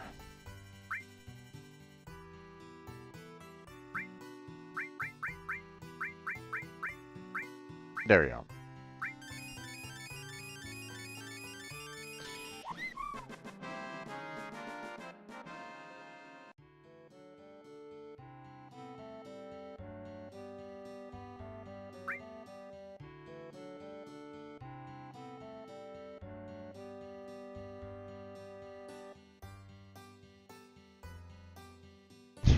Rob still beats him out. Oh well.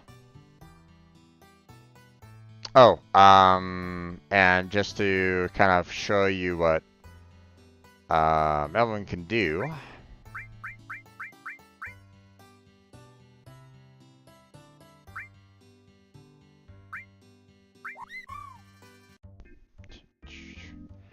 Alright. So, first off, climbs mountains. Second, crosses rivers. And then next, crosses ocean. Now, the reason why I've been wanting to work on this particular chocobo for a while is the fact that there is a particular island to the north here that's kind of off the map. I showed it once before, but here you are. So this island right here, you can't get to. You can't get into this island in any other method. You can't use the airship.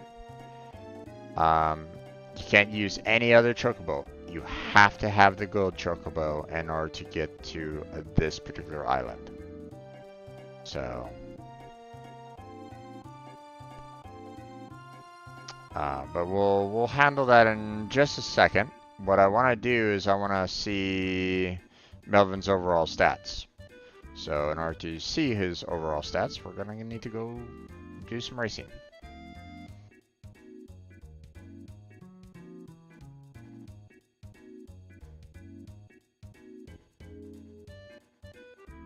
So we're going to take Melvin back to the ranch.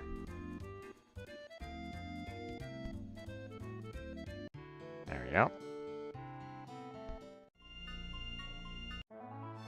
And we're going to go do some racing.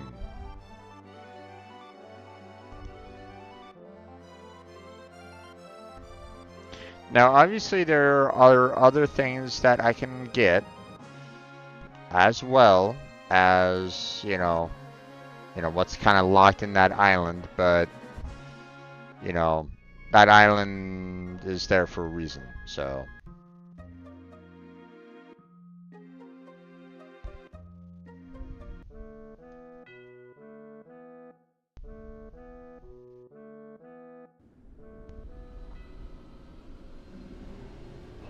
Okay, now we get to show you the best chocobo versus everybody else.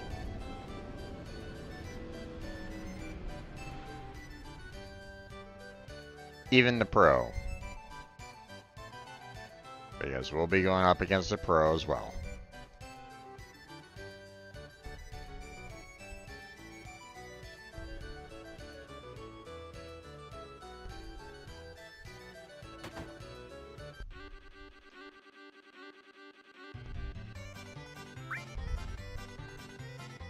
Now, technically, I don't need Choco, I don't need Susan, I don't need Rob, I don't need Flower, I don't need Shadow anymore. I could just have Melvin.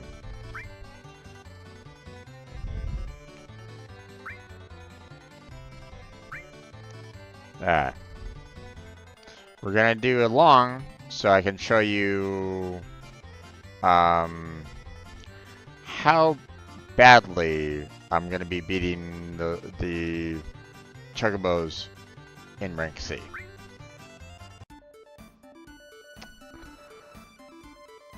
So, top speed is 147.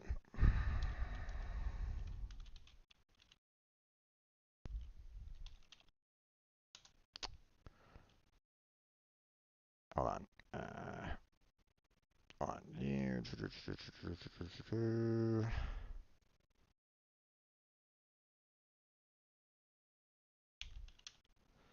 So 147, right?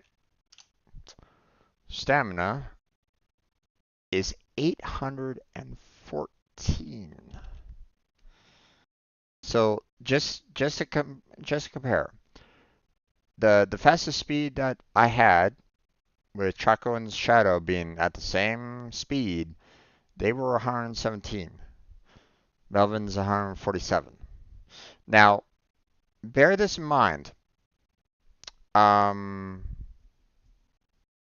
We've seen the Pro Racer, and I think his top speed is like 158.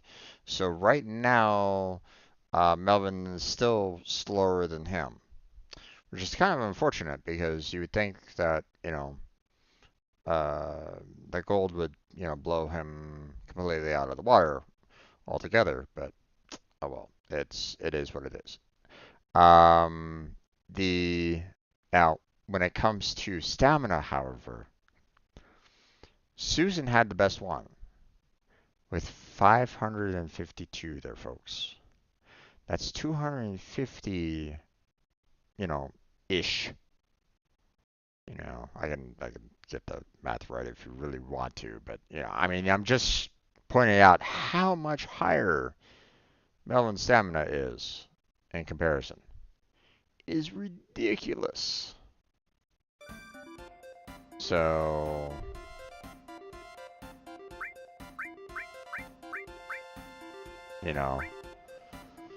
86 to 73. There's no contest.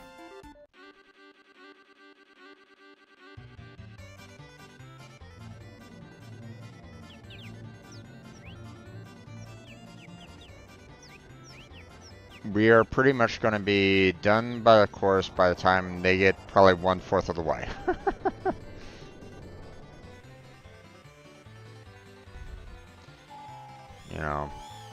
Well, of course, Cloud isn't necessarily rushing them, so.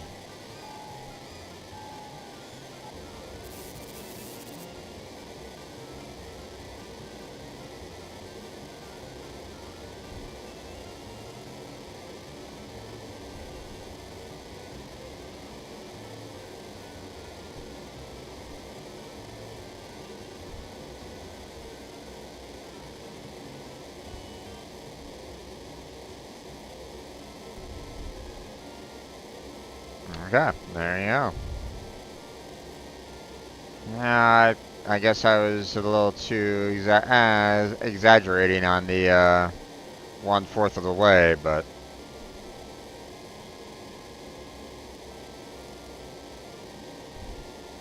I mean, it's gonna be a while.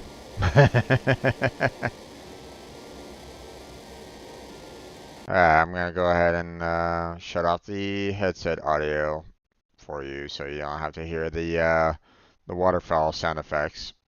I'm gonna lower my volume down a little bit myself because I don't really want to hear that waterfall. Unfortunately, there's no way for me to skip through this. I have to wait for all the chocobos to get through past the finish line.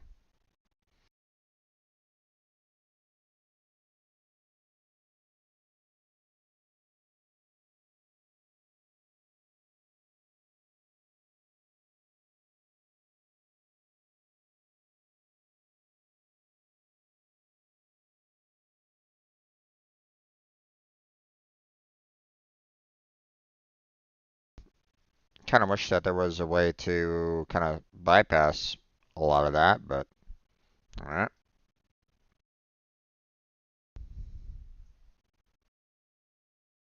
Phoenix down, don't need it.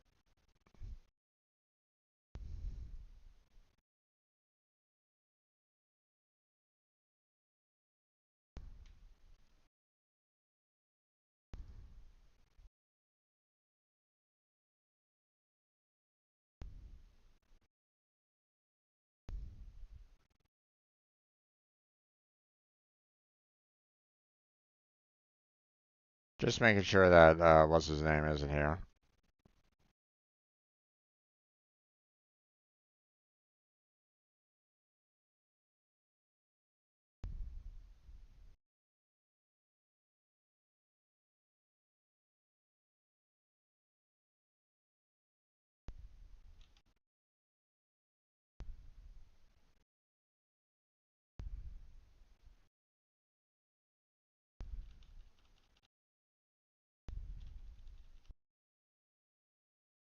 Hmm. I don't know what the equivalent of the boosting stamina backup is.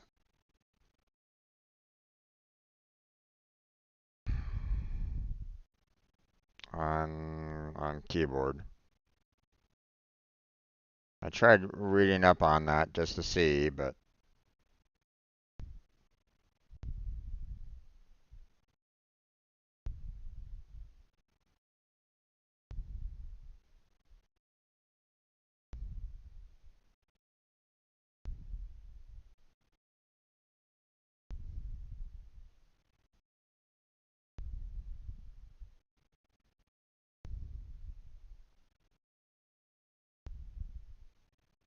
Try page down and end. Okay.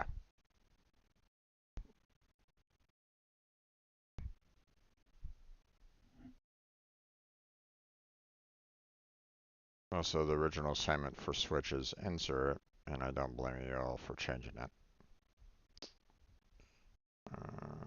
Page down and end worked. Um,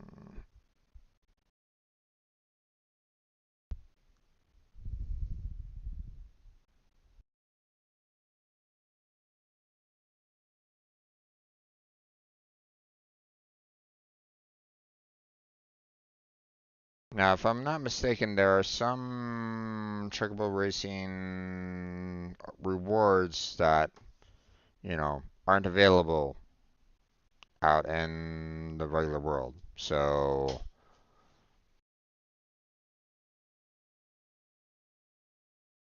high potion, don't need it.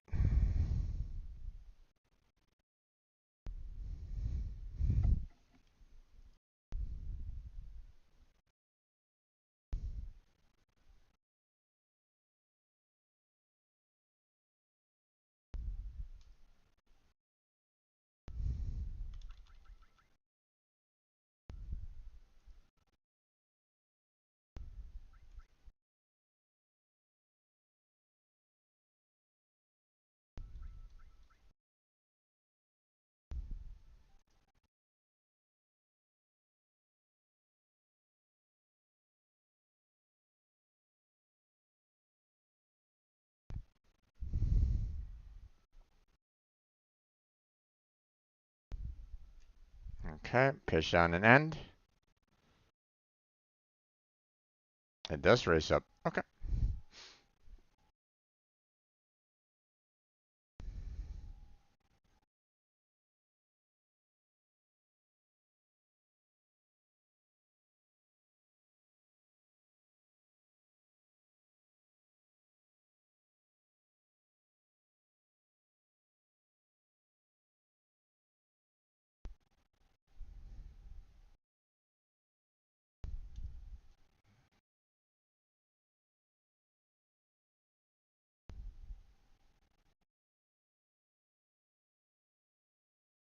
There you go.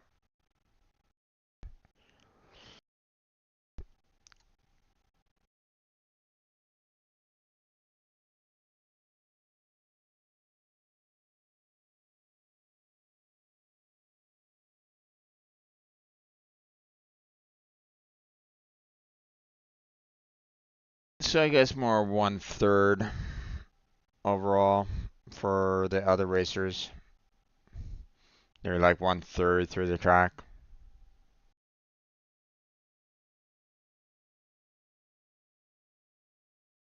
Now, obviously, when we face off against a pro, it'll be a little bit more challenging because he is going to be faster overall. So what we're going to need to kind of do is kind of, speed forward quickly, for the most part, at the very beginning. Raise up our stamina back up, because he's going to catch up to us at some point.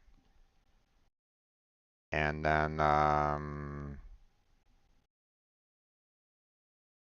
you know, try to race him to the finish. But again, he's going to have the speed.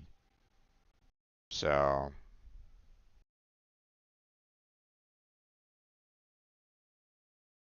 Turbo Ether, don't need it at this point.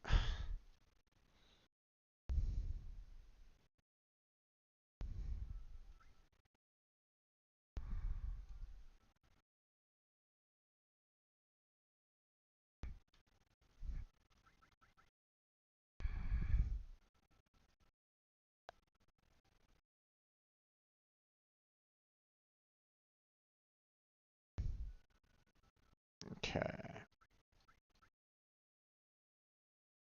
He's not here, so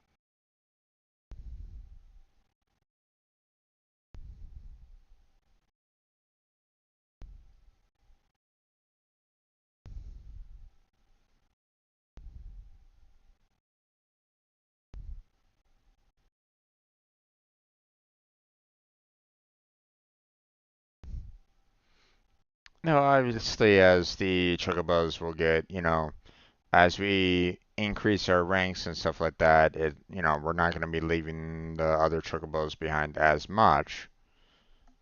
Um, but I mean, they're not going to be able to compare overall, even the ones at S rank. So,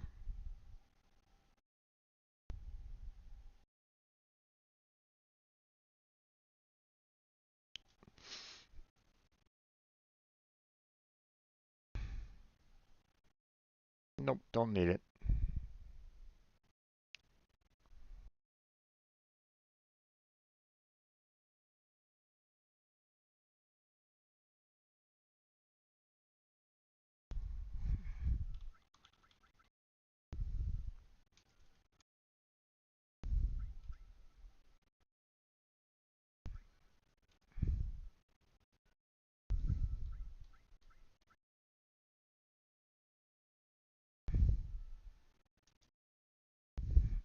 All right, you know what? I'm just gonna leave it at automatic. Let her tackle it. I wonder, can I actually?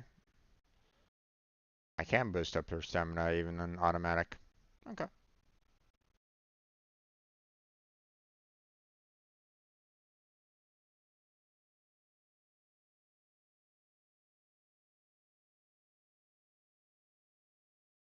Can I tell her to speed up? Nope, I can't.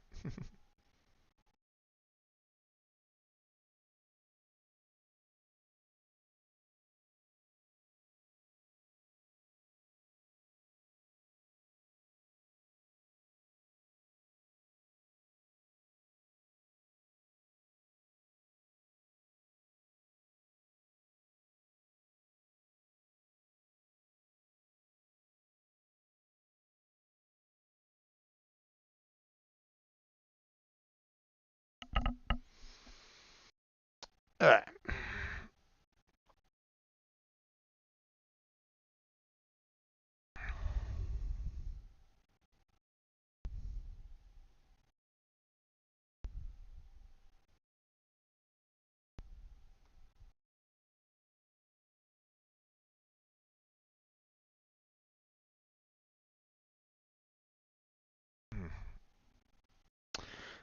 Ah, man. I really do need a better chair.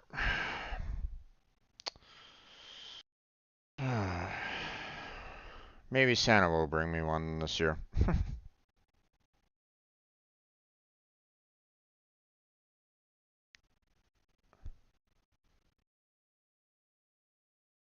Firefang, don't need it.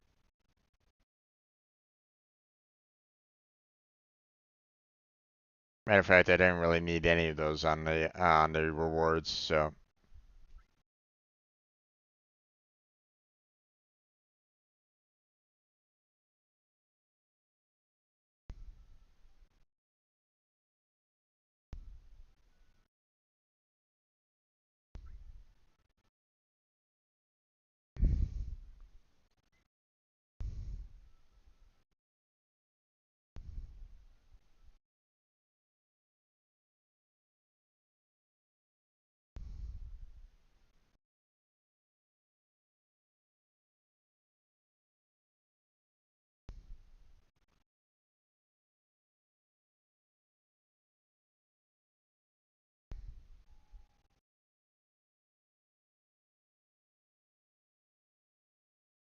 Now I wonder, once he starts running, can I slow down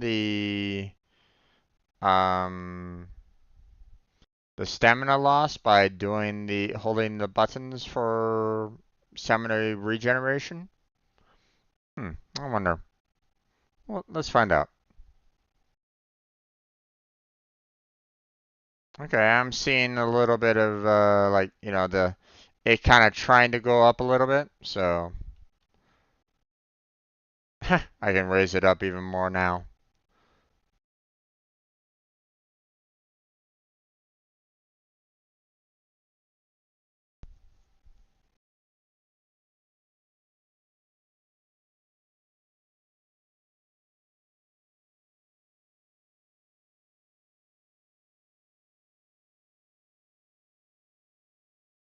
Wahaha, everybody. I was able to defeat you without a loss of stamina. Yeah, no, not quite. Ooh, 4 just got super tired. Can they make it in time? They did. Barely.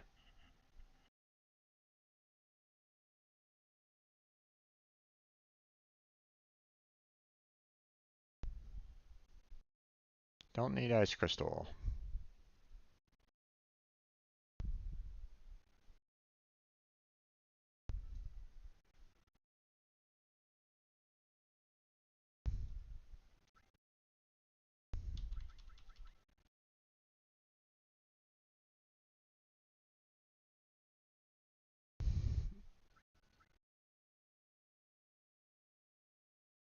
Okay.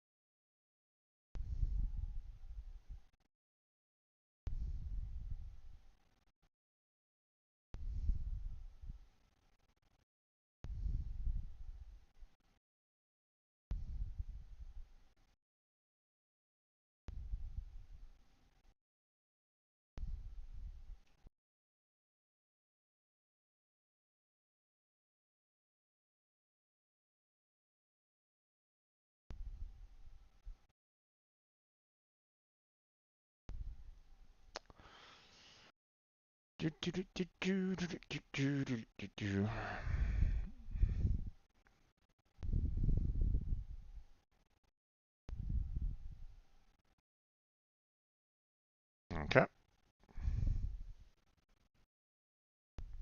Cat spell, sneak attack, my elixir. Cat spell. I don't recognize that. I'm gonna go ahead and pick. I'm gonna go ahead and pick that one up. I think that might be like a standard um like throwable item.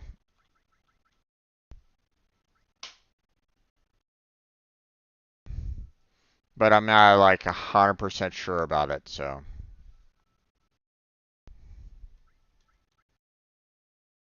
Uh-oh.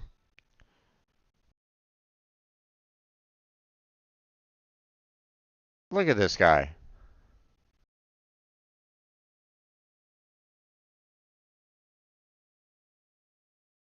He pulls out a chocobo. So my speed is 147. His is 162. My stamina was at 814. His is 1018. Now, here's the thing. Prior to me getting the gold, that chocobo's stamina was not at 1018. So,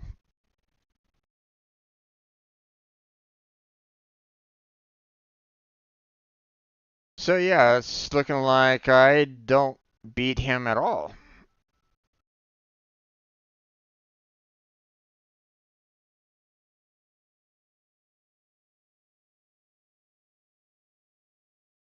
You know, speed doesn't compare, the stamina doesn't compare. It's like, come on now. If I'm supposed to have like if I'm supposed to have like the gold chocobo that, is like, above everything else, you know, maybe allow for me to have the best one over everything else, even better than the pro.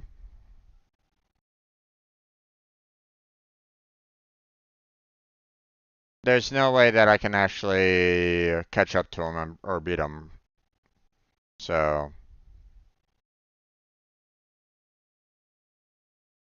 see, he's already won. So,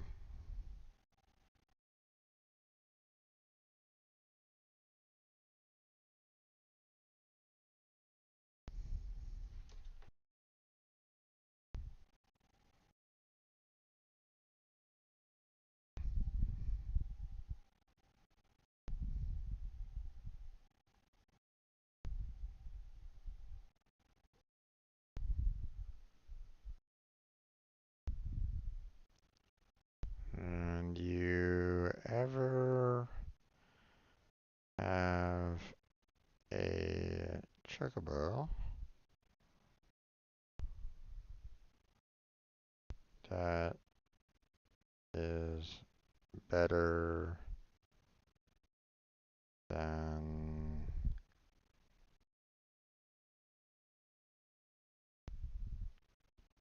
toe?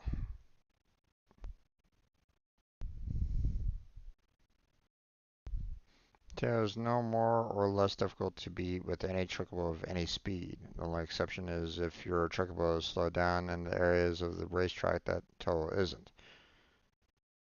Other than that, his stats are always scaled to your chocobo stats, even if it makes him slower than the other racers.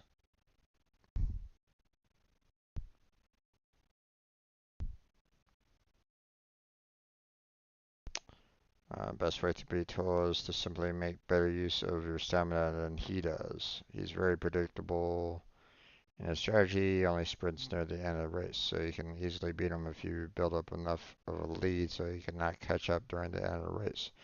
First, figure out what point of the race you can start printing and continue to sprint all the way to the finish without running out of stamina, still using up just about all of it for maximum sprint time. This may make a race or two figure out when to start doing this. Once you know where to start sprinting, just do this during the race. Hold square. Um, the sprint. R1 and R2, left shoulder buttons don't do anything to run without sprinting as fast as you can. And once you reach the point you found above, switch to hold circle or R1 and R2 to sprint the rest of the way.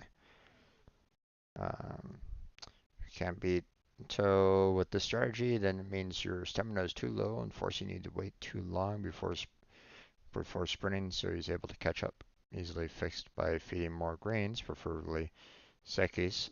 Although the most expensive, they're still gill for gill better than other grains, especially since there's no individual cap on stamina. Every chocobo can reach 999, huh? Mm-hmm. Interesting. But if I boost it up to 999, Teo is probably going to be, boosting it up, even further than that. So,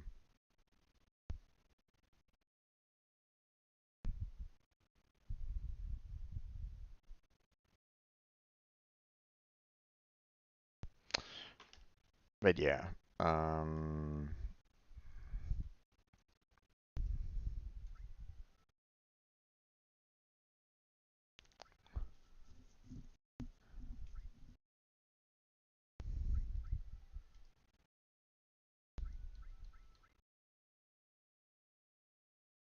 he's not there, and I don't really need anything out of the gifts. So I don't really care about,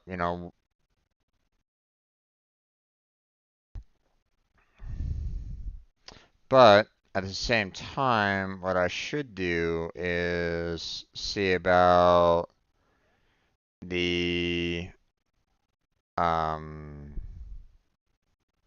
getting a good indicator as to how far I can kind of run. So, especially if I hold down the sprint and the restore.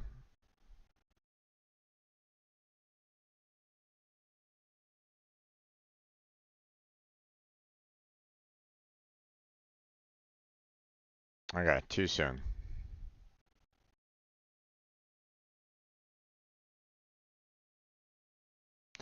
So what I'm gonna have to do is maybe do it outside of the waterfall area.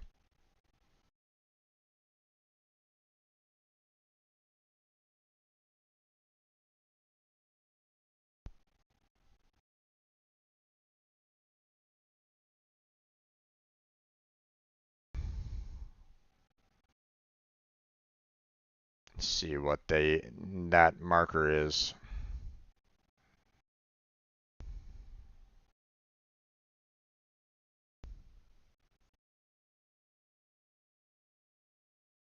Hero drink. I mean, I guess I can probably take a hero drink.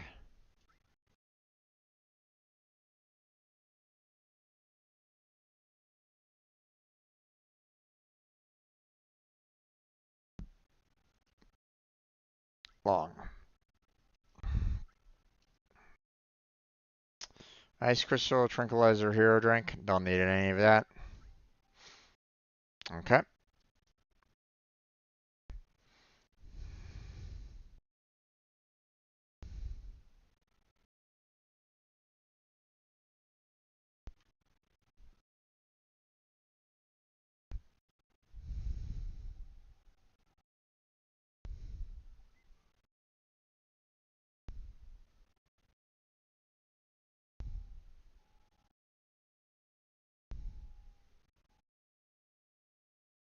Okay.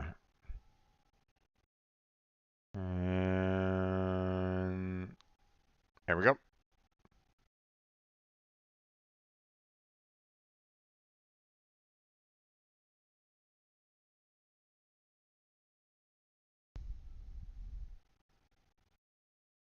Nope. Still not good enough. I need to wait a little bit longer in the curves. So,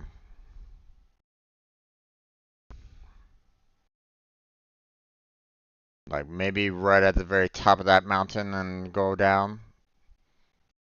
We'll find out.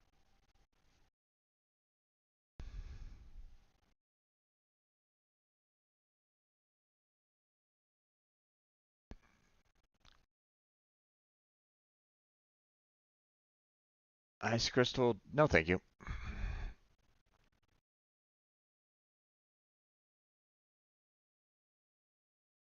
Okay.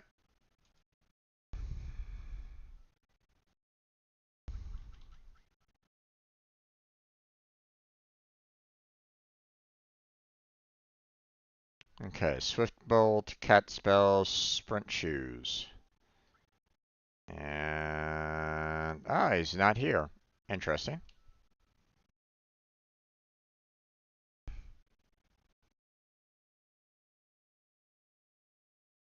Rebuild stamina. Put myself like right in the center there a little bit.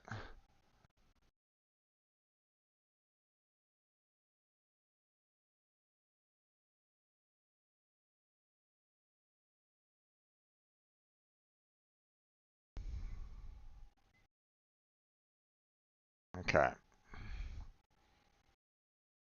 And there we go.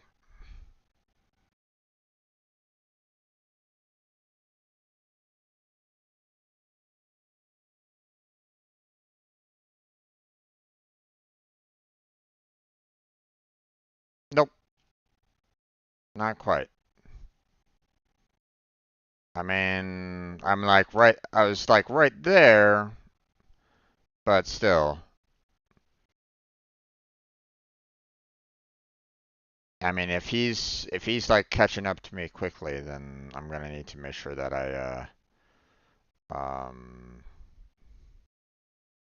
determine it a little bit more. So I'm gonna need to wait until like maybe at the bottom of that slope down, not at the very top, but kind of like at the bottom of that slope and start.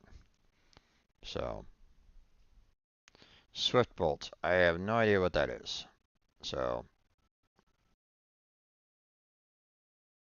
kind of curious.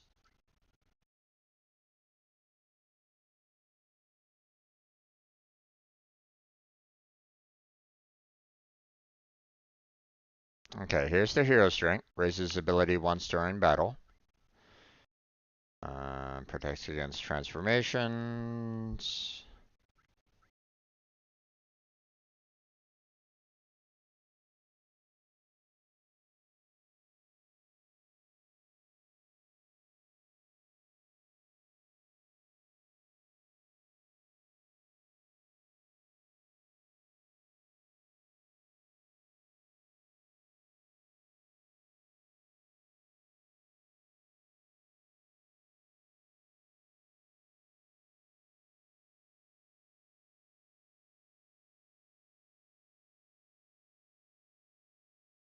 Okay, there's the cat spell. Restores HP as you walk. Not bad. Um,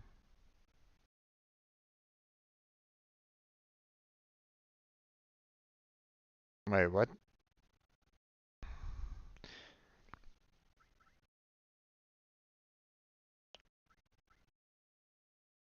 What was the one that I just got?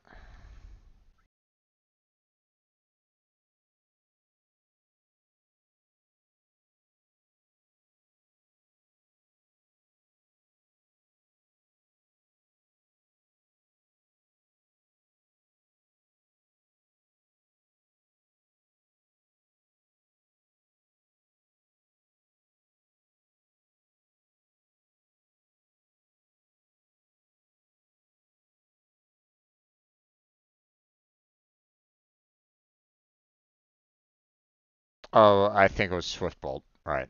So that's Bolt 3 to all opponents, right? Didn't really need that. Oh well.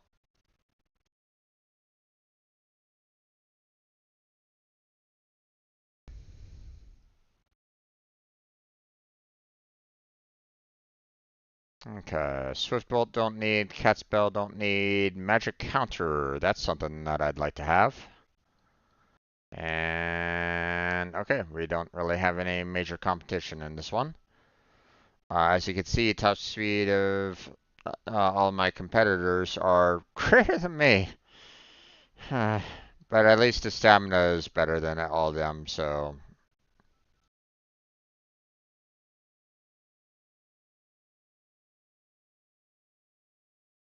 Plus, I can kind of go through that one water area without any hassles, so making me allowing for me to kind of cut through the traffic at that point.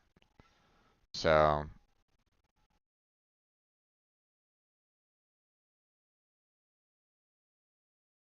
there we go. Okay, so I'm gonna hold down the stamina buttons here, and now we're going to go running there. Let's see how far we can get now.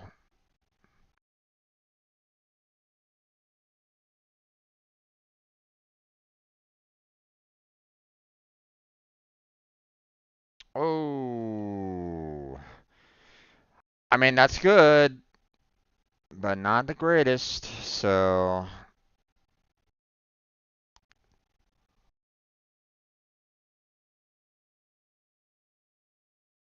magic counter. Nope. Okay. Don't need another cat spell.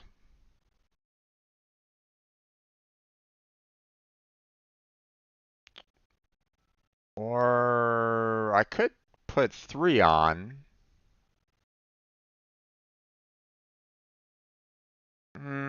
Nah.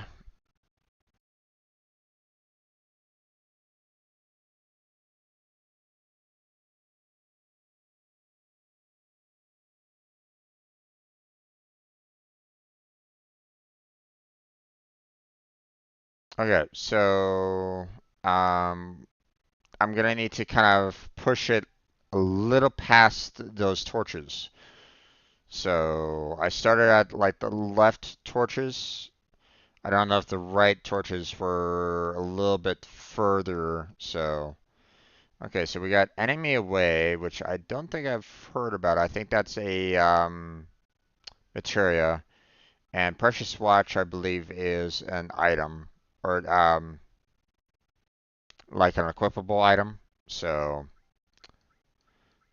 Ah, we got ourselves some competition. So it's now or never there, Jim.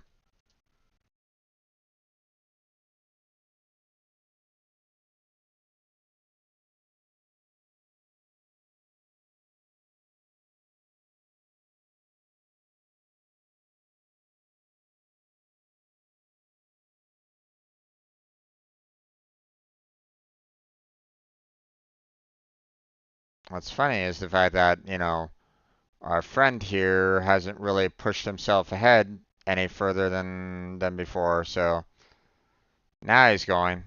Okay, so I'm gonna hold the buttons down now, and now.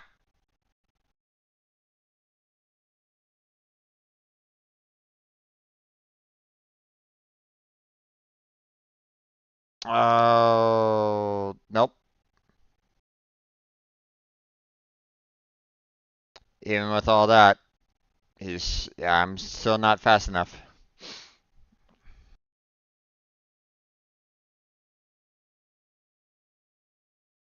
And that was almost perfect. Almost a perfect run, but not enough to take him over. So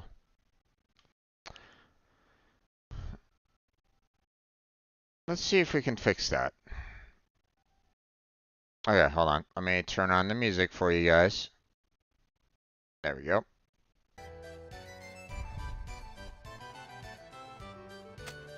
We're gonna go get ourselves some more sucker greens and max out our stats.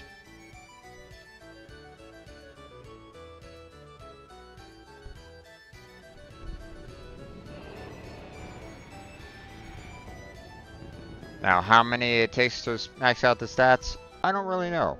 I mean, I fed 20 to Melvin, so you would think that, that probably would have, and I should have done it, but nope, apparently not. So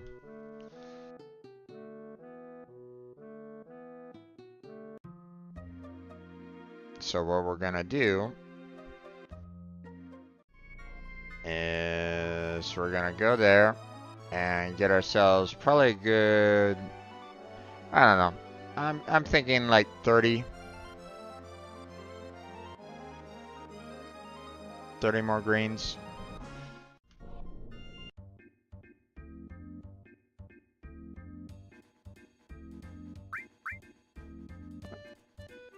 The ocean crossing trickable is, the mountain and river crossing trickable is, oh, what was I saying? Let's see now. Nope, don't remember a thing.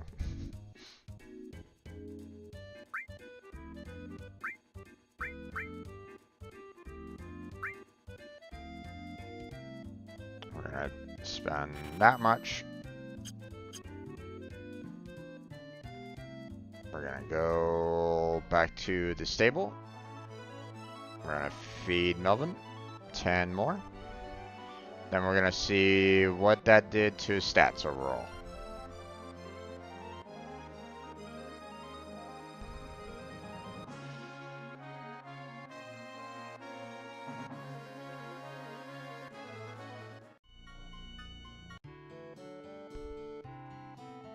Okay.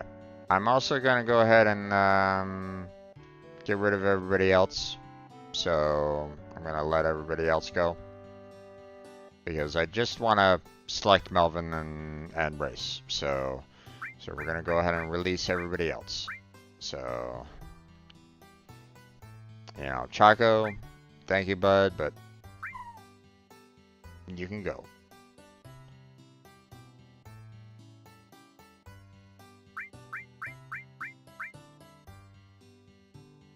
Next one, Susan. Thank you for helping me out, but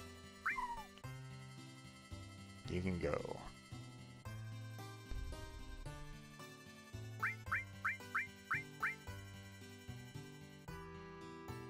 Rob, you can go.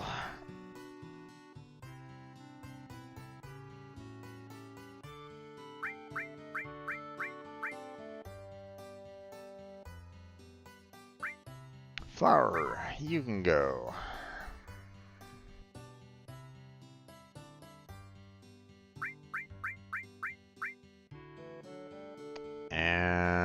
Shadow. You can go.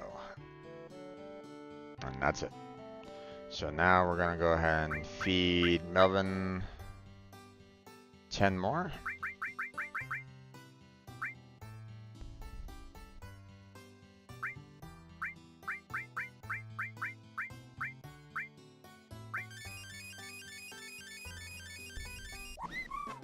Stamina plus.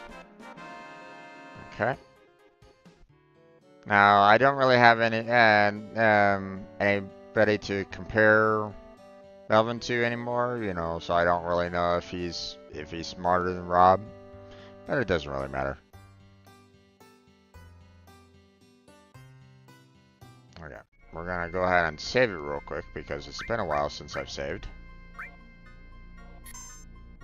Let's see, that one.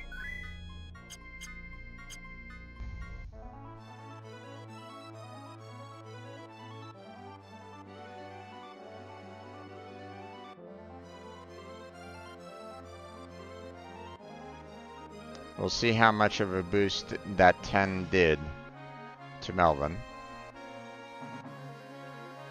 And that'll kind of give us a little bit of a rough estimate as to how many more we're gonna need to get him up to 999. So.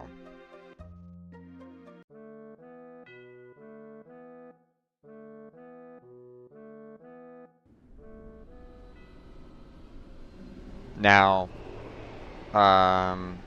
Teo's probably still gonna be faster and has more stamina than Melvin. You know, I don't know if his stamina is gonna be increasing as well. So, oh, up there.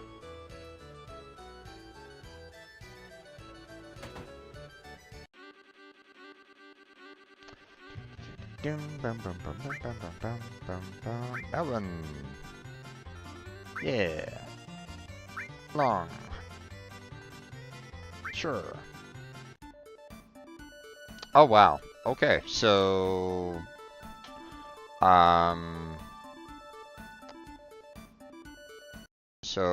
before my stamina was at 814. So let's see.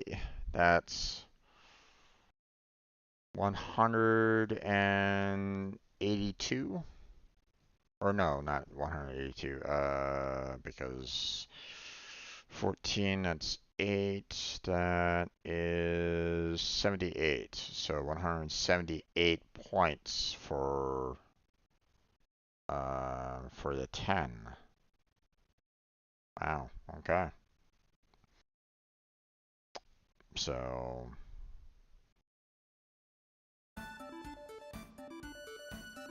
now,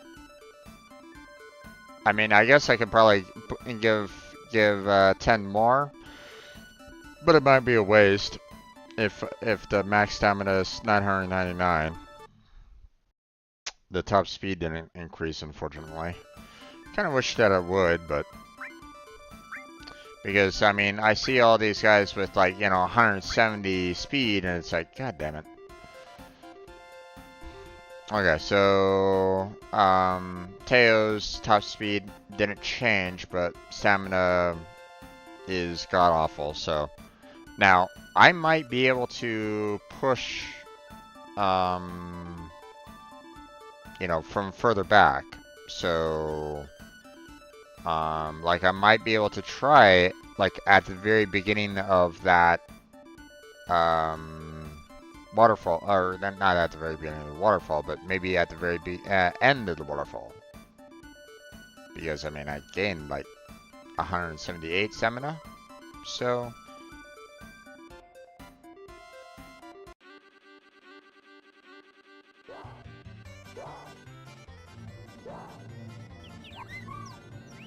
We'll see. We'll find out. Trying to get her right in the middle.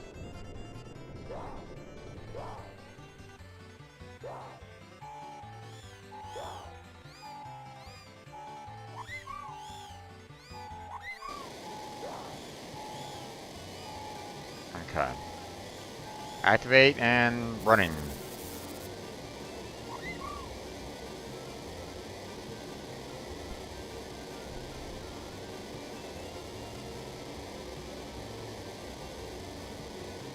Nope. Fuck. Even that wasn't enough. Still got him though. Okay, so it's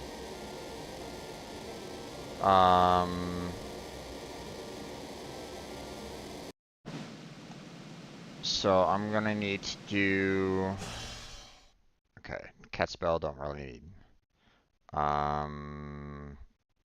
We're gonna go ahead and mute the sound on you guys so you don't have that waterfall. I mean, it's not as bad because everybody's pretty fast on here. Yeah, no. I mean, you know what? Let me go ahead and leave it unmuted for you.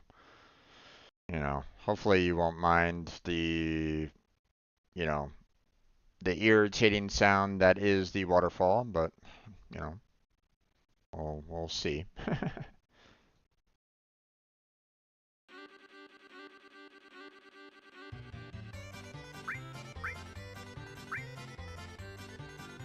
Alright.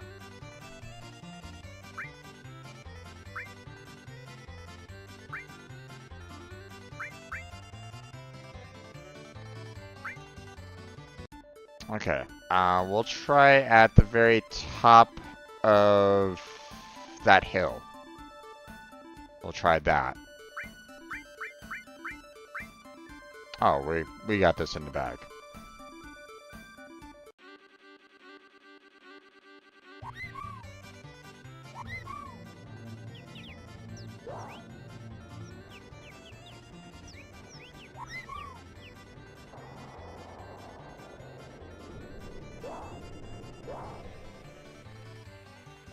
Because all these guys get slowed down in the waterfall area. And here we go. So, okay. Activating and running. Let's see how far we get this time.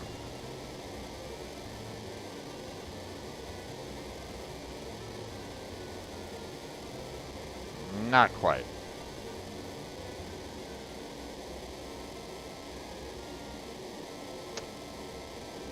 So, probably right where the torches are would be like the perfect amount.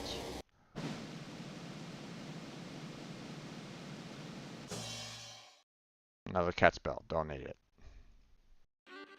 I was kind of hoping for that end maze away. Not that I really need it, but...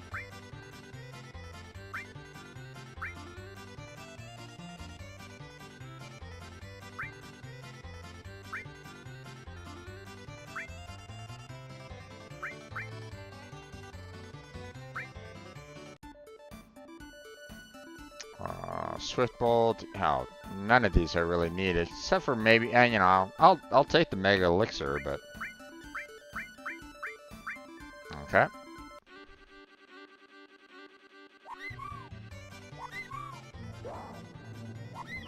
Okay.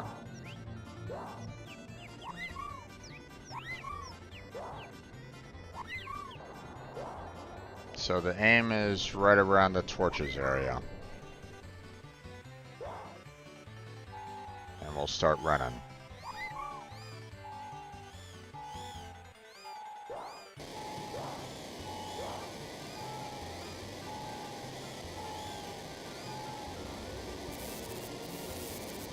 Okay, activating stamina boost and torch. Go.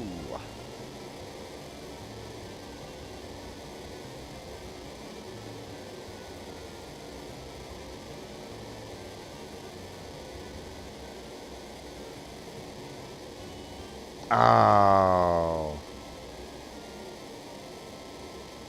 Not quite there. It's like midway through the torches, or like right at the very end of the torches is like the perfect. So.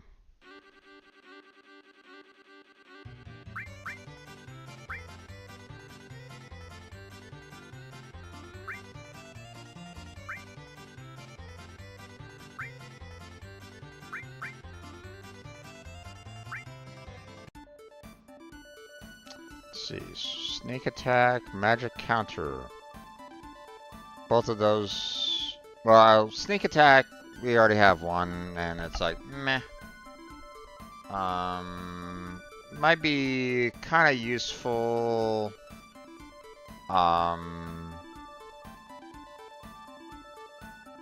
It might be useful if I can do that like right at the very beginning of like maybe hook that up to like one of the summons. So okay. But magic counter might be pretty good too, so okay.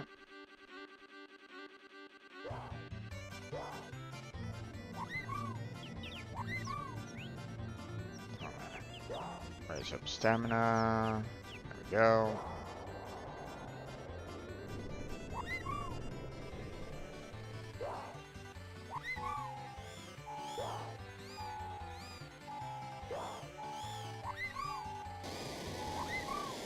Now, remember, I have to do it like right at the very end of the torches, so activating stamina and starting. That should be enough.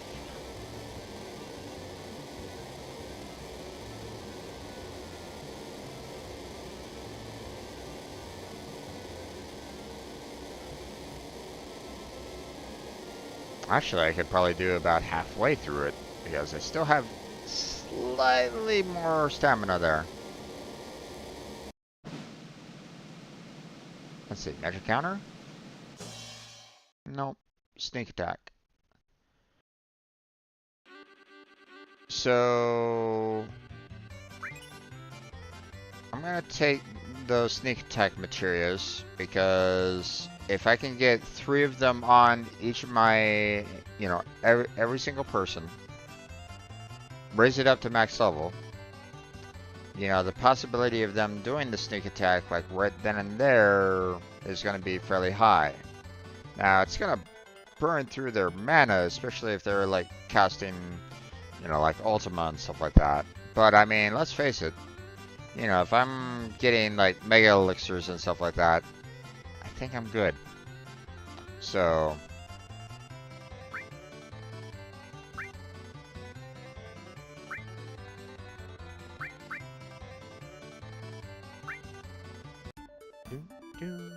snake attack. Ooh, another counter. Nice. Ah, here we go. Now we get it to the test. All right.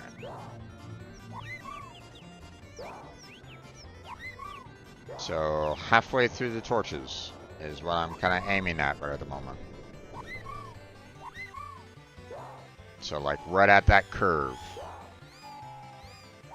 Well, actually, I needed to do it a little bit before the end because it was I only had like a little bit left. So okay, activating stamina boost and going.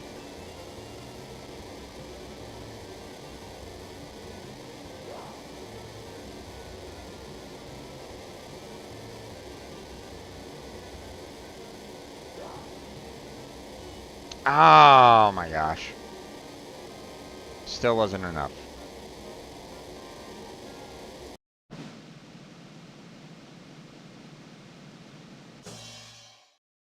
Ah, just a regular potion. No big.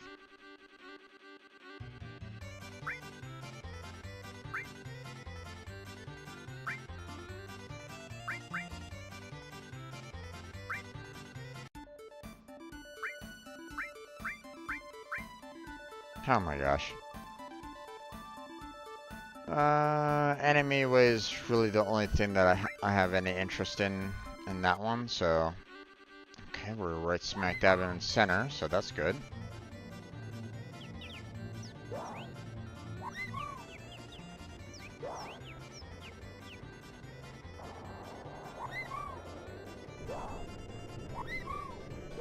I mean, I guess what I could probably do is maybe go more on the inside track and hope for a better outcome there. But we'll see. Okay. Pulling down stamina boost and going.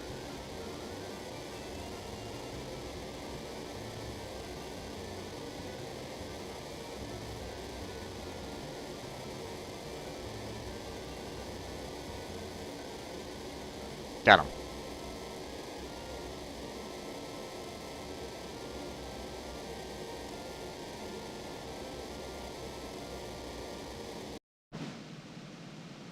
Name me away. Hey. I'll take that.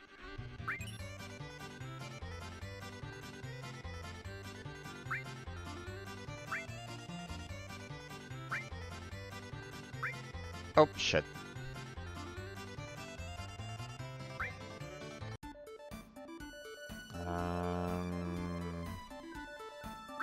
Don't really need any of those. I don't know where to exactly judge on this one, so... It being a short and all. So... Maybe after the...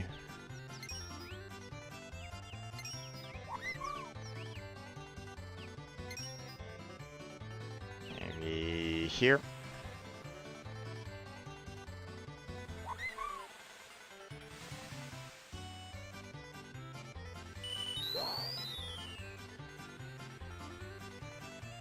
Nope, messed up.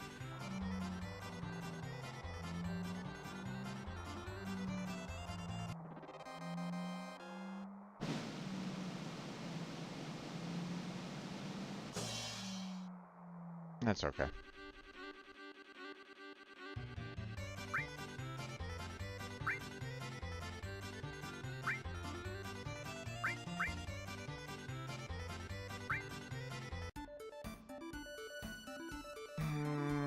Precious watch is something that I'm not quite sure about, so... Oh. Alright. I'll put in the center there. Actually, hold on. I'll go inside track again.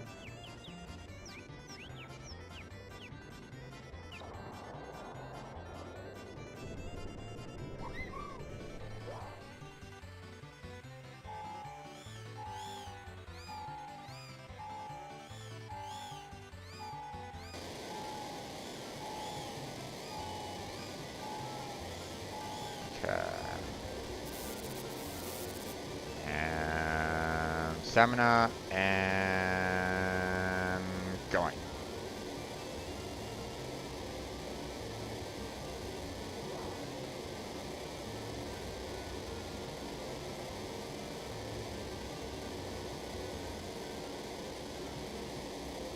Gotcha.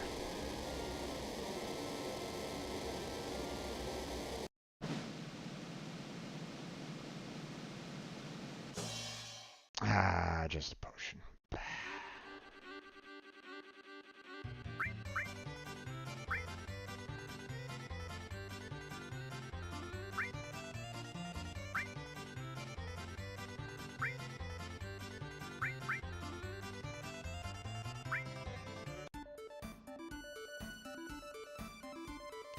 Darn.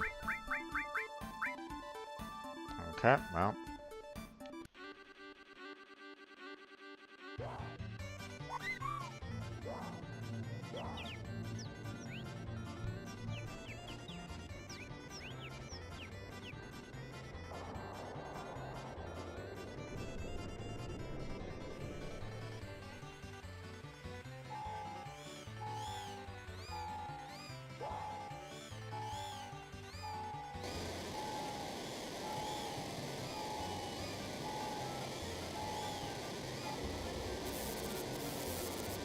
Okay, stamina and boost.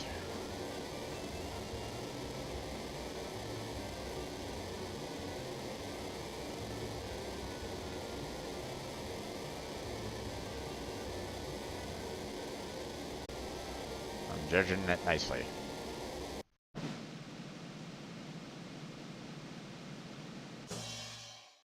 Ah, another sneak attack. Okay. I'll take my third. But that's about it. That's all I really want there. Now, I want to try to get a hold of that watch. And if I'm not mistaken, there's... I thought there was like some other item here. Sprint shoes would be nice, but that's a rare item. I'll have to... Good luck on that, getting that, but...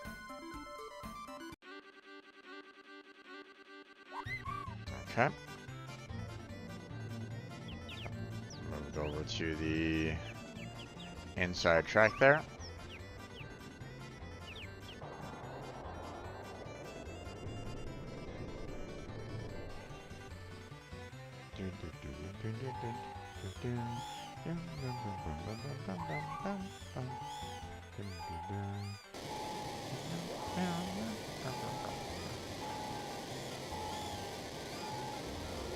Okay. Stamina and go.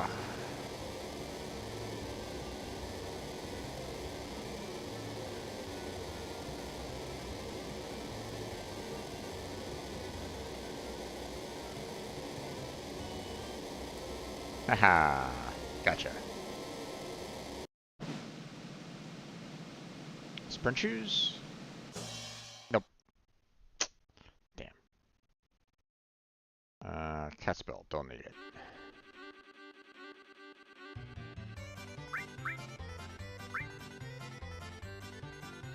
Amazing. This is the winningest jockey in S rank ever since Joe. Good job. Here's a little something for me. Sprint shoes. Precious watch. Cat's barrel. Choker bracelet. Counterattack. Nice.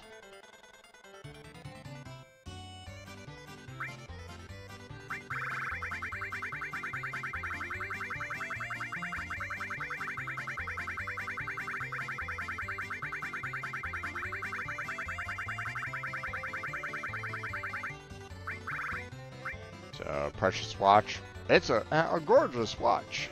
And then choker bracelet.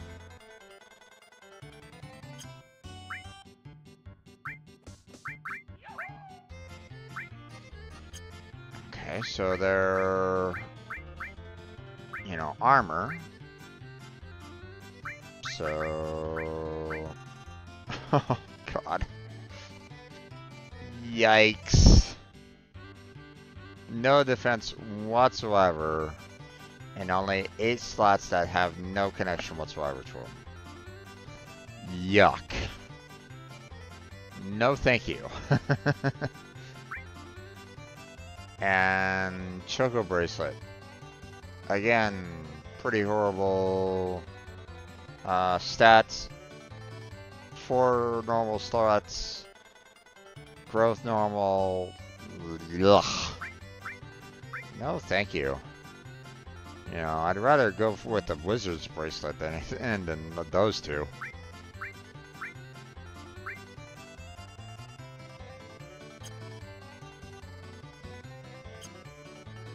Now, if I thought there would be, I thought there was something that you can earn with the Chocobo Racing that you can't get anywhere else, I thought.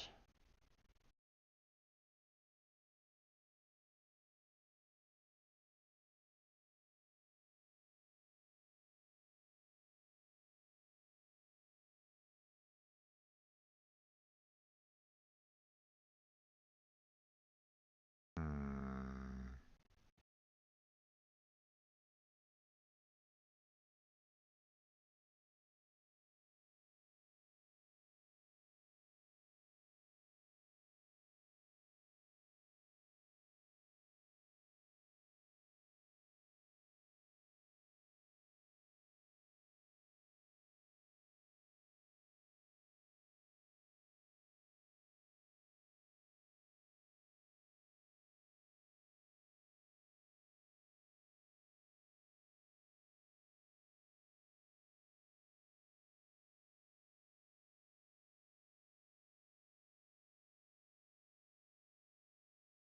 Battle Arena.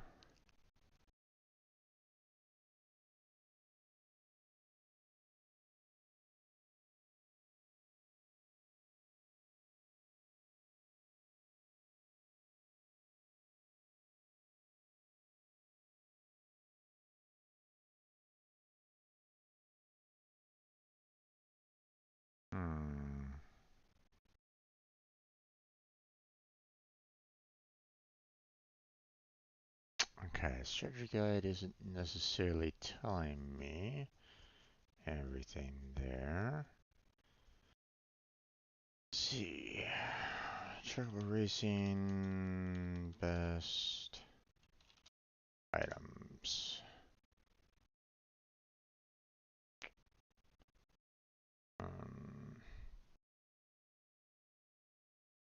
You won 10 races in a row in S rank, you get one of every S rank item?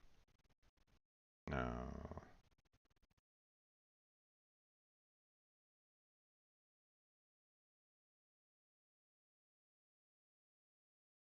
No.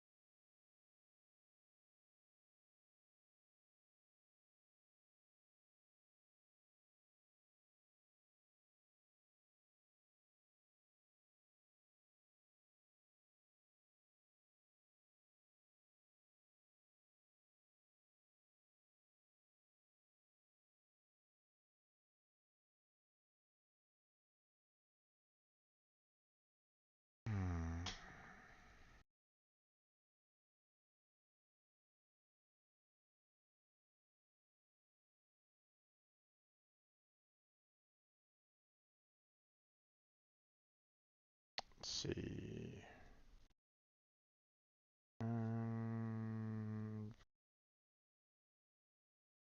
We haven't gotten into magic counter materia, so I probably should try to go for that a little bit.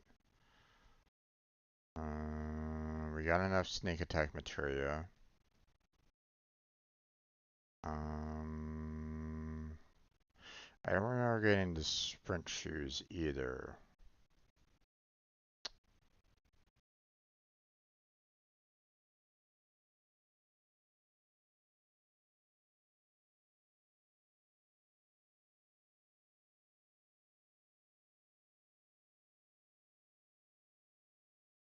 So, alright.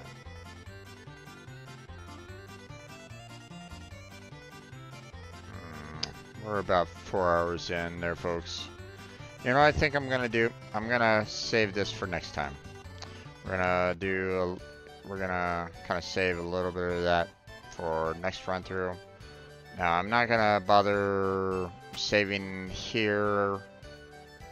I mean, yeah, I'm getting a lot of JP, so I mean, I could spend it at the save spot over there, but I really don't want to. I'd rather save it for. I believe there's like a spot where you can actually purchase like items with JP somewhere. I forget exactly where. But I'd rather save what I have. So, I mean, I'm already getting a lot anyway, like the 500 JPs, GP, whatever. Why am I saying J? It's G.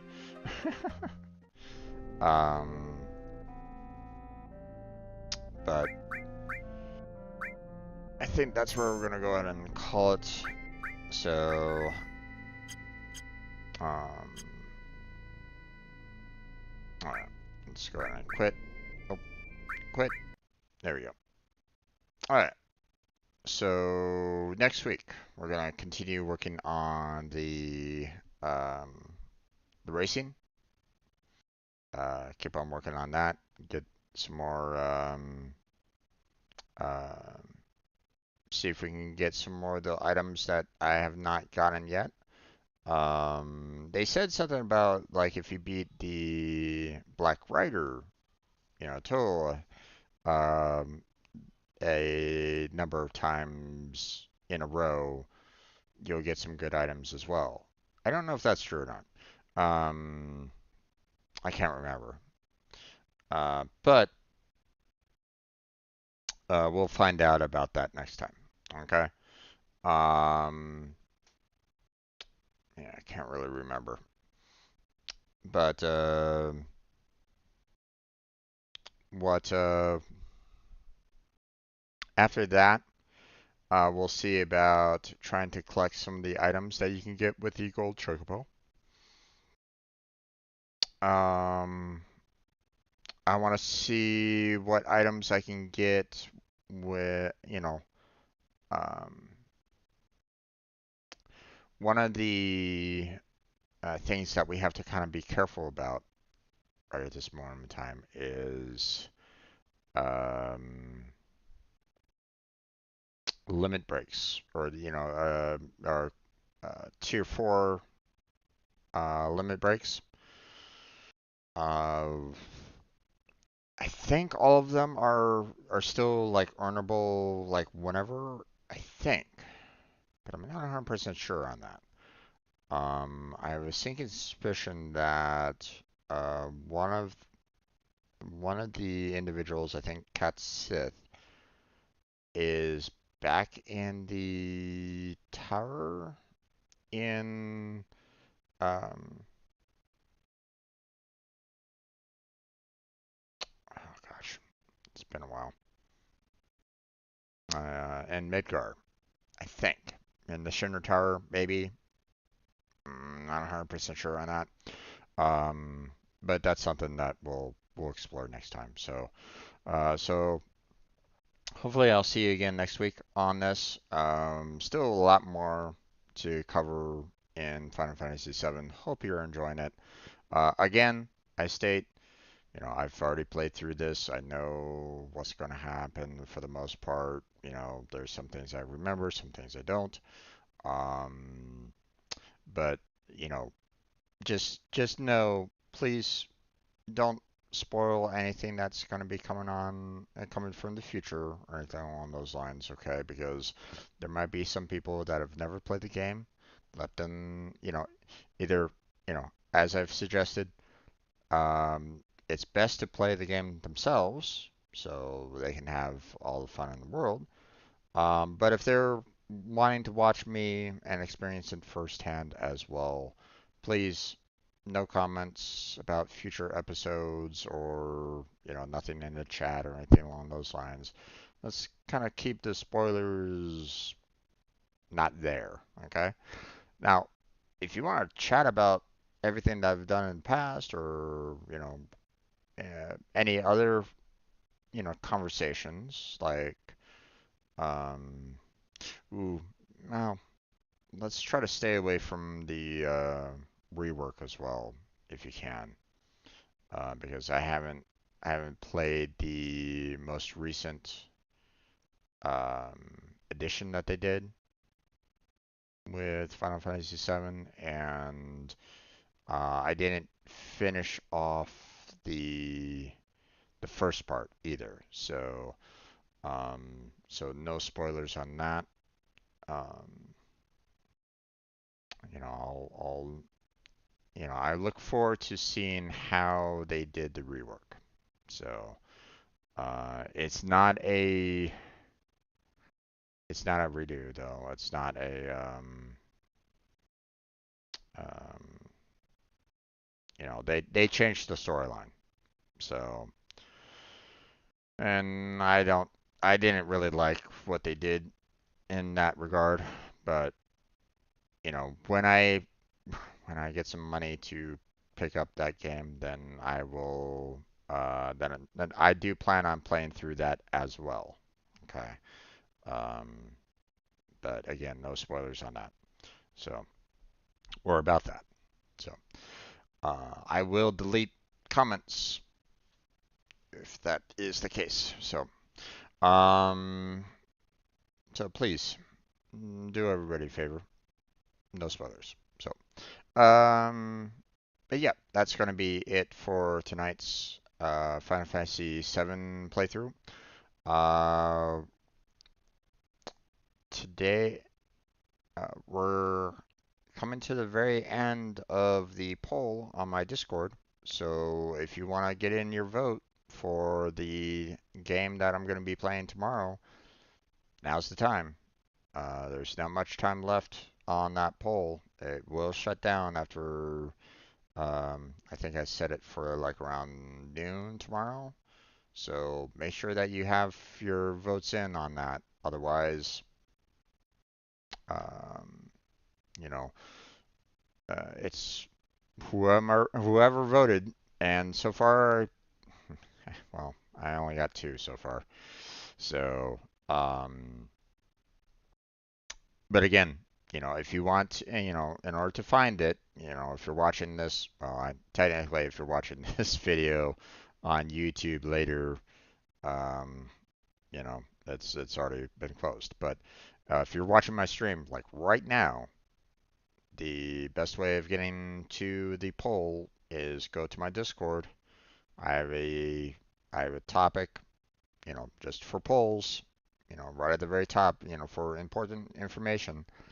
And there's a link to the Survey Monkey right there. So um, click on the most recent survey or the most recent poll, and put in your vote. So, but that's it. That's where we're going to go ahead and end. No chatters tonight, but that's okay. Anybody that was just currently lurking in the background, thank you for being here. I appreciate it. Hopefully you had a great time. Um, we're gonna continue with Final Fantasy VII again next week.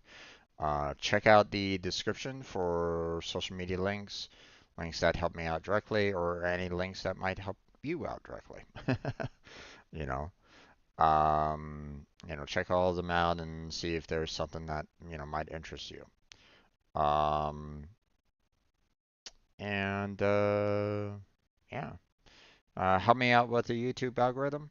With the whole like and subscribe and all that. That would be fantastic. But that's it. That's where we're gonna go and end. So thank you very much for watching. I appreciate it. Hopefully I catch you next time. Until then, take care. Have a good night. Stay healthy. Stay safe. And I'll catch you strangers next time.